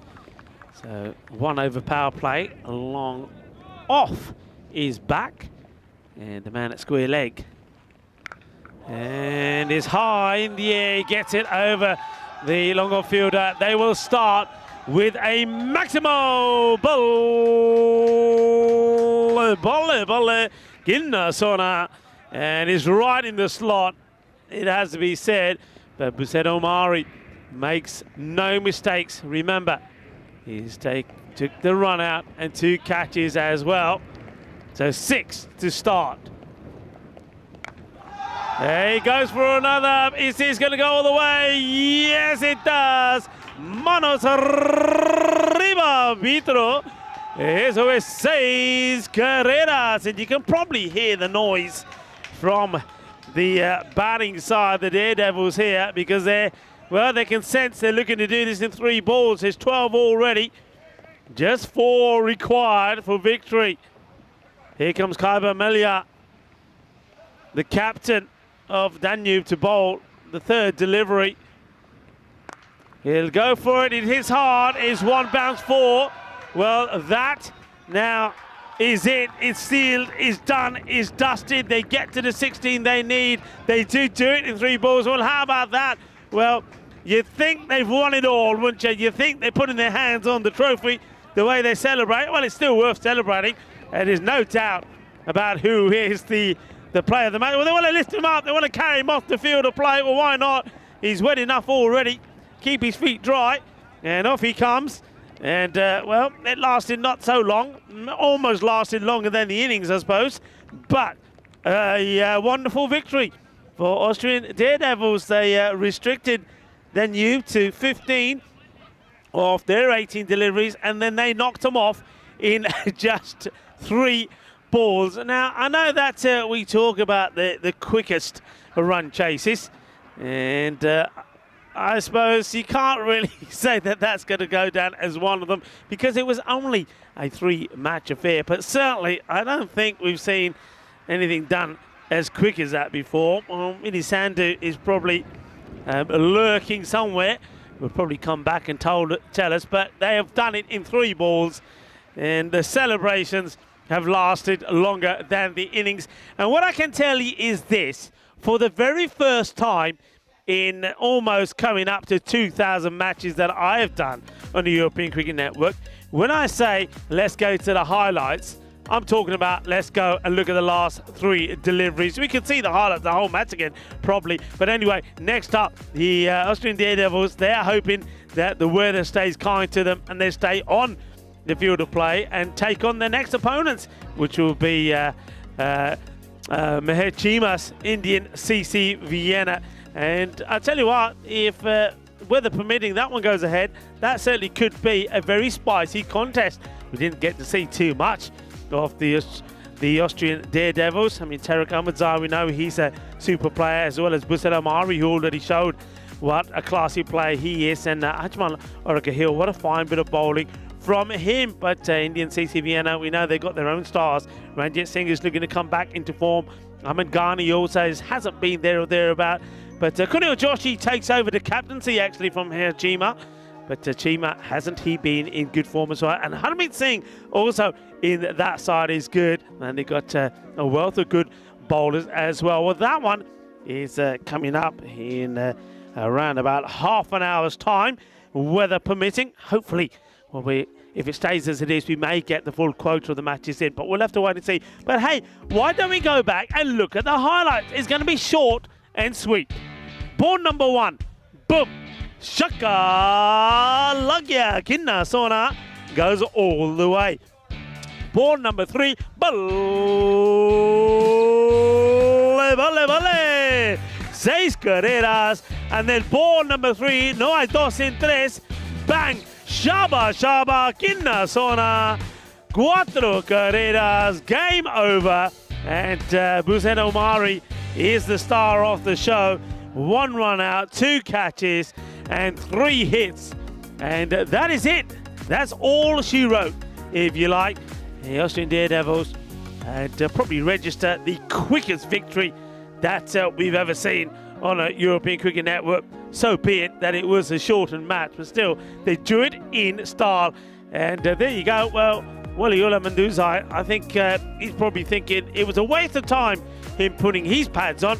He should have just taken a chair out and sat down and watched the 3 balls that Omari faced. And in terms of bowling figures, well, we didn't even see a complete over. It was a 3-over-a-side match, and it was decided by 3 balls from Khyber Malia as he goes for 16. It's not something that the captain of Vienna Danube will want to remember. Anyway, there you go. There you have it. That's the match summary. Vienna Danube get beaten. They get walloped by 10 wickets by the Austrian Daredevils, who are very happy with the way things are at the moment, and they'll be hoping that they'll be out there again, like I say, in just about half an hour's time to take on Indian CC Vienna. So that match coming up in, well, it's going to be around about exactly 30 minutes time as I leave you. So join me, Rika Full, and the rest of the European Cricket Network crew when we come back in 30 minutes time for match number 49.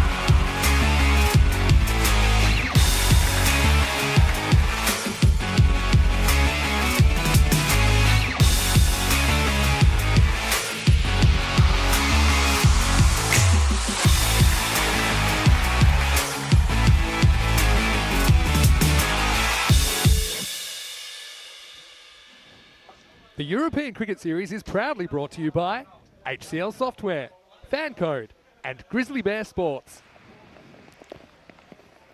Hello, good afternoon, and welcome to the Vienna Bash. Well, it feels that way, doesn't it? Because it looks like we're going to have another 3-over-a-side contest where the Austrian Daredevils, well, we've seen what they can do in the 3-over match already when they blew away their opposition, Vienna Danube, in the last match. And match number 48 when Vienna Danube made just 15 off their 3 overs, 15 for 7. And, well, the Austrian Daredevils got those runs in just 3 deliveries. It was Buset Omari who was their hero. And, well, it looks like, unfortunately, because of the weather, we're going to get another 3-over-a-side contest in. I suppose, fortunately, it's better to have something than nothing. So this is the FanCode European Cricket Series in Austria.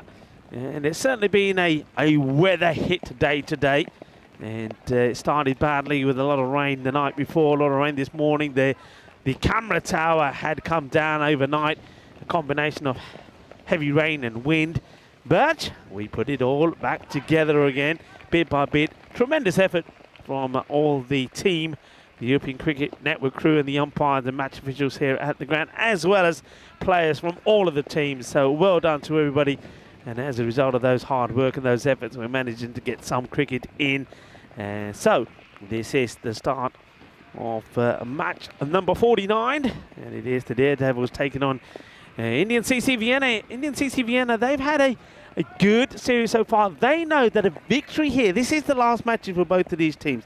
They know that a victory here from them takes them into 3rd place and guarantees them a finals place on Friday. Austrian Daredevils, they know that that's beyond them, but they would love to get another victory. 2 wins that they've had so far. They want to finish on a high, and they certainly enjoyed the victory they had in the last match against Vienna Danube. Can they do it again? You can see there it's still raining. It's still pretty miserable. It's not weather for cricket, to be fair, but if the rain stays as it is, we'll get this match completed. But as you know, we've seen it before already, if it gets too heavy, we're going to have to call them off.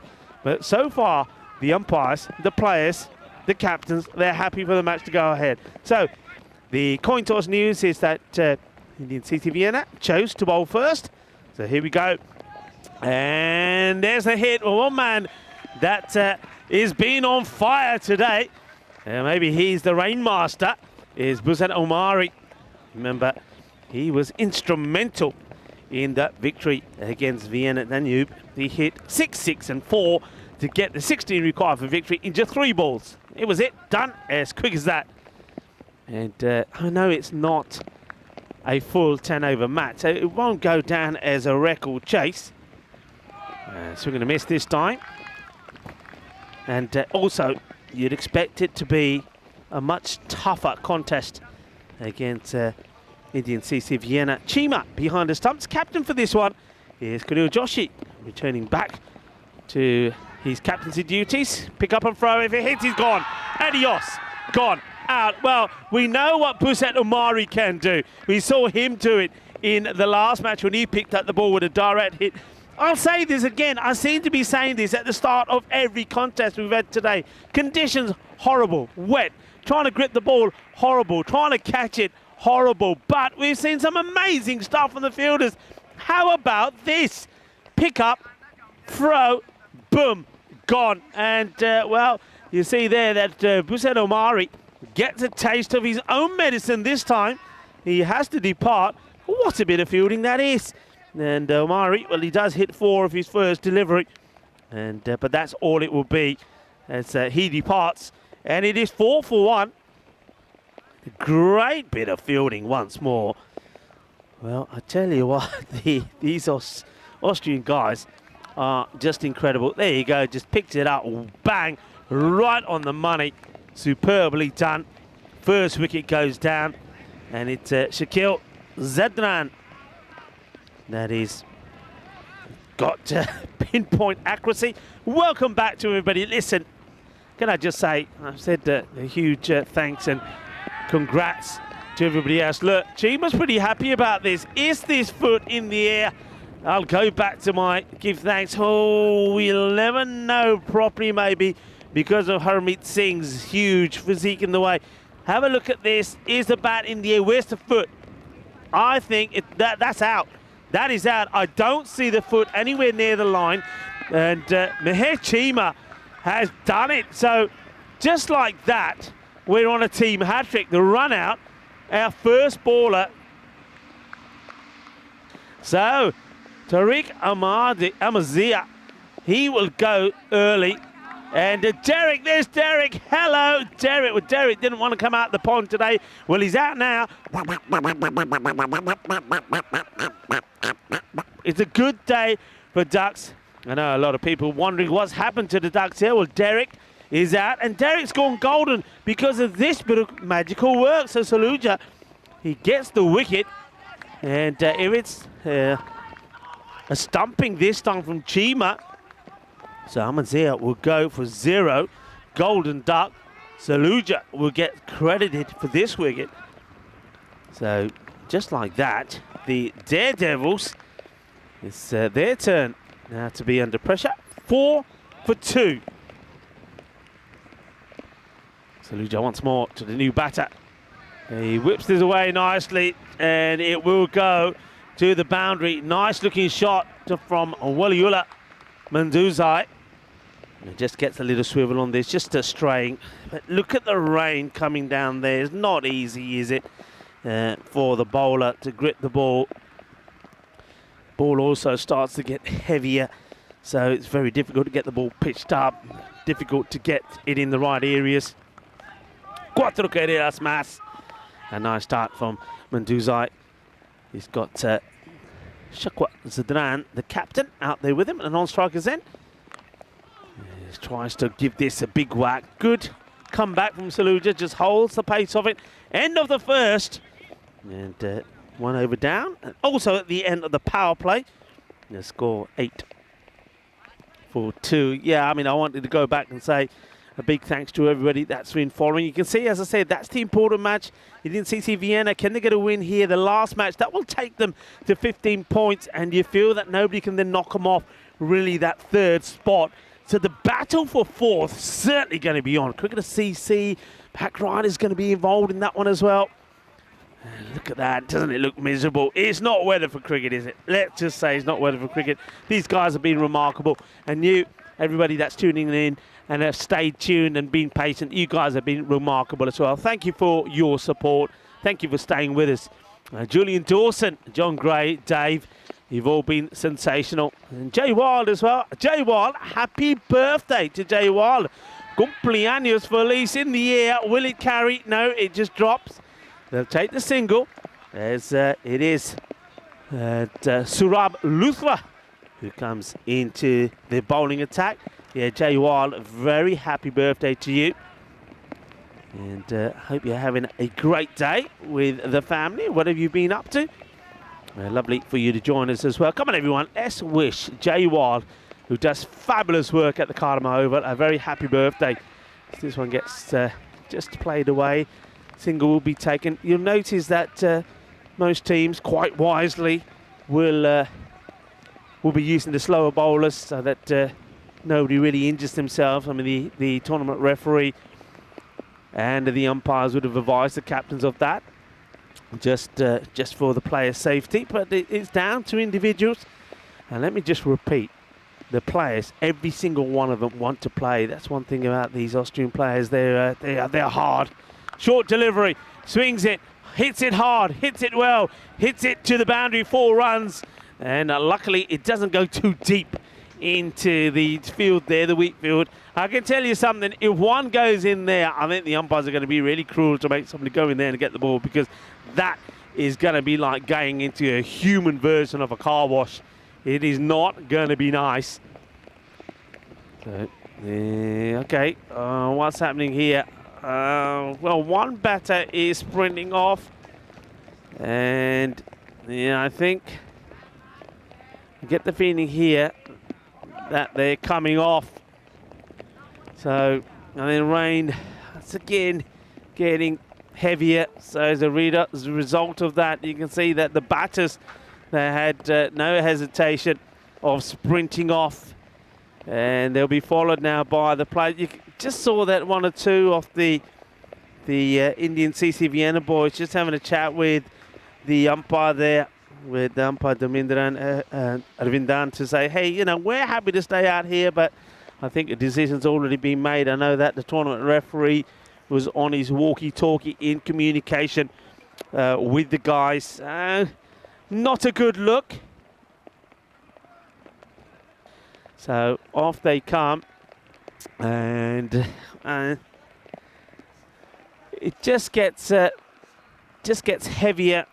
You can see that they're all going up to the tournament referee and to the umpires. So it's a difficult one, isn't it, folks? It's players, like I said, they want to play. They've been waiting to play, but as soon as the rain gets heavier, the umpires have to make a call, and that call has to be in the interest of safety. You can see maybe the batters have probably said, hey, look, we're finding it difficult here. We can't, you know, we're having some difficulty there with the first to come running back. So it's one of those things that, listen, why don't we just go back and have a look at some of those highlights? We could get out there again. I mean, I think time-wise we might be okay still to resume with a 3-over-a-side match, but let's see how this materializes. Let's have a look at the highlights, and then come back to me and I'll talk to you some more. So let's see these highlights first, as we were inside the second over.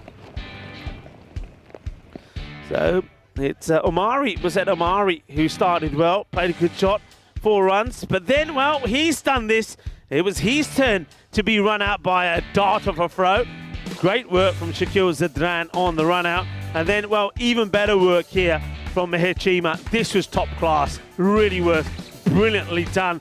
And it was going to be a first baller for Tariq Ahmadzai. This one was a nice hit to the boundary, 4 runs. But you can see, especially when you look at the rain against the backdrop of the side screen, it's quite heavy. Yeah, disappointment. Yeah, frustration and disappointment from Indian CC Vienna. You see, it means a lot to them. It means more to them, really, so you can understand it. They win this one. They go third, and they probably then can't be beaten by any of the other teams below them and pip them into that spot. So frustration from them, where, of course, the Austrian Daredevils, I think for them, it's just wanting to play and getting another victory under their belt. Oh, what a day. A lot of frustration. I can understand it. I really can. And I know it's frustrating for everyone, frustrating for the umpires. Don't forget, the players have to be out there. The umpires have to as well. So they've been absolutely fantastic, all the umpires here. Umpire Damindra, umpire Praveen and Arvidan really have worked hard, along with the tournament referee, Tyrone Peters, and of course the European Cricket Network crew. Frustration for them as well, because the likes of Mihal Daub here, Max Bayer, Nilkush Patel, Onka, is frustration. And well, if it's frustrating for them, can you imagine having to do the camera work in these conditions as well? I think the likes Rivis and Kiriels and Andres, well, they've been running around all over the place, sorting out cameras that have been getting soaked, wiring that's been getting soaked as well, and and themselves being soaked as well, trying to record everything. Frustration all around. Everybody doing their best to bring you some cricket. And well, we'll continue to do our best to bring you some. Remember, earlier on, we were having a look at a great match at the end of day 6. It was match number 30, which did feature the Austrian Daredevils taking on the Graz Cricket Academy. Well, when we left that last time with you, it was the Daredevils had just finished their innings. They got to 92 and lost 7 wickets. Let's go back to that and resume that one. And like I say, if we do have any updates, then we will come back to you and I'll give you some updates. Remember, there is one further match scheduled for later today. Once again, weather permitting, is when Vienna Danube come back to take on the reigning champions Donnerstadt. But, well, we'll keep you posted, as I say. Let's go back, though, to the end of day 6, to match number 30, and see how that one finishes. Hello and welcome back. It's Saturday Night Fever from the Seemann Cricket Ground in Austria.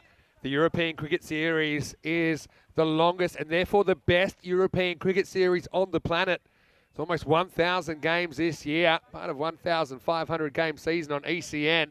I just wish I could do them all, but now it's the time for the 5th and final game of the day. Graz Cricket Academy 93 to go home with some points, and it's a long way home for them, about 200 Ks, and 125 miles for those of you across the pond. Shahid Abed is going to bowl first, and he bowled pretty well earlier. Ahmed Zai, the opener, Habib Ahmed Zai, opening up with Durrani.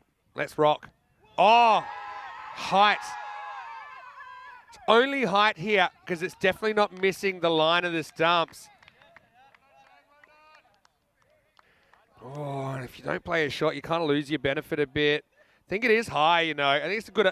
I would have been tempted to get the trigger out for sure, but I think it's a very good call.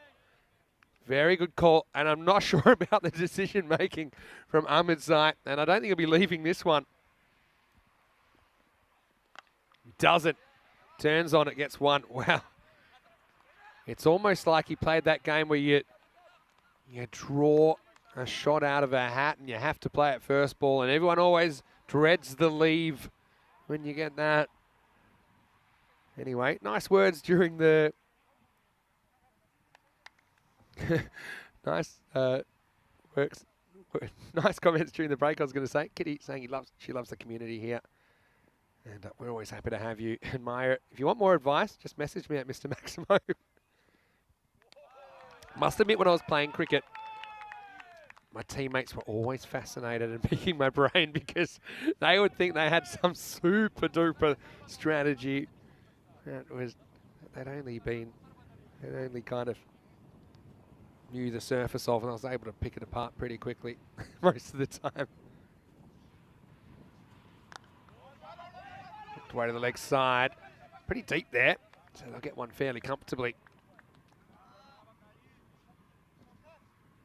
Kitty saying, I have no voice left if I did all those games. I don't know. Been building up my vocal strength, I think. Believe it or not, I lose my voice a lot less doing this job than my previous job, where I was hosting functions often at some pretty rowdy sporting clubs. Charges this, knocks it down. This is a funny one because I think if it was at the crease, it'd be above the shoulder. But even though it doesn't matter, it kind of does when you charge it. You see, for me, if you want to be technical, it's one for the overt. He kind of plays it slightly below the shoulder, so probably won't be. Probably doesn't matter anyway. Oh, that one gets away. Yeah, so yeah, previously when I was doing a lot of fundraising for charities and sports clubs and that kind of thing, and sometimes the microphones wouldn't be so good. I would lose my voice if I did a lot of those in a row, and it wasn't particularly pleasant. But now, with this fantastic equipment we've got, thanks to Spring Productions, I'm coming through loud and clear. It doesn't take that much out of me. Oh, he horns this across the line, and he'll get 4 runs. Ahmed Zai, it's probably a better strategy than not trying to hit the ball, if I'm honest. He pretty much plays this on length. And that is the scoring side, isn't it? So I just got a feeling this could still be a close one as we get to the end of the first over. It's 7 without loss after 1. Having a look at the golden ball counter, 66 clickety-click if you're into bingo. 66 matches since the golden ball. Last time we had a golden ball was the 30th of April. It was a Sunday morning, and I know because I was just walking into Charles Croucher, the Sheriff's wedding lunch. In the air, catchable and caught. That's a nice bit of work by Amari. He's got a good pair of hands. And 90% of the time, he catches them every time. He gets down on his knees, gets closer to the drop zone, and that's a big wicket because Durrani's a good player, but he's going to go for just a single, and that can break this game wide open. They needed an early wicket. They got one, and it's Waliul Amandazai is having a pretty good series with the ball. That gets the big wicket of Shortcut Durrani, and it's 7 for 1. We could have another thriller, you know, last game of the day. Of course, yesterday we had a ridiculous one, didn't we, where we saw 167 play 163, and that was with 4 balls to go. 330 runs in that game.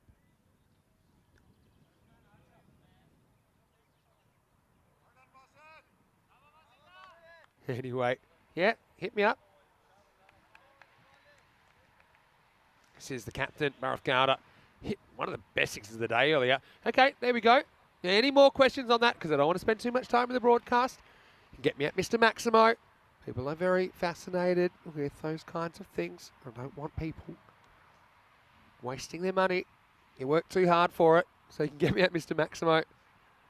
And of course, follow out European cricket. Rico's there. He's got his day off though today. He's got the weekend off. Hopefully he's just getting on top of a few things. I know it can be difficult. He's spending so much time behind the microphone. Ayula, nice ball. First up to Gowda. Yeah, says, you know what?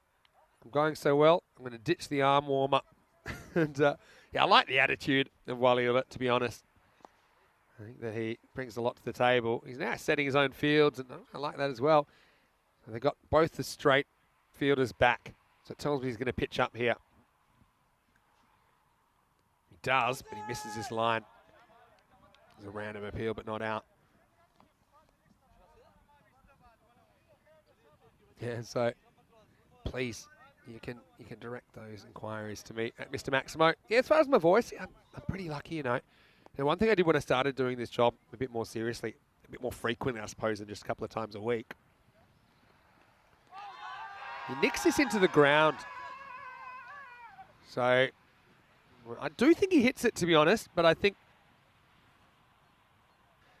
this will show it, yeah. I mean, it actually bounces behind the stumps. So that kind of, well, not behind the stumps, behind the crease. That tells you all you need to know. Even though I think he does hit it, it's not going to be out. And Kitty has just said, a bit of news in the chat. Edged and gone. There's another wicket, and Gowda's gone for a duck. This game is wide open now. And Wally's done it again. He's having a great day. Well, the Daredevils dare to dream here, trying to defend double digits in the last game of the day. And Mandazai just gets Gowda. You know, it's a fairly careful shot, you know, the dab, but it can go wrong. That's one of those times, if you miss it, you're fine. If you get a bit closer, you're in trouble. Nicely held behind the stumps as well by Ruffy Mandazai. So the Mandazais combining for a wicket. And, well, Derek's been a little bit quiet this afternoon. And he's going to follow the GCA captain off. Goes through a 3-baller, 8 for 2. I feel this could be a thriller. Just feel, it has that kind of Milan feel about it, where we saw scores like this quite defendable. Hasn't seemed that way so far. Anyway, so Kitty was saying today is her daughter Skylar's birthday. So Skylar's turning 14. Hello, Skylar. Hopefully you're watching. And I'd like to wish you a very happy birthday. And I'm so happy for you. You've still got so much of it still to go on the East Coast of America, that is. Yeah, it's only lunchtime, right? 12:30, I think. So, Skylar, hope you have a very happy day with the family and your friends. Right, that's a really cracking shot first up from Sohail. But, I mean, Wally had set his field straight a couple of balls ago, and it works out pretty well. Yeah, I like that he's thinking about it, the youngster. I like that he's obviously bowling to a plan. I think there's been a bit of mindless zombie bowling this week where guys are just rocked in and got smashed into the wheat, and then they get the ball back and they just do it again. The cycle of pain continues.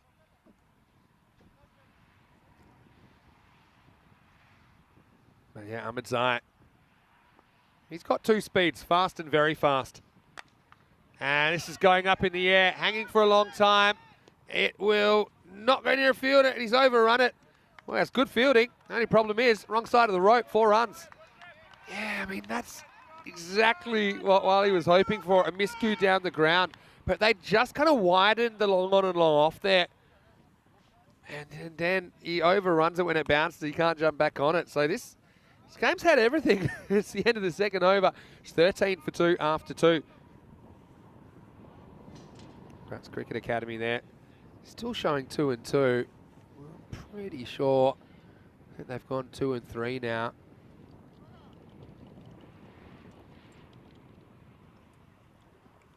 I think. Anyway.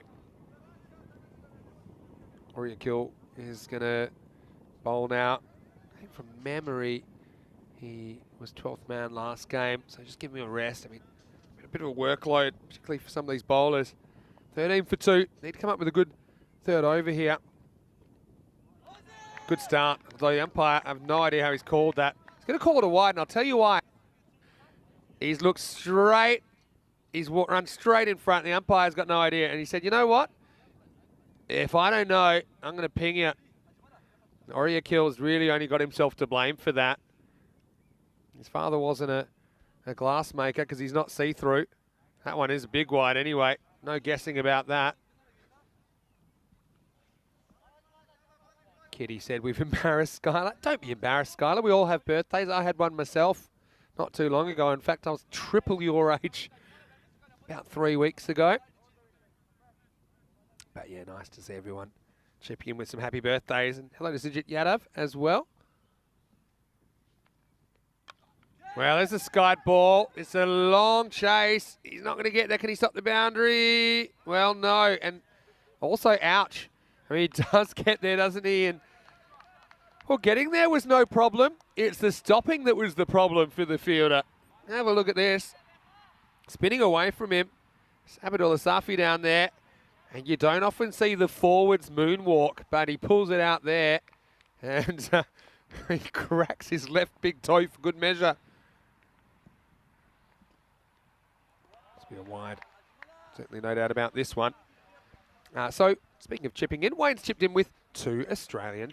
Well, you know, if you are going to waste your money on things, we'd much rather you chip into ECN.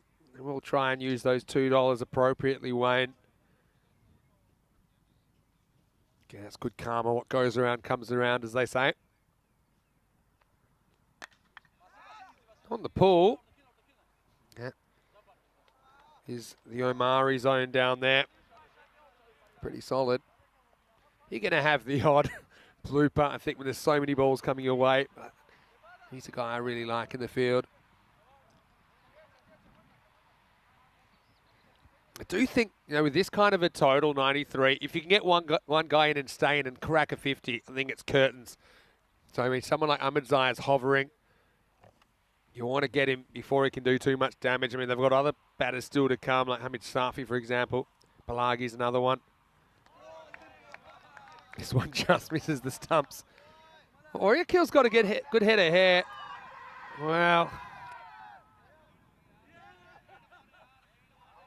Yeah, so here's the thing. This is a long, long period of time from when he misses the ball to when the stumps go down. It's just it's whether it's a dead ball or not, and also if he's out or not. I suppose that's relevant. Let's have a look first. Does he go back into his crease? Yes, he does. Okay, that ball's dead for me. And the reason it's dead is that he's gone back in here, and then from there, I mean, the play's over. Even though he's out of his ground, I don't think that's out. And I think that's sensible umpiring. It's a different story if he hadn't have gone back into his crease and re-established his ground. But for me, the moment he goes into his crease, the keeper isn't looking to advance the play. It was just opportunistic. And to be honest, in the first innings we saw, I don't know if we should call it a cheap shot, but we saw a bit of interesting tactics, put it that way. This is a wide again. Too much movement. What I was going to say is that Oriakil has a beautiful head of hair, but he might be tearing it out before the end of this series. Got to say that was a good decision from the officials. And hopefully I explained that well. Guess the ball's dead when everyone acts like it's dead. And the keeper had acted like it was dead. He wasn't doing anything. The batter wasn't doing anything. Therefore, it was dead at that moment. I think this one's probably okay. Just sneaks inside the line. Umpires have been put to the test here, but they've passed most of the tests, I think, today. Yeah, so there's a bit of a misconception that as soon as the keeper takes in his gloves, the ball's dead. It's not really true, because otherwise you can never get a stumping or anything like that. Oh, close, but I think this is just okay as well. Oriakil probably feels like he's owed a couple of calls. That'll be the end of the power play. And it's game on here at the Sabine Cricket Ground. It's 21 for 2. I think that's a good call as well. Got to say, at the moment it passed the crease. I think it's okay. Shrug agrees. Can't give that out. Dead ball, yeah. And I'm a believer, if there's doubt if it's a dead ball or not, it's probably not a dead ball, if there's doubt. But for me, there's no doubt there because you could see he went back and then he wasn't trying to run. It wasn't even immediately after executing his shot. But the key thing was that he regained his crease first. And if he hadn't done that, I think you got every right to take as long as you like to get the guy out because he's never regained his crease, and that's his obligation as the batter. And as a keeper, I'm always looking for an angle. I suppose it's clever thinking to try it from Munster Safi, but the right decision's made. Rahman gets the ball. Well, he was immune from dismissal earlier. Somehow, when he jumped over a ball that was destined to result in him being run out, and then the bowler missed from approximately 2.3 metres. It was the only run in the last over, a bye. Kitty's off. I think Skylar's birthday celebrations are getting going. Oh, how's that missed? Have a look at this, go straight over the middle stump. Oh, not too far away. Oh, this is going to be a good old-fashioned arm wrestle. I can feel it already. Don't go anywhere. Yeah, so all the best to you and the family, Kitty. And Skylar, happy birthday once again. To Danny and Trip as well. Hope you have a great night. And Skylar, of course. Right, hit straight. Pretty well placed. That's going to be 4. Zosa Hill gets swinging. I mean, they do have the batting to do this, but they can't spend too much time getting going. I think it's hit out or get out, really, for Gratz Cricket Academy. They've just fallen a little bit behind. Only a little bit. A little bit behind of the rate. Probably gone up around about a point. From 9.3 to about 10.3.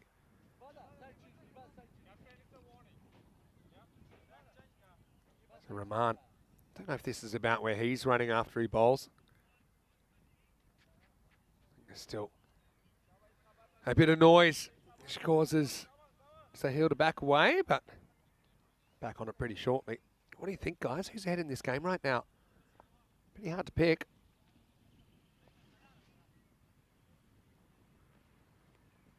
Oh, another big swing and a miss.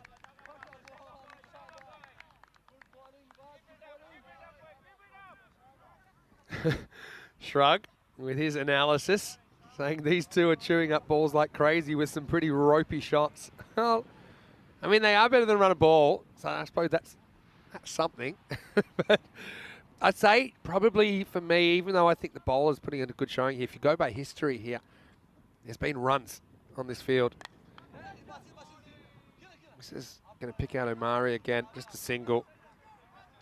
But yeah, it's an interesting one, that's for sure. I feel like one big over puts Grants ahead. It'd be a pretty interesting red line to look at the end of this over.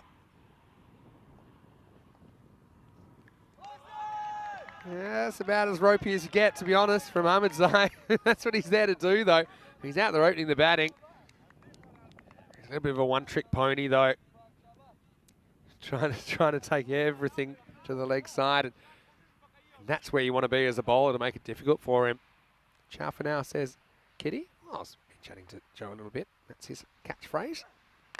All right, this time he gets a piece of it, but how much? Hanging in the air. Fielder won't get there, Omari. In a funny way, does that work out well for the Daredevils? Because Ahmed Zai's only run a ball pace. He's 10 and he'll retain the strike. It's 28 for 2 after 4. All right, I'm curious to see where they're at. I think they're slightly behind the 9.3, which is the red line there. Yep. Never quite pulled ahead yet. So someone needs to nudge that vertically, don't they? Nudge that up and above the red line.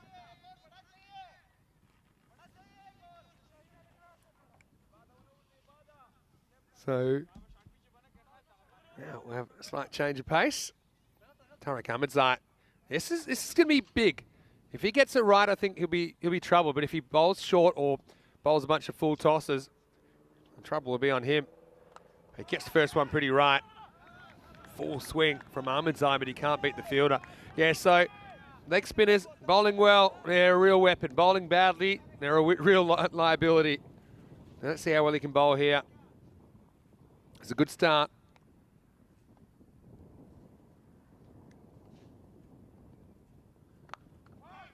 Goes after it, they go on contact, and a slight fumble means they'll get a run.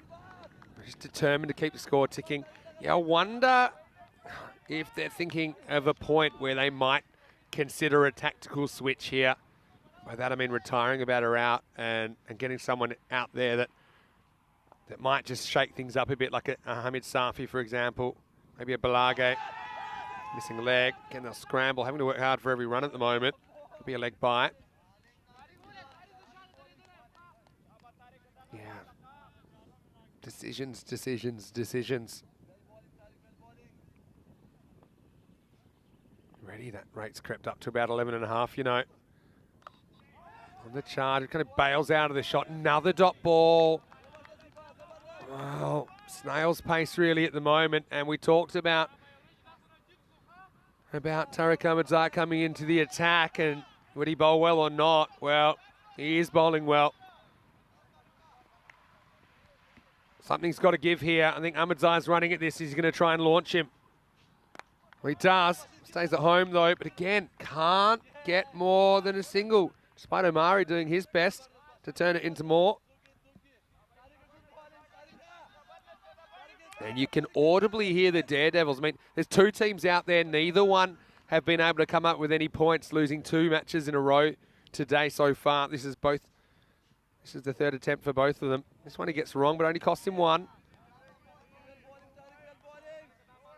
The thing is here, I know it's risky, but do you even really want to take a wicket with these guys not really able to score at the rate required? Nice ball the over. Well, that one was the short one, and it gets cracked. Maximo! Well, he got so far, didn't he, Ahmadzai? He only conceded 2 off his first 5 balls, and he goes wide 6.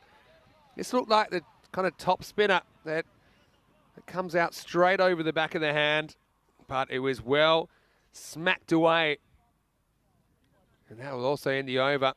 That tips the hill to 17. 38 for 2 after 5. Those of you out there that are enjoying ECN, you'll know all about the Dream 11 European Cricket Championship. It's the Euros of cricket. The 3rd edition is on the way at the end of September. We held it for the first time in 2021. I actually showed a classic match yesterday during an interruption, Austria-Hungary. That was a bit of a close finish. But it was the England 11 that won the first year, Netherlands 11 last year. Will we have a new champion this year? We'll have to find out. Anyway, back to pace, and this is out of here. Maximo. Topsy-turvy contest at the moment. They decide to stick with Ibad Rahman. Only 7 came off his first over. But this is in the slot and it disappears. So that's the risk of it. When I said, do you really want to take a wicket? Well, the risk is that these guys come good as well. You weigh that up against a new batter coming out. Maybe being a bit unsettled at the beginning as well. I mean, they might come out and smash them, but I think typically you're still trying to take wickets whenever you can. I think the key here is you don't mind dot balls, so you're trying to keep it outside off stump. Swings and misses are your friend if you're the fielding side.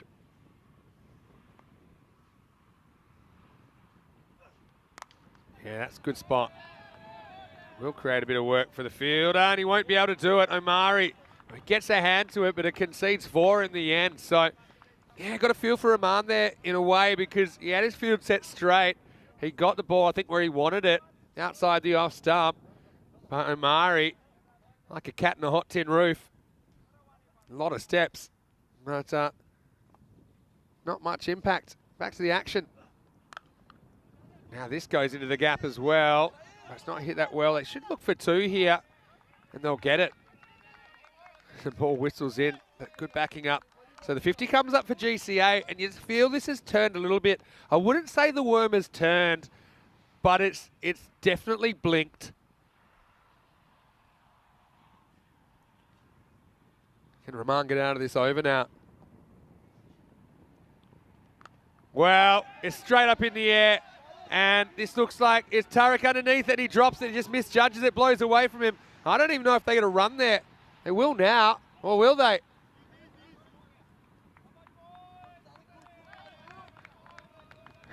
So, well, This is a bit of a hairy moment. Again, it's blowing away from him back towards the pitch. Yep.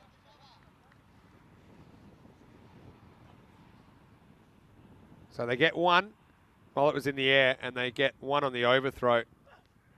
Now this is short, turn around the corner. This should be 4, and it will be.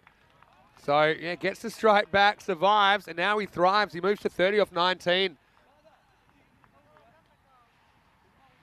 And, yeah, Raman's just getting it slightly wrong.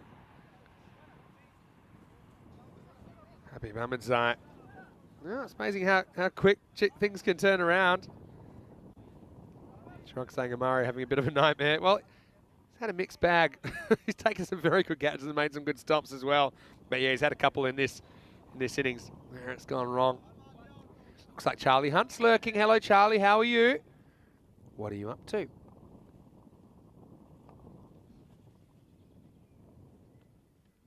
Oh, he's hit it, and it's going down the leg side, and I like that. And then the striker, Habib, says, hey, why don't you want to run here? His last ball over. He looks up, and he sees the stop sign, and then he points to his batting partner and says, hey, why didn't you come? He said, well, now it's my turn. So Sahil will be on strike as we go to the last 4 overs of the day. Oh, well, guys, buckle up because this could be a big finish. We had a big finish to yesterday when we saw a target of 104 achieved, the highest ever target on the European Cricket Network. That has successfully been chased. They're right on the red line at the moment as well. 9 1/4 required and over. And Ahmedzai is coming back. Now, his last ball was his worst ball. Let's see if he can sort it out. Oh, well bowled. I'm curious to see exactly where this is taken by Rafi.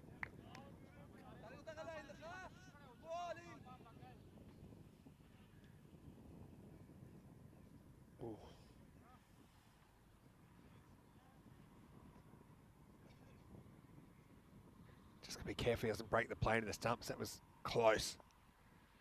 But close is okay. Yeah, well bowled. That's his office. That's where he does his best work. Tariq Ahmedzai. Just one. Every ball's got so much riding on it at the moment.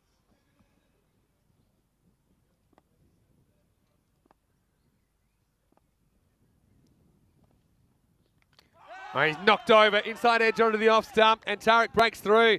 And finally, Habib's vigil comes to an end, though he does have some shots to show for it. So at least he does get to 30 off 21. So he kind of goes at the rate required. Doesn't tread water for too long, though. He goes, and the score 57 for 3. I mean, he was going to be stumped if he wasn't bowled here, if he hadn't got the inside edge. Have a look. There, I mean, it probably would have got past the keeper because it was such a big edge, but nowhere near the middle of the bat. Ahmedzai, with the exception of that last ball of the first over that he bowled, has been really good. Just the ticket for the Daredevils, trying to snap their losing streak, which currently stands at 6. Well, this will be interesting. It is Hamid Safi coming out. And this guy is going to swing. He might have a look at one, but maybe not. That's a great top spinner again. Going to have a look here. Oh. Yeah, sooner or later, he's going to get no balled, I think. He's playing with fire. And in a close game, you've got to be super careful. Safi doesn't care. He whacks it leg side, but straight at the fielder. He still won't get a single, despite.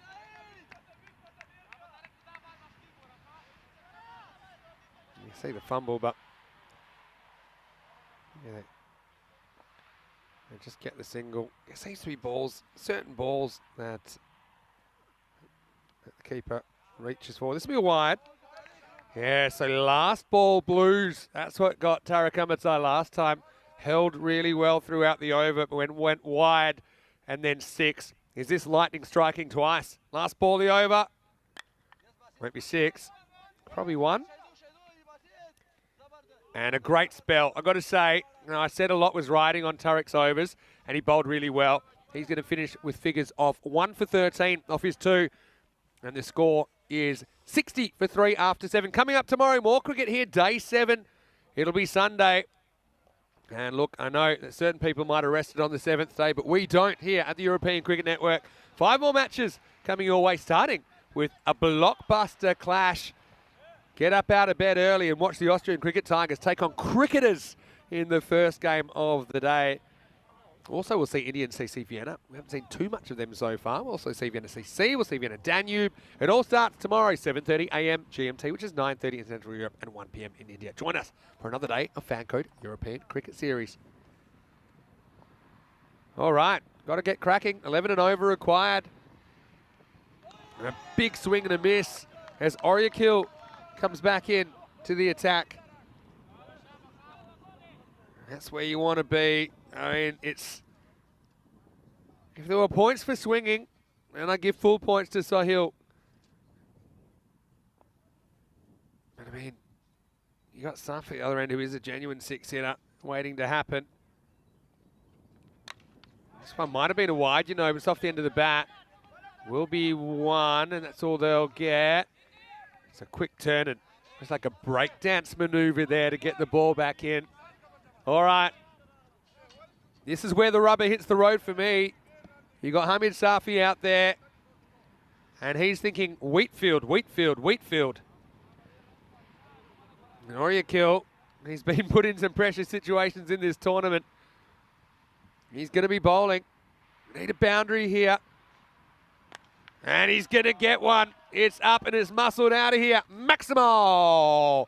Well, the change is as good as a holiday for Grants as they send out the wild card. And he whacks that one.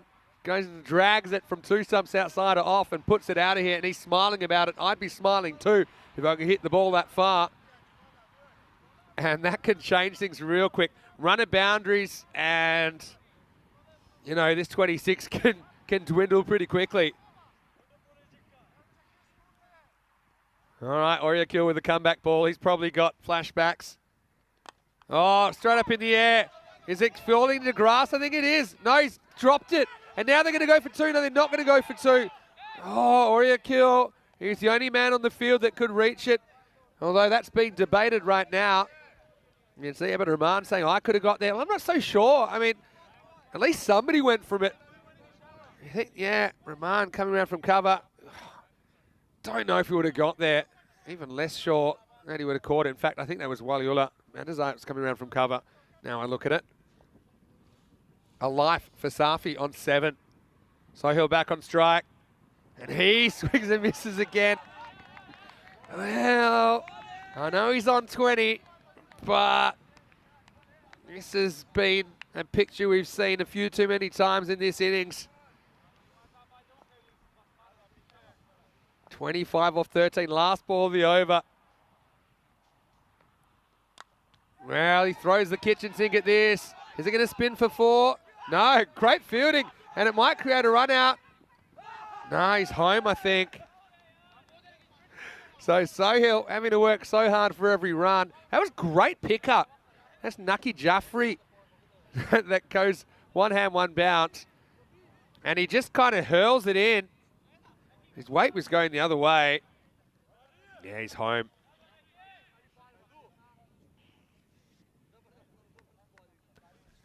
So it's the end of the over. It'll be 70 for 3 after 8. And Safi will be on strike. Got to say it was pretty well bowled by Oriakil. He executed his skills pretty well in that over. Okay, 1 disappeared, but 10 come off it. Look, where you got another thriller. Yeah, thing with Safi. He's hitting a lot of balls that kind of in that slot length, hey. So, looks like Shahid Abid is going to come back. All happens in the 9th. They need 23 off the last 2 overs of the day. Starts with a wide. Unless this hits the pad. I don't think it did. I think it's a good call. Yeah, so Shahid Abid has been pretty reliable. The left armour just misses his line this time.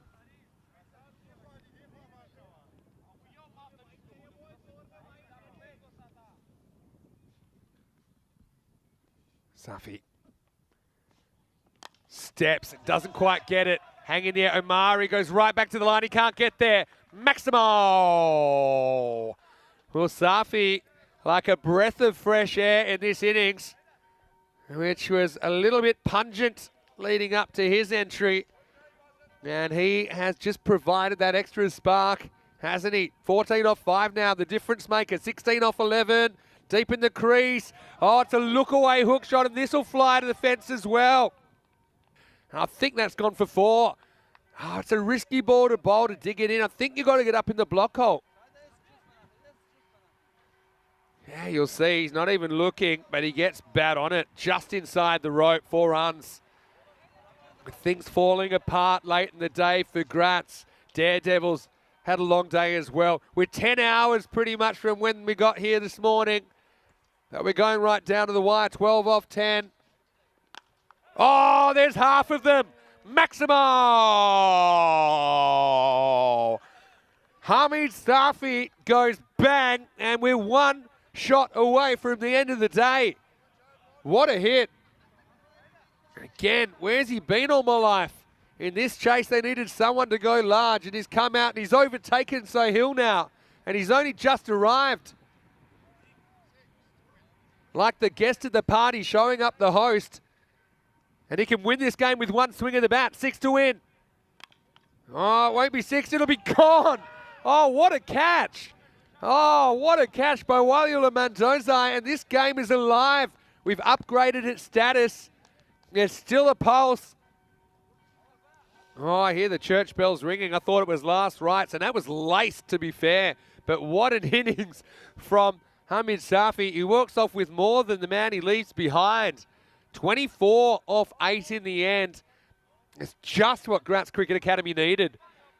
And now what kind of pressure are we going to see? Here's the thing, they're not really running out of batters there at the moment. Great innings from Safi, though.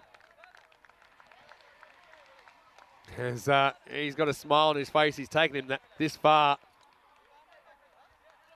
So will they give up on this big swinging strategy, or will they just keep going? Balaga, yeah, he's the man I thought we might see next.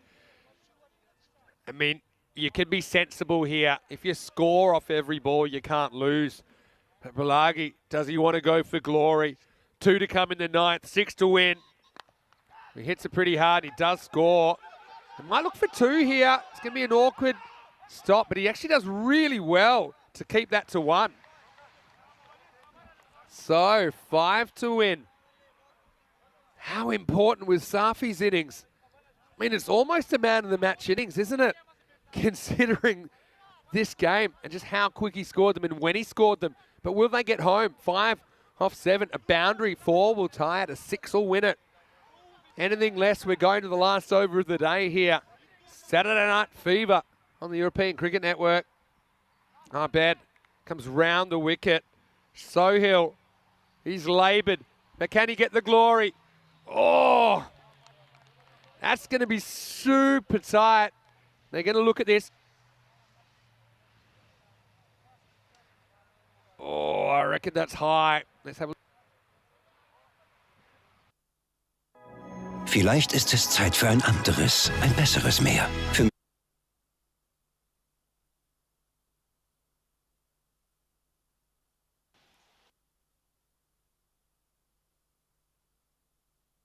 No. Yeah, it goes. It's too high. You know, yeah, it's coming out a fraction to the line, but not much. So no ball called.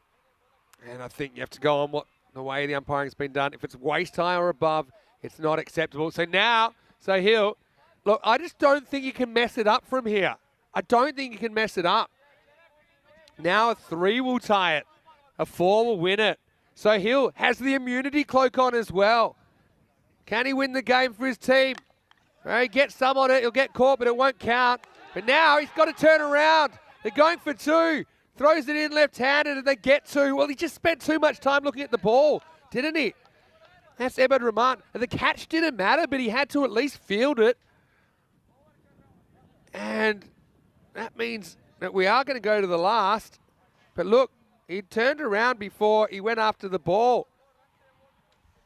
9 overs down, 91 for 4. Just 2 runs required off the last over.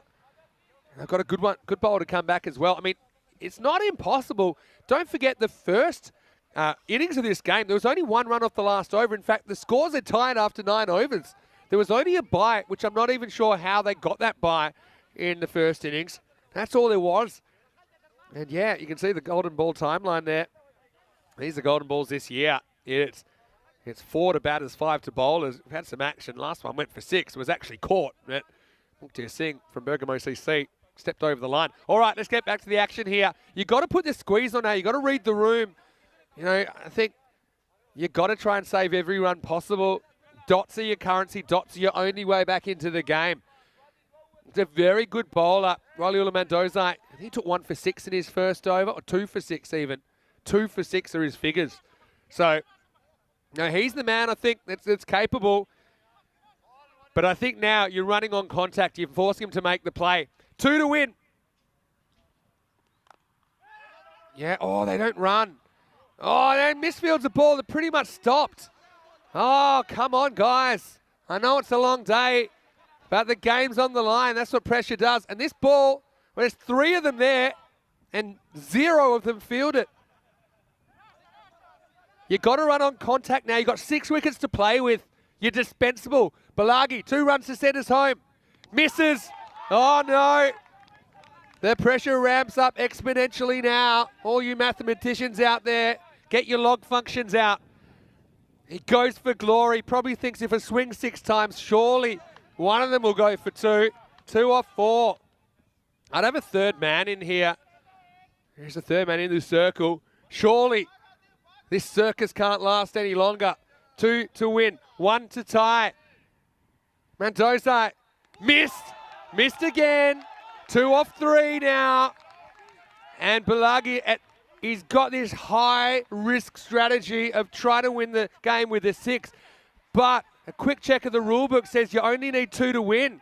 Now they're chatting. Well, that's a chat you might have had 2 minutes ago. So Hill, don't know what kind of tips he's giving out.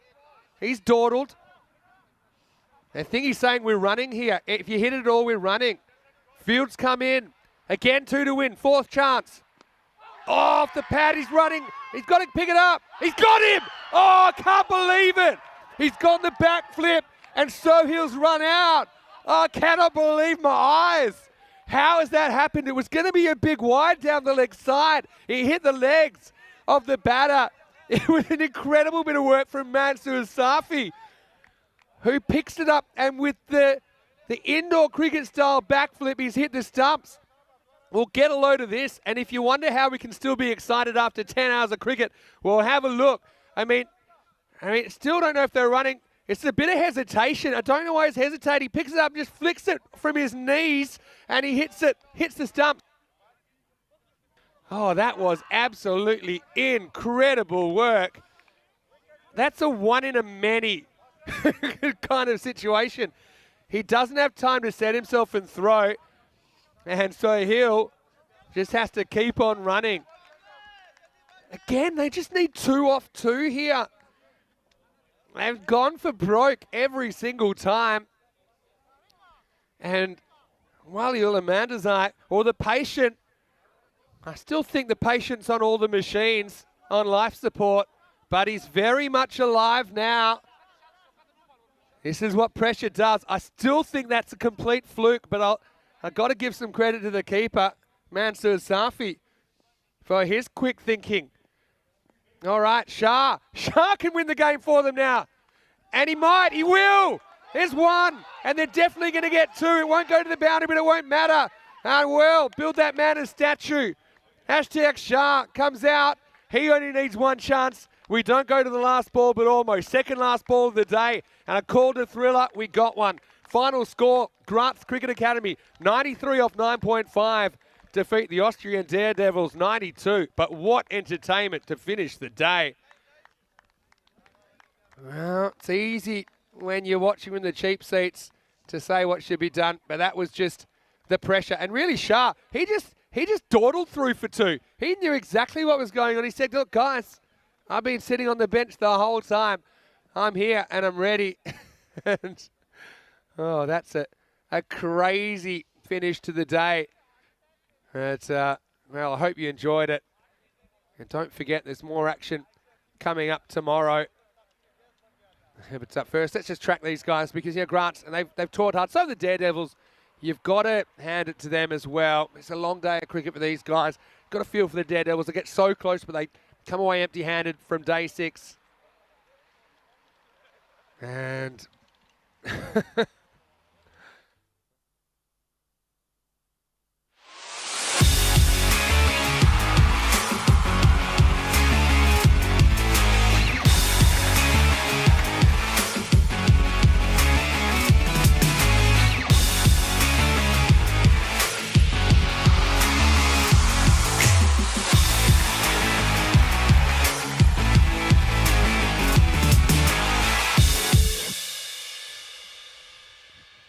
The European Cricket Series is proudly brought to you by HCL Software, FanCode, and Grizzly Bear Sports.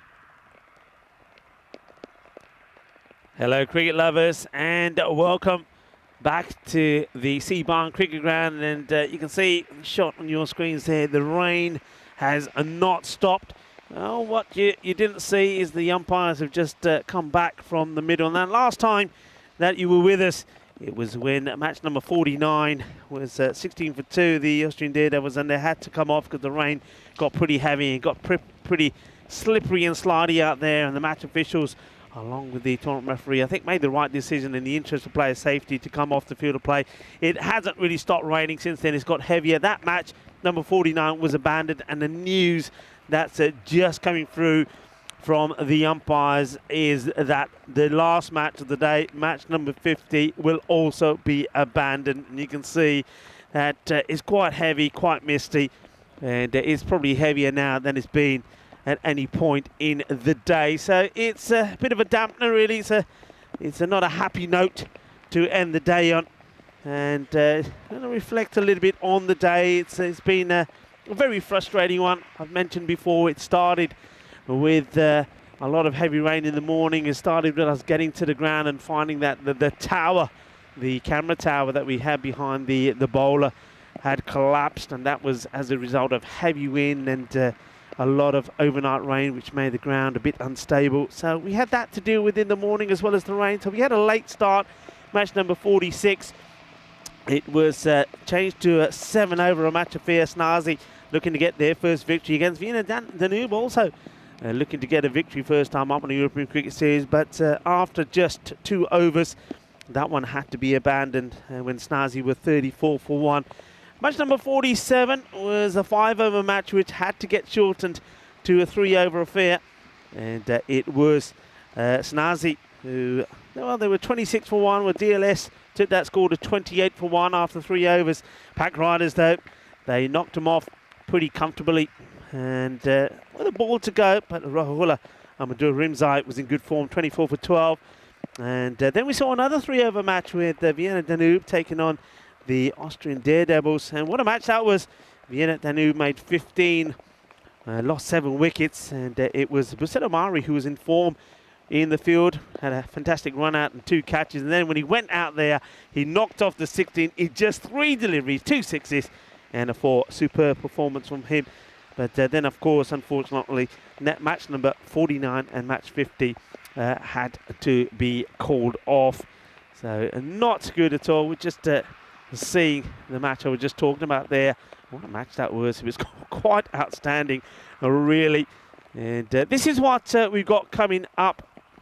Well, these were the fixtures, I think, that we had today. So they're the ones that, unfortunately, you can see the results there. That the ones that were abandoned. Tomorrow, this is what's up tomorrow.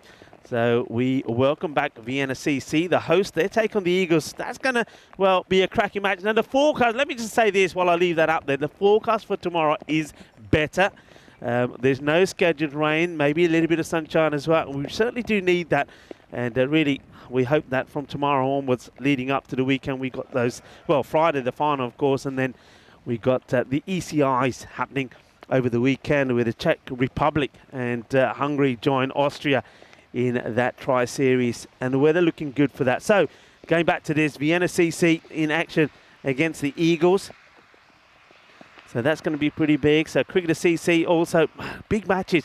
I mean, I think third and fourth probably hasn't quite been decided yet. That's probably why India CC Vienna really wanted to get that last match under their belt. So Cricketer CC, big match for them. Also for the Eagles, and I think also Pack Riders. They got 2 matches tomorrow. They could also feature. So tomorrow, places for, well, certainly 4th place, or maybe 3rd and 4th place, I should say, going into Friday's finals day, has not yet been decided. So, weather permitting, and we're told that it should be okay. It's going to be a cracking day tomorrow, and what a great start we're going to have with the host Vienna CC taking on the Eagles.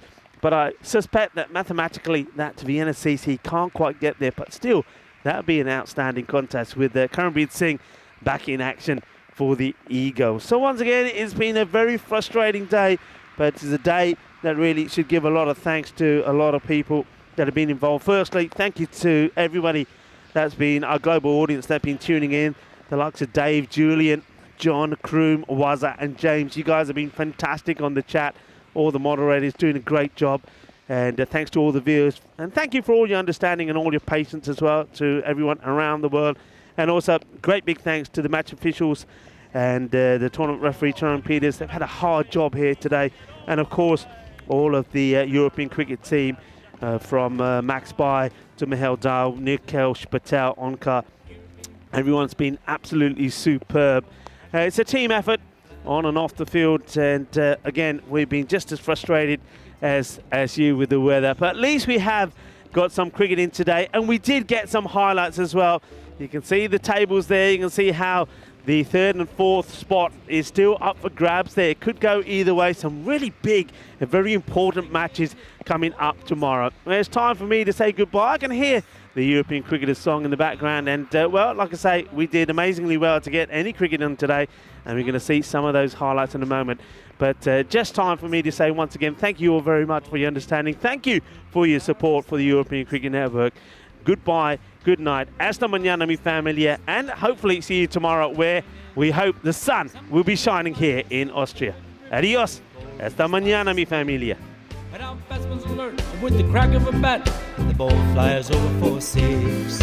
Cricketers, European cricketers, share your passion for riding flag with the world. Cricketers, European cricketers, time to cheer and show the world what you got. Master blasters turn on the style. Cricket's a beautiful game. Smiling faces and celebrations as the champions enjoy their fame. European legends breaking records, making their own dreams come true. Watched by millions, European cricketers show the world what they can do. Now picture this, 10 runs needed to win off the last over of the match. Fielders are on fire, sliding and diving, want to take that world-class catch. Tension building as the ball runs in. Will it be short, a yorker or slow? A 6 will win it, 4 to tie into the golden ball we go. Cricketers, European cricketers, share your passion for riding flag with the world.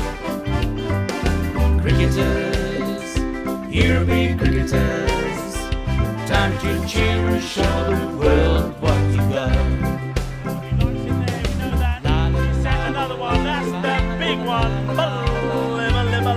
Has gone all the way over into the clubhouse and ordering a pint at the bar. Hundreds of clubs all over Europe are coming together today. Thousands of cricketers want to be stars, show their talents when they play. We've got commentary, action-packed cricket frenzy. You're hooked, you can't deny. Worldwide audience watching to see which team will lift the cup up high. Oh, cricketers, European cricketers, share your passion for riding flag with the world. Cricketers, European cricketers, time to cheer and show the world what